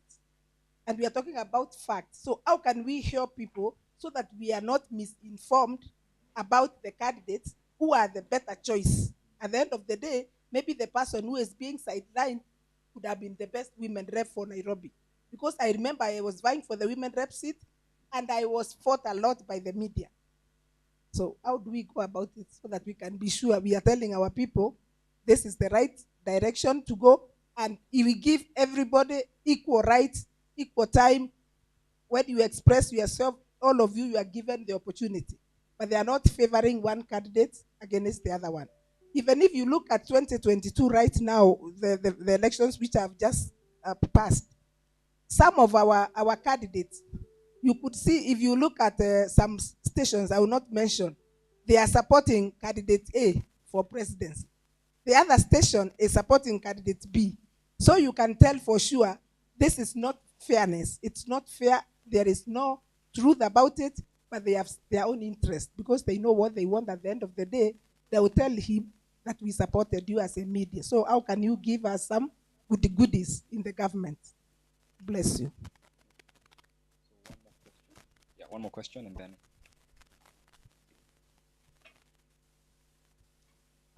Thank you. First off, I'd like to appreciate you guys for the session. It was nice. Something else. Every time I find myself in a room like this, I like saying that I'm a child of the village. And that doesn't mean my village where I come from, but everyone else who doesn't get an opportunity to get into this room. So I always try to speak as if I'm speaking for all of us from the village. And to this end, I'd like to ask two questions. So number one, to what extent, like what Fumbo has been doing in the bank media, To what extent do we bring these fact checks to the people like myself in the villages? Because we realize we spend most of our time doing manual labor. We are there pushing carts and in the farm, so we don't have much time to really interrogate whatever you're sharing. So the moment I see so and so say this, that is the only information I want to pick. Any other thing, because we realize even whatever Njugush does is bulky, and with a tired mind, I'll see it as a joke, as a comic, and then that's all that will register. Everything that whoever said remains as fact. So to what extent do you bring these fact checks to the people at the grassroots level? The other question is, are we able to make connections between fact checks, or rather what is factual, and the effects of the mis and disinformation that we have been receiving? So for instance, during the bombers phase in the elections, there was a story that two of the senior most Kenya Kwanza agents at bombers had been arrested, which was not correct. Are we able to connect, or rather see the effect that such information reaching the people at the grassroots level will respond to this information? Like if my person who is protecting my vote has been arrested, what will I do with that? So the moment you tell me it is not correct, am I able to also see beyond just you telling me this is correct, this is false? I'm able to see the impact between these two things. And finally, to commend, I'm forgetting his name, from the US Embassy. You've said one of the most important things that I always wonder after leaving these sessions. So you've come here, we've had a lunch, we had tea, and then you're going home. You've asked a very good question. Do we live here with the per diem and the lunch, and then go patting ourselves on the back, saying that we've done something? Or are we going to do something about everything that we have discussed today and yesterday, and the other forums that we'll attend next week and last month? I really hope we can get beyond the boardroom, come to my people in the villages, and let us actually create impact. Thank you. Thanks. Maybe just from the online community, there's one Bonaventure Saturday asking, do media houses have in-house editorial guidelines or response mechanisms specific to curbing disinformation, or even holding the perpetrators accountable? Then another question is, disinformation also spread on offline channels, and could this have an influence on the voting decisions of voters? Or could we say online disinformation is a reflection of what goes on in the offline spaces? Do we have mechanisms to counteract offline disinformation? Then we have Abel Eseru from Uganda. This is what he says: media is one of the weapons often used by influential politicians to manufacture content that serves their interest. I witness most media houses in Kenya relay different presidential results. This makes me ask how transparent media houses in Kenya are, and what percentage is owned by politicians. Then there's one, Casmuel Owino. He's asking, what's the best way to filter election results via the different media houses to maintain consistency, thus prevent some of the tensions that occur due to inconsistency? Then let me just read one last one. All right. He says, actually it's the same question, so that's what guys on Zoom are saying. All right, thanks. Okay, I want to comment on what the I've forgotten his name, the guy from the village. Even me, I'm from the village, so don't worry. I did rural to urban migration just for this conference. So number one, the thing I want to tell you is number one, don't be too hard on yourself. Like coming to a meeting like this and having, don't be too hard on yourself. We're also here to reflect, on the work that has been done. So work has actually been done, and so we're here to just say what worked, what didn't work, what. So don't be too hard on yourself. I think every time I'm in a room with young people discussing politics, there's usually this thing of being too hard on ourselves. I think just breathe a bit, yeah. And then I will repeat something I said in the previous session, is that there is a space for personal responsibility. There's where your personal responsibility ends, and then there's a place where institutional, governmental, and all those responsibilities begin. Once you understand, where your responsibility ends, where someone else's responsibility begins, life becomes a bit easier. I promise you, there are so many problems in this world. 90% of those problems are not even your personal responsibility, but it's our role to sort of try to hold these institutions accountable to the very best of our ability.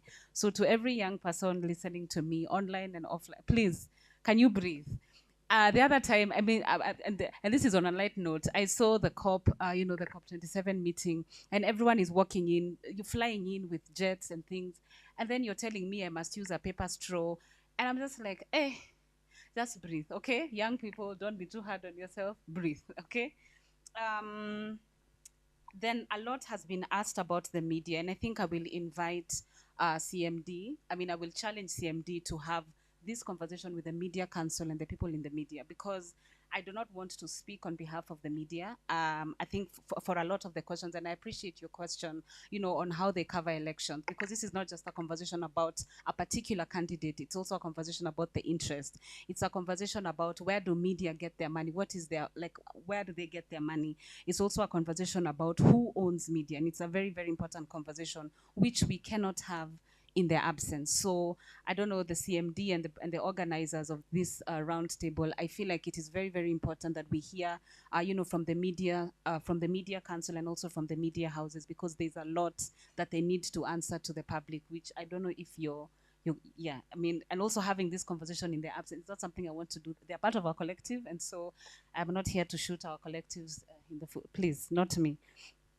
You asked about fact checking, and I think at the formulating stage of Fumbua, we understood that by the time there's this saying that is usually said, when a lie travels, hey, English. After the Queen died, English lost its owner, so we can speak this thing anyhowly. By the time the truth is wearing its shoe, the lie has gone around the world 4 times. You understand what I'm trying to say? Like, truth travels, lies travel faster than sound. And that is where now collaboration comes in and amplification comes in, where once a fact check has been released, it is amplified. We rely on the tech platforms to nyonga the lie and, add volume on the truth. Like, you understand what I'm trying to say? So it's not just the responsibility of the fact checkers to release the fact check. It's also like a collaborative effort to make sure that the fact check gets to the places it needs to get to. I think, the impact of mis and disinformation on the grassroots, we are seriously thinking about that. Where now we're thinking about training people, and we're also thinking about working with community journalists, because these are the people who grassroots people listen to. So there's obviously that conversation with community journalists. There's also the conversation about WhatsApp and using the WhatsApp bot, which has not worked very well during this election. I don't know, people want a person, and not a person who's pretending to be, not a robot pretending to be a person. So we're definitely thinking about that, how to get to the offline audience, and especially outside of Nairobi, and using, several models of training to get to the offline communities. I know I sound like I'm glossing over, but it's because it's a working problem. It's something we're actually working on. And so, yeah. I will answer on the institutions where faith and I think Bonventure and I think Owino asked about institutions. Now, for institutions, there is a significant effort to build on these institutions so that we can build trust in them. Institutions like the judiciary, the institutions like IEBC, institutions like NCIC and the likes. These institutions are there so that they can create a formidable environment for us to believe that there are progressive and actionable results for whatever they work on. For instance, for us to access results, we must have a strong and independent and credible IEBC. If we have such strong institutions, believability is easier. If we have a strong NCIC, National Cohesion and Integration Commission, where we have parties coming in and trying to create a cohesive environment for relationships between religious institutions, that in itself builds a trust system where if some misinformation leaks that involves a church, you are able to go to an NCIC or one of those institutions and verify that information through their Twitter handle. If information is going via on elections results and is being spread by a malicious person and you need to verify that information, you go to a credible IEBC and fact check that information. That's why there is significant effort by like governments like the US, like the Brits and the Australians and the likes and other Western countries are trying to build institutions that can be trusted by Kenyans, so that when such issues like elections come up, we are able to trust that. As a Kenyan, I would be able to trust that institution for releasing verifiable information to the public. So that's one. Now, on the other issue about media and all, I would want to agree with with the fact that this is a topic about media, and the Media Council and the Kenya Union of Journalists and media owners and the Editors Guild are well placed to answer these questions. And I think probably you need to have a roundtable with them and have an effective communication, effective conference with them, so that they can answer some of these questions.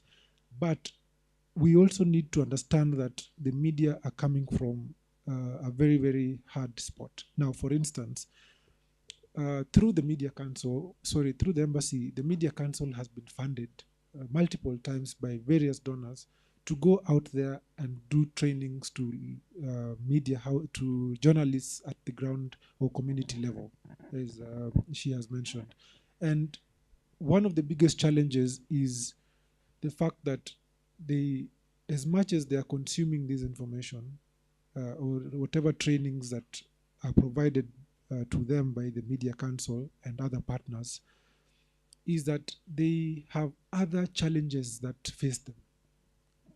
These are people who depend on stories to make a living. And I can tell you, and I would let you connect the dots.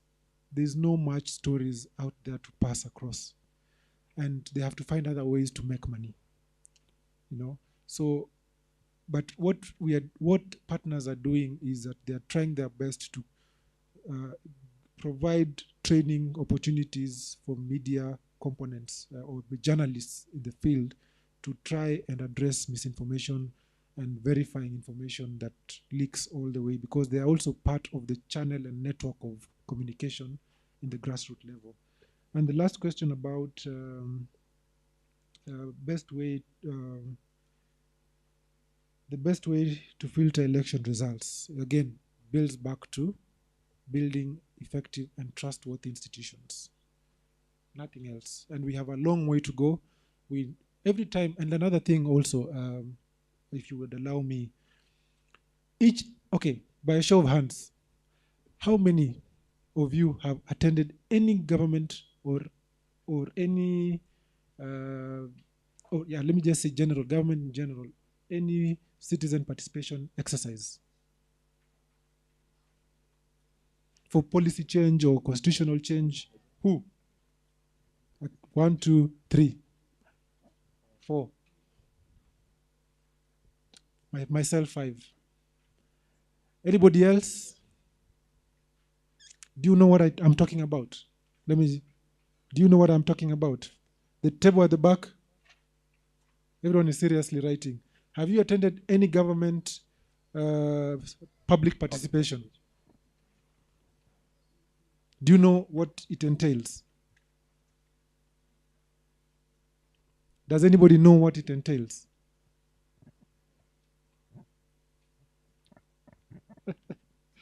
Now, government participation, every time they put it in newspapers or they announce civic participation, it's called public participation, right? Where if they want to, for instance, KRA had the most recent one the other day, and they even had a Zoom thing about it. Unfortunately, I wasn't able to attend that one. And they were explaining to people about a tax change starting 1st of, was it 1st of October? If I'm not wrong. There was a tax change on 1st of October on alcohol and beverages, water, and the rest.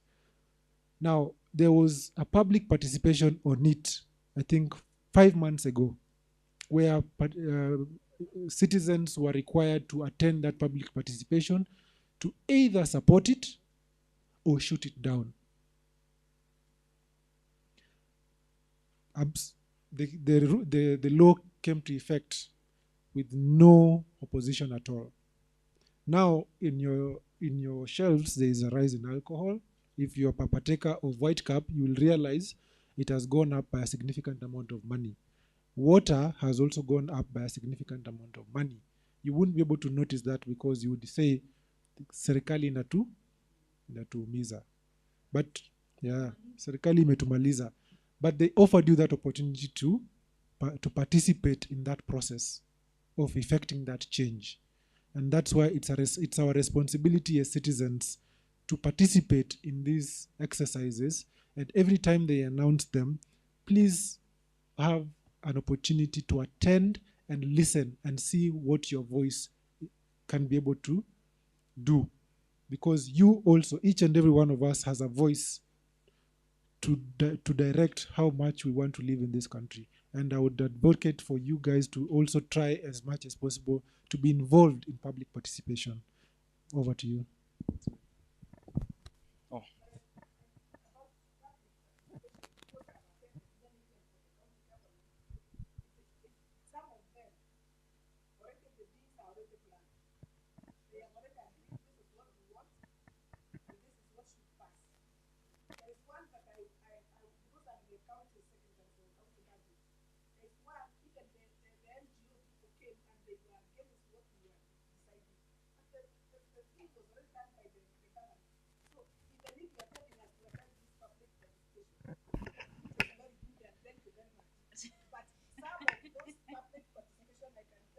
There for free. Things are already One done. question. How many were you in that room? We were quite a number. I had even mobilized women leaders to come. Just the other day I was last week today is when? On Monday this week.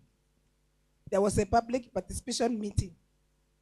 Even before the governor came, list ilikuwa imeandikwa na kila kitu. Tumekubaliana na governor na ni rafiki yangu na nampenda.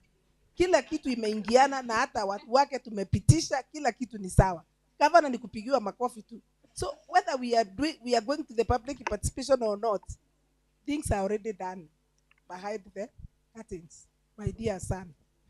God bless I mean, yes, I agree. I mean, you're not lying, but then at the same time, kama tunamalizwa, at least tumalizwe in a fight. Like, let's put a fight.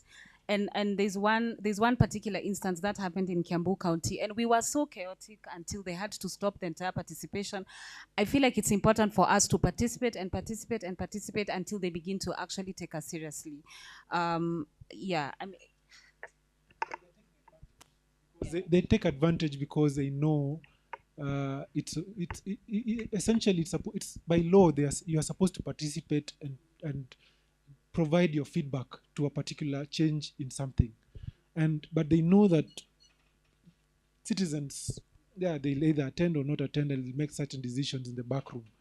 But if we consistently keep attending strongly and push agendas of our own as citizens, there will be they will start seeing that there's a trend going on, and they'll start being careful. I mean, that's my perspective.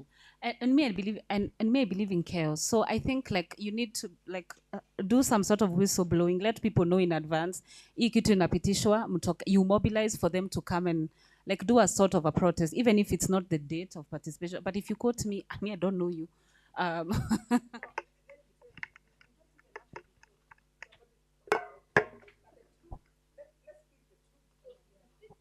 to see how we can help our people. If this is something for the MCAs, the MCA will call the women that are friends. Ama wamama wote wale wanamsupport. They are the ones who will come for the public participation, or the people that are behind him. He wants to pass a road, he will tell people, I want you to come and support me on this 1, 2, 3.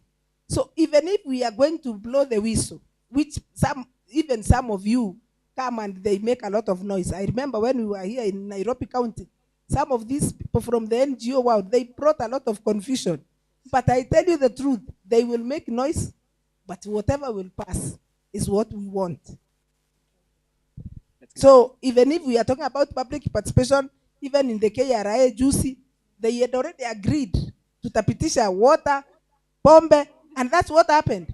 Na walevi waendelee kulipa pesa ni sawa, but they should not wasipitishe baji.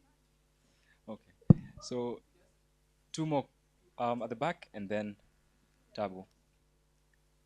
So, Faith had seen. Sorry, Faith, the back, then Tabo. Sorry, Faith's hand was up.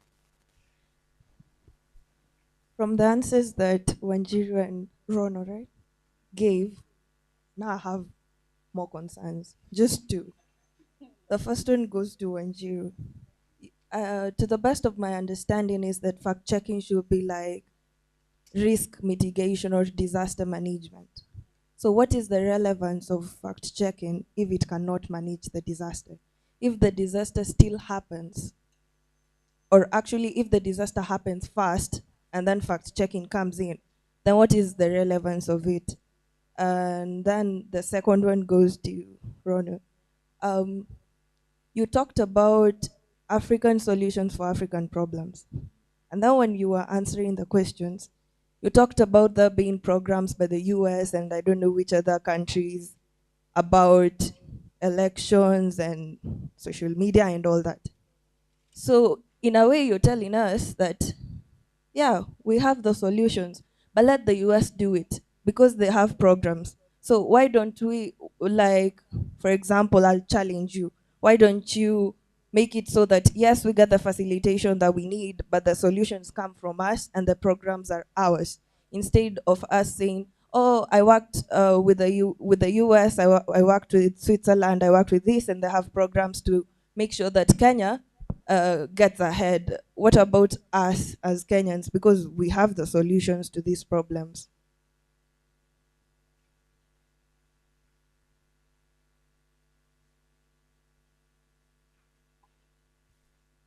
Good afternoon, everyone. My name is Kevina Loyatum from DAPK, Democratic Action Party of Kenya. My question goes to it's more of a comment on public participation. The notices are very short. The publication is done in a manner that the people on the grassroots level are not able to get.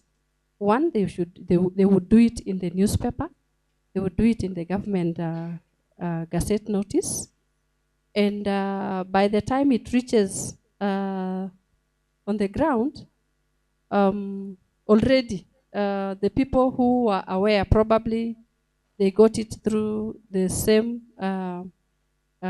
media platforms, are the one actually who will participate.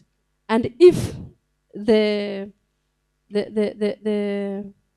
owners of the info would not want it to go to the grassroots level or to reach certain kind of people, they would actually gag it and take it to the platforms. What are we able to do so that this information is able to reach everyone, so that the participation, and at the same time, At the same time, they put it in some certain holes. For example, in West Pokot, if there was a public participation concerning a certain ward, they will ask you people to go to probably a social hall, that it is somewhere where just a few people will reach. Yet, the people who are more concerned on that particular, wherever bill or activity that is supposed to be discussed, are actually at far end. So somebody thinks, we'll start asking questions. Should I really go for that particular activity, yet I have other things to do at this particular time? So even we need to take these activities close to the people and use probably other media platforms. My mom went to school, but to speak the truth, I have to tell her I have sent you something on WhatsApp so that she goes and checks on that WhatsApp. Because she says, I just saw your name. I saw, so we have like 5 children. She has like 5 children on WhatsApp. And she says, I just saw something like that. You can imagine my mom who went to school and somebody else who doesn't even have that particular phone. So I think the issue of public participation has to go a little bit deeper. And the mode of communication also needs to change. Thank you. Thanks. So Tabu, I think it's the last one. Oh, you had a question? Final one. Everyone's really sabotaging us finishing early. For the record, it's not our fault. Okay, thank you. My name is Capello, KUP, Party. Mine is an and also, yeah, just an observation. Sat down and there are a lot of discussions about, it's like when we're talking about media, we are just talking around TV, WhatsApp, all these things. There's this media which is common in rural areas, the vernacular radios. It has shaped politics and other opinions in a very, very alarming manner. How do we handle it? They are everywhere. And most politicians now have used vernacular radios to champion their interest. And most of those people in rural areas, especially those ones who never went to school, today they have radios, they have small phones that have radios, and they believe what the radio says. How do we handle those issues? Finally, when we discuss all these issues, how would we trickle down to those rural areas where literacy level is very high? To timing of when are we doing all this, maybe civic education or trying to come with solutions that will help them. For example, right now, most part of northern Kenya is a lot of drought. And I've seen so many counties putting in public or publicizing public participation. Is that really public participation when people are stressed, people have moved with their livelihoods in those areas that maybe they can survive? So those are things that are repeated and we are not keen on it. And we'll still come back to these halls to discuss issues to do with public participation, avoiding the media that is changing and influencing a lifestyle of certain group of people in this country. There are youth also in this country, majority of them who are illiterate. And I've been saying this in various forums. I come from West Pokot. My neighbors are Turkanas, the upper part are Samburus, and there's so many young men and women who are between age 12 to 17 who've never gone to school. And they need to be part of the system that governs this country. How do we reach these people? How do we bring them to these town halls? They are down there looking after the livelihood, that's animals. They are secluded, and I believe they are part of the 8 million that never voted. Because majority of them, nobody has gone down there to make sure that they have tools that will help them engage into the governance of this country. And I believe the whole belt, the frontier counties, have the same problem. How do we change our mode of reaching these people? Okay, thanks. Thank you. Tabu, and the last one here, and then I think we'll wrap it up there. Thank you so much.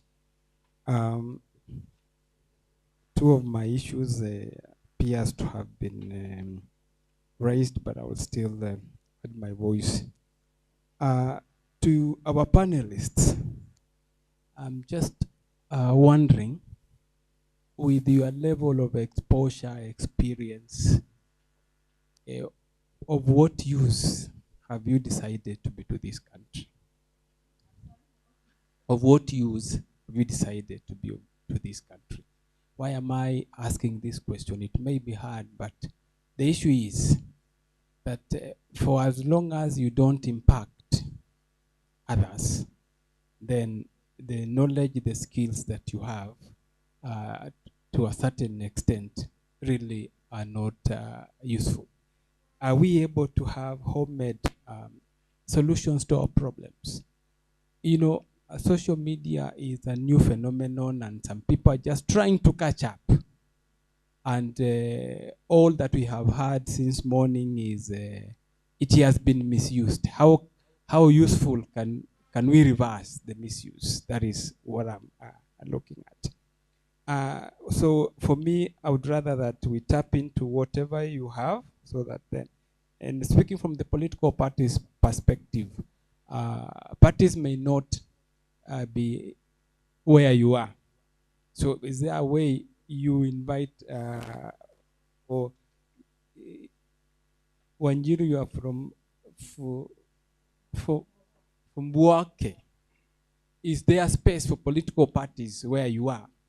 Or are you an organization that says politics is not part of our cup of tea? And yet, politics is what actually can either mess or do things for you. And a politician making a wrong statement, the country just goes in the wrong direction. But if political parties are able to understand and to mitigate the things before they happen, the kind of wars that we hear of online, we are no longer go physical, now we have gone social media, I think would do this country a lot of good. My brother here has talked about what I wanted to raise with.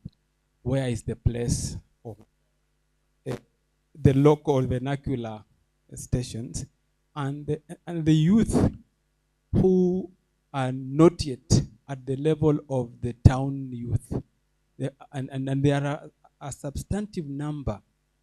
When we are blaming youth, you know, the elites are the ones making us issue a blanket statement.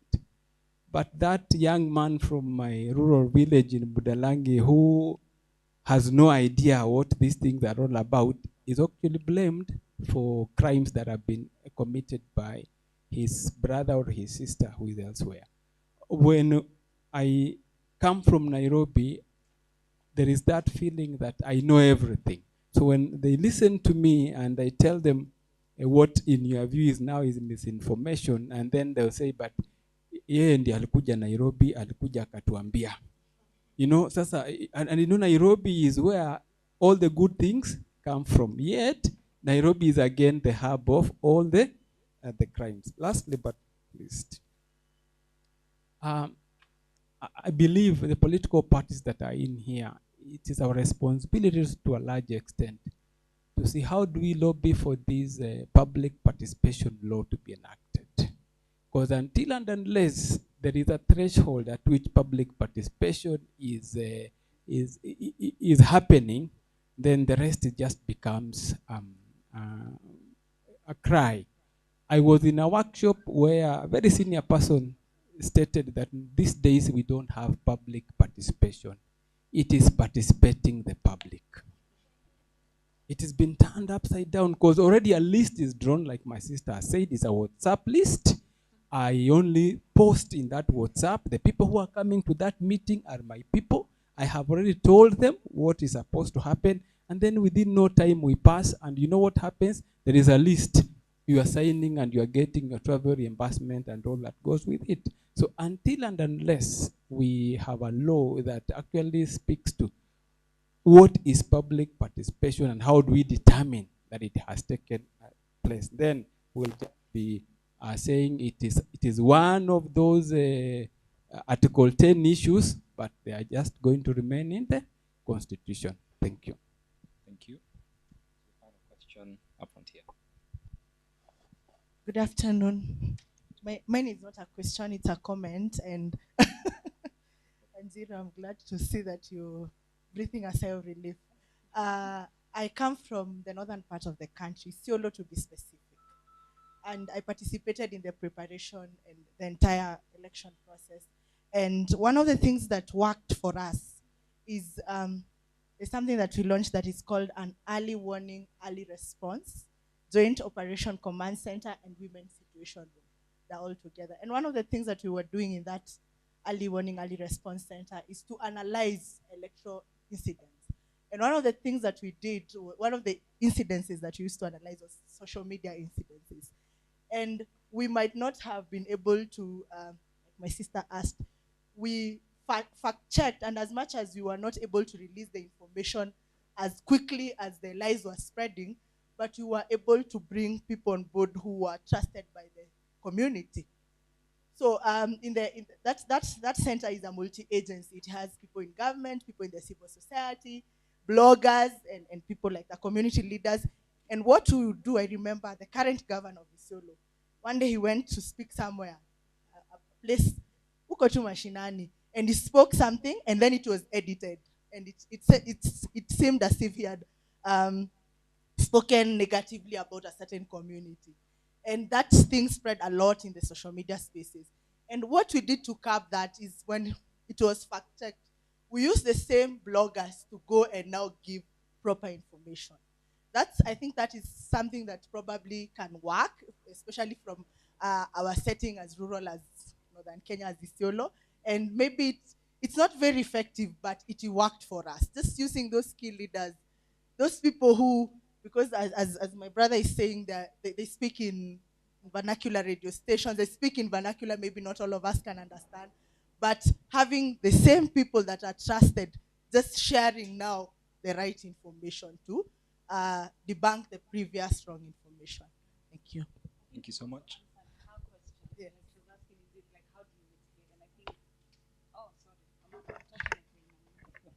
Yeah, I think that also answers like her question, because she had asked the role of fact-checking in risk mitigation. And fact-checking is, I mean, it's just the research part of it, and then there's also the dissemination part of it, and then there's also the monitoring part of it. You know, like it is an entire ecosystem. So maybe thinking about once you have fact-checked, then what? I think that's the question that you know we need to answer as fact-checkers and people who work with fact-checkers. So that's really, yeah, we should talk after this. Okay, I think I opened Yes, I opened you did. a Pandora box, as she says. So, on public participation, I'm not a governance expert, but here is what I am suggesting. Each and every one of us here has a responsibility to report to our leaders in our own ways and in our own power. Each of us has that responsibility. In my own responsibility, I will, go to the powers of at B and try and engage them in this conversation of public participation, because I do not have the knowledge nor the breadth to describe the procedures of public participation. Only what I was pointing at is the fact that we have a responsibility as citizens to be aware of what government is doing and make them be accountable for their actions.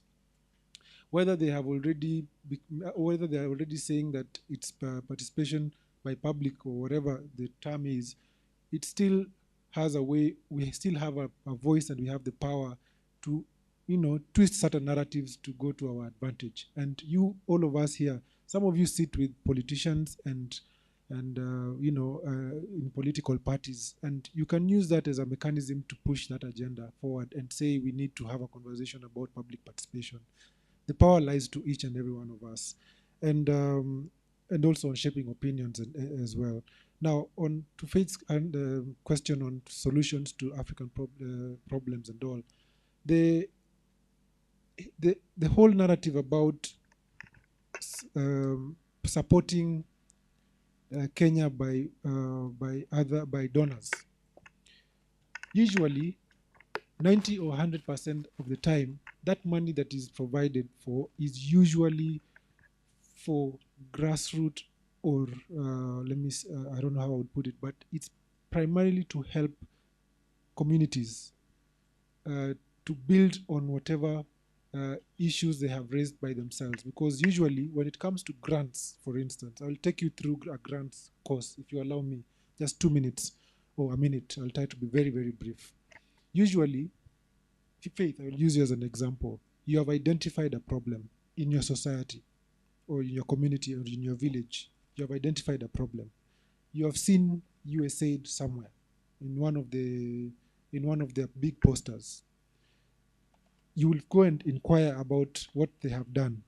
Usually they have an implementing partner of that particular issue that you want to raise on. What you do is you write a proposal based on the problem that you have. Once you have identified that problem and you have put it to paper, you identify how much money that would cost through a budget.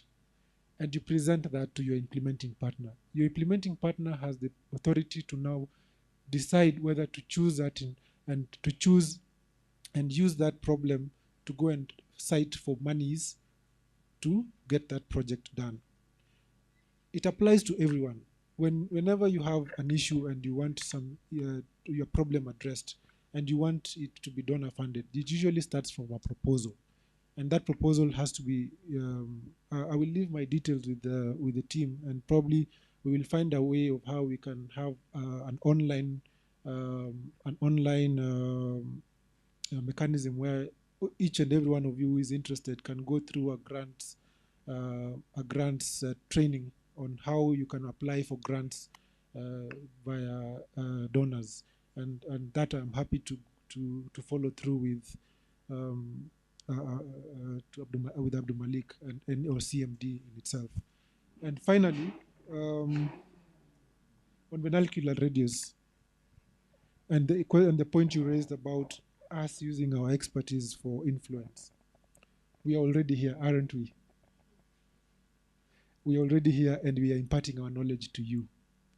And by that effect, we are trying to spread our tentacles to each and every one of you so that you can be able to spread and be, change makers in your own right. And I think that's my parting shot.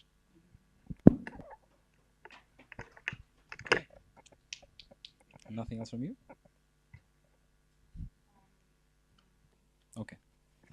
All right. That brings us to the end of the session. We had planned to walk out of here at 3:30, but I thought ulikula chakula vizuri and you'd be done. But seems you had a lot of energy, which is good. I'm grateful for the engagement. I don't know if anyone has been able to finish the exercise that we gave you at the start and tell us what is the one thing that we said that was false. I mean, it could have been a trick question. You never know. For one tea bag. Yes?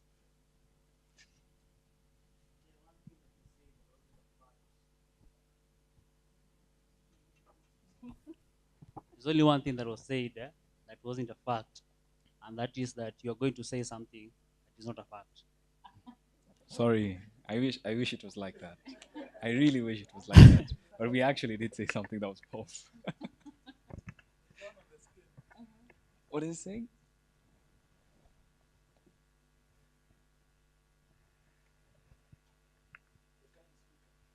Majority of youths are illiterate. How true is this statement? Who said that? Yeah, I think that was a question. That was an ad. Yeah.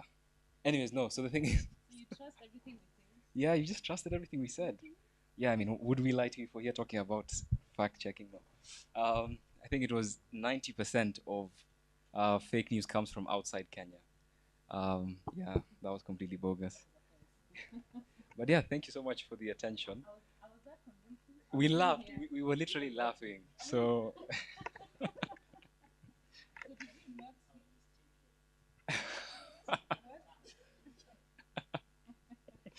Yeah. Yeah, no, thank you all so much for engaging, listening to us.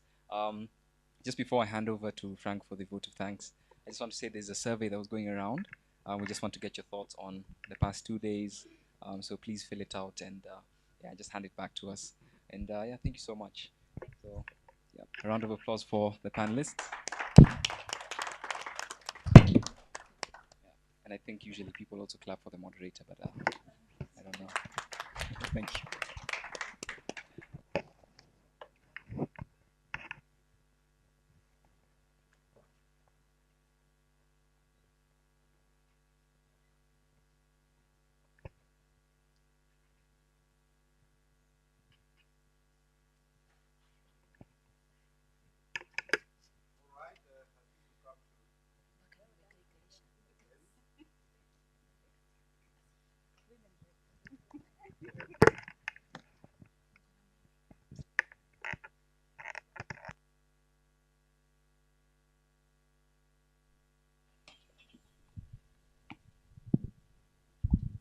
Thank you.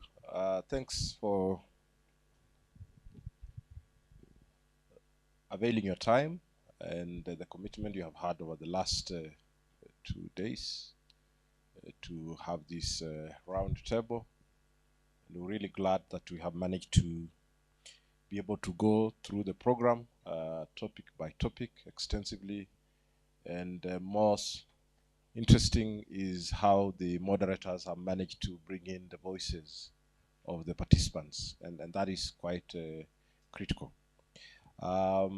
We have had various issues from yesterday about the need for sustaining voter education, with a critical observation that that was underfunded, and mulling over how can that be improved in this 2022-2027 electoral cycle.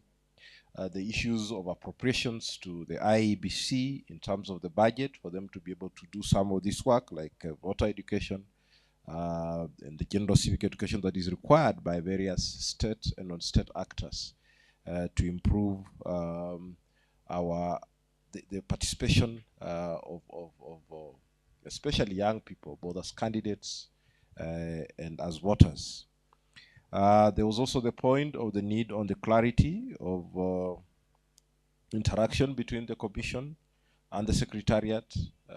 That is an issue that has been there several elections, and I think that's a conversation that needs to continue.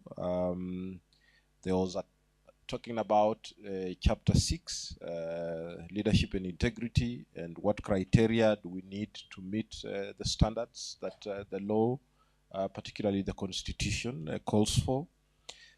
The aspects of the election management bodies, specifically IEBC, engaging in more strategic communication with stakeholders. There was that note that they improved on that towards the end of the electoral cycle, closer to the elections, but would that have been done much better? I think that's a point again that we're taking home.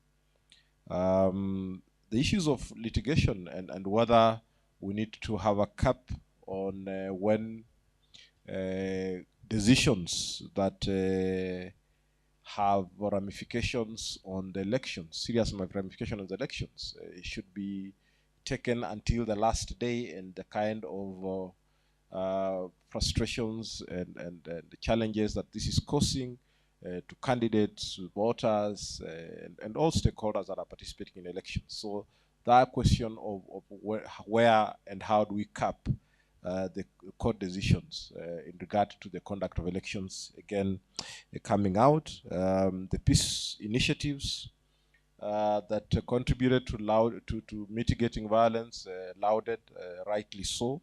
I think those are some of the observations I made, and of course, we saw this morning the Register of Political Parties commented for her work, NCIC as well, the donor community for the input. The question of party agents, of agents, and at what level do we need them? Do we need agents at party-based level? Do we need agents at candidate level? and what are the challenges, including their capacity to understand their job description and the accreditations that they require to be able to contribute to the smooth flow of the election exercise and not part of the stifling by quarreling at the polling station and not being compliant. And I think these are critical issues that we have flagged. Yeah, and are we overflogging electoral reforms? We've been in constant reform mode. Before 2022, we were complaining about inconclusive electoral cycle. How do we then arrest this in the period 2022-2027? What is that one key reform that we require to take forward to improve on the conduct of 2022 general elections by the time we get to 2027? This morning we looked at various things and the need to include the digital aspects in the code of conduct came out strongly. Discussions around the dilemma of social media and digital technologies to our politics. We're getting it quite clear. Good things are happening through social media and digital technologies, but on the flip side, it's also a hindrance, it's a barrier to, through misinformation, through weaponized disinformation, and we need to look at how do we arrest that. Issues of inclusivity, the power and the powerlessness, the marginalization and centralizing of issues and groups in society are critical things that came out of these two-day reflections. I want to really thank the panelists. I want to thank the moderators. I want to thank you participants here who were here yesterday as well, and those ones who have joined us today, the ones that have stayed with us online. In fact, there was just another set of, conversation going on with the online community, and we really want to thank you guys that tuned in and stayed very faithful and made your contributions. We were not very fair. You have missed in our nice photos. You have missed our tea breaks, our very sumptuous lunch. But next time we will look forward to organizing that even those ones can also happen virtually. I really want to appreciate you, and please feel very proud of yourself for the very concrete input. I also want to appreciate the media team for a good job, really very well done, enabling even the online community to be able to meaningfully contribute. That is really, really important. The CMD team, Mbuvi, Bridget, John, Miriam, Range, and the others that are here from office. Thank you very much for supporting this. Our board members who have joined us, representatives of political parties, we really appreciate your commitment. And sign language, the only reason I'll give you 99% is that you are unable to interpret the photo opportunities, but that is a straight A+. So thank you very much also for aiding the vulnerable groups to be able to contribute to this, and we'll continue with that mode of inclusivity.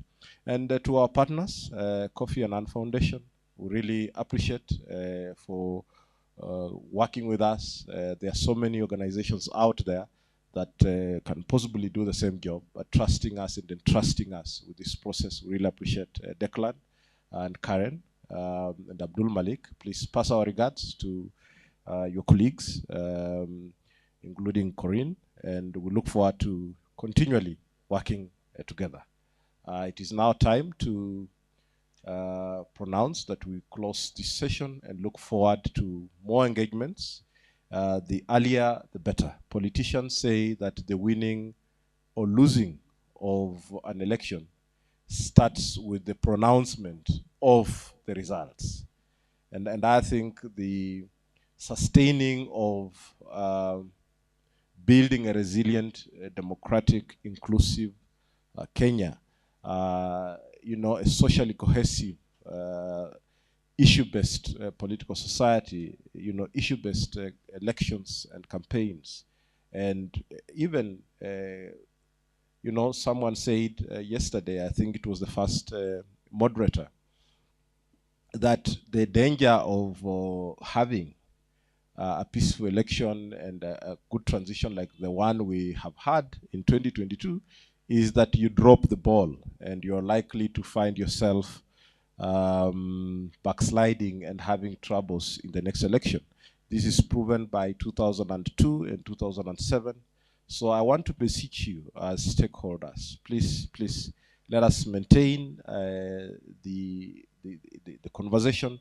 Let us pursue these issues that we are highlighting, the meaningful engagement of young people, the reflections on the application of technology in our elections, pushing the political class to engage more in issue-based politics, and generally improving our democratic culture, our democratic standard and practice, so that 2027 we can then say that we have meaningfully contributed, and that is another election that we can be able to conduct and move to the next level and make it a culture. Democracy is not a system that you will say you want to protect. It is a way of life. It's a culture. And we have to get into that mode of looking at it from that point of view, so that the issues of behavioral change that we are talking about become the lifeblood of our democracy, that people feel that their contribution is meaningful. People are presented with meaningful choices by political parties to choose from, and they interrogate these choices. And you can even predict the way the various political parties are likely to govern if they win power. And I think that's the level of engagement that we want to have with stakeholders. That's the level of engagement we want to have with our partners. That's the level of engagement we want to have with our critical networks of members that are political parties. Thank you very much for boring you with long speeches at the very tail end of this very important conversation. I want to wish you, a good weekend. I want to pray that you all get home safely. Please be careful. Nairobi is a bit insecure right now, and you know that, especially for those of us who are gifted, who have the grace to drive food species. Please be safe. Make sure that you get to your destination well. Be vigilant, and let us use the opportunity to make sure that we're making progress. I want to really appreciate you and bring this to an end with greetings again and apologies from my boss, the chair of CMD, Honorable Priscilla Nyokabi, who was caught up in the KQ pilot messes and was unable to fly in good time from Cairo to join us for the meeting. But as well, Wamboi Kimathi, the board member who stepped in and did the welcome remarks. May I now take this pleasure to say thank you and declare this roundtable officially closed, and welcome you for a cup of tea. Thank you.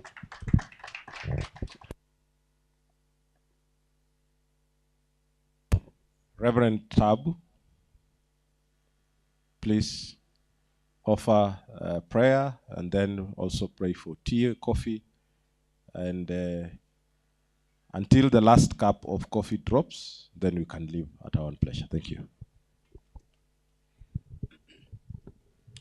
Let us believe and pray.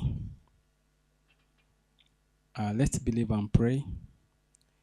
Father God, in the name of Jesus Christ, we humble ourselves before your throne of mercy and grace with our hearts full of thanksgiving because of who you are. Thank you, Jehovah, for you have been in our midst since we started this meeting yesterday. And Lord, as we come to the end, we are so grateful that you have been God. Thank you for the milestones that we have registered in this conversation, my Father, and how we pray, King of glory, that you help us to implement that which we have agreed to do as a country for the good of your kingdom and for the good of this nation. Jehovah, we are grateful to our partners who have been helpful in helping us to have this conversation. King of Glory, we pray that you continue to expand their boundaries so that they continue to support our initiative. We thank you for those who convened us, my Father. And Jehovah, Lord, for the good of this nation, may the peace that we enjoy and may the tranquility that we enjoy be seen through our elections. We pray, my Father and my God, that the cup of tea and the snacks that have been provided, Lord, that you bless them and help us to partake of them with gratitude. In Jehovah, as we leave to our various destinations, grant us journey mercies and take us home safely. And when we get there, my Father, we shall not take it for granted. And until we meet again, may your grace be sufficient upon each one of us. For this we pray in Jesus' name.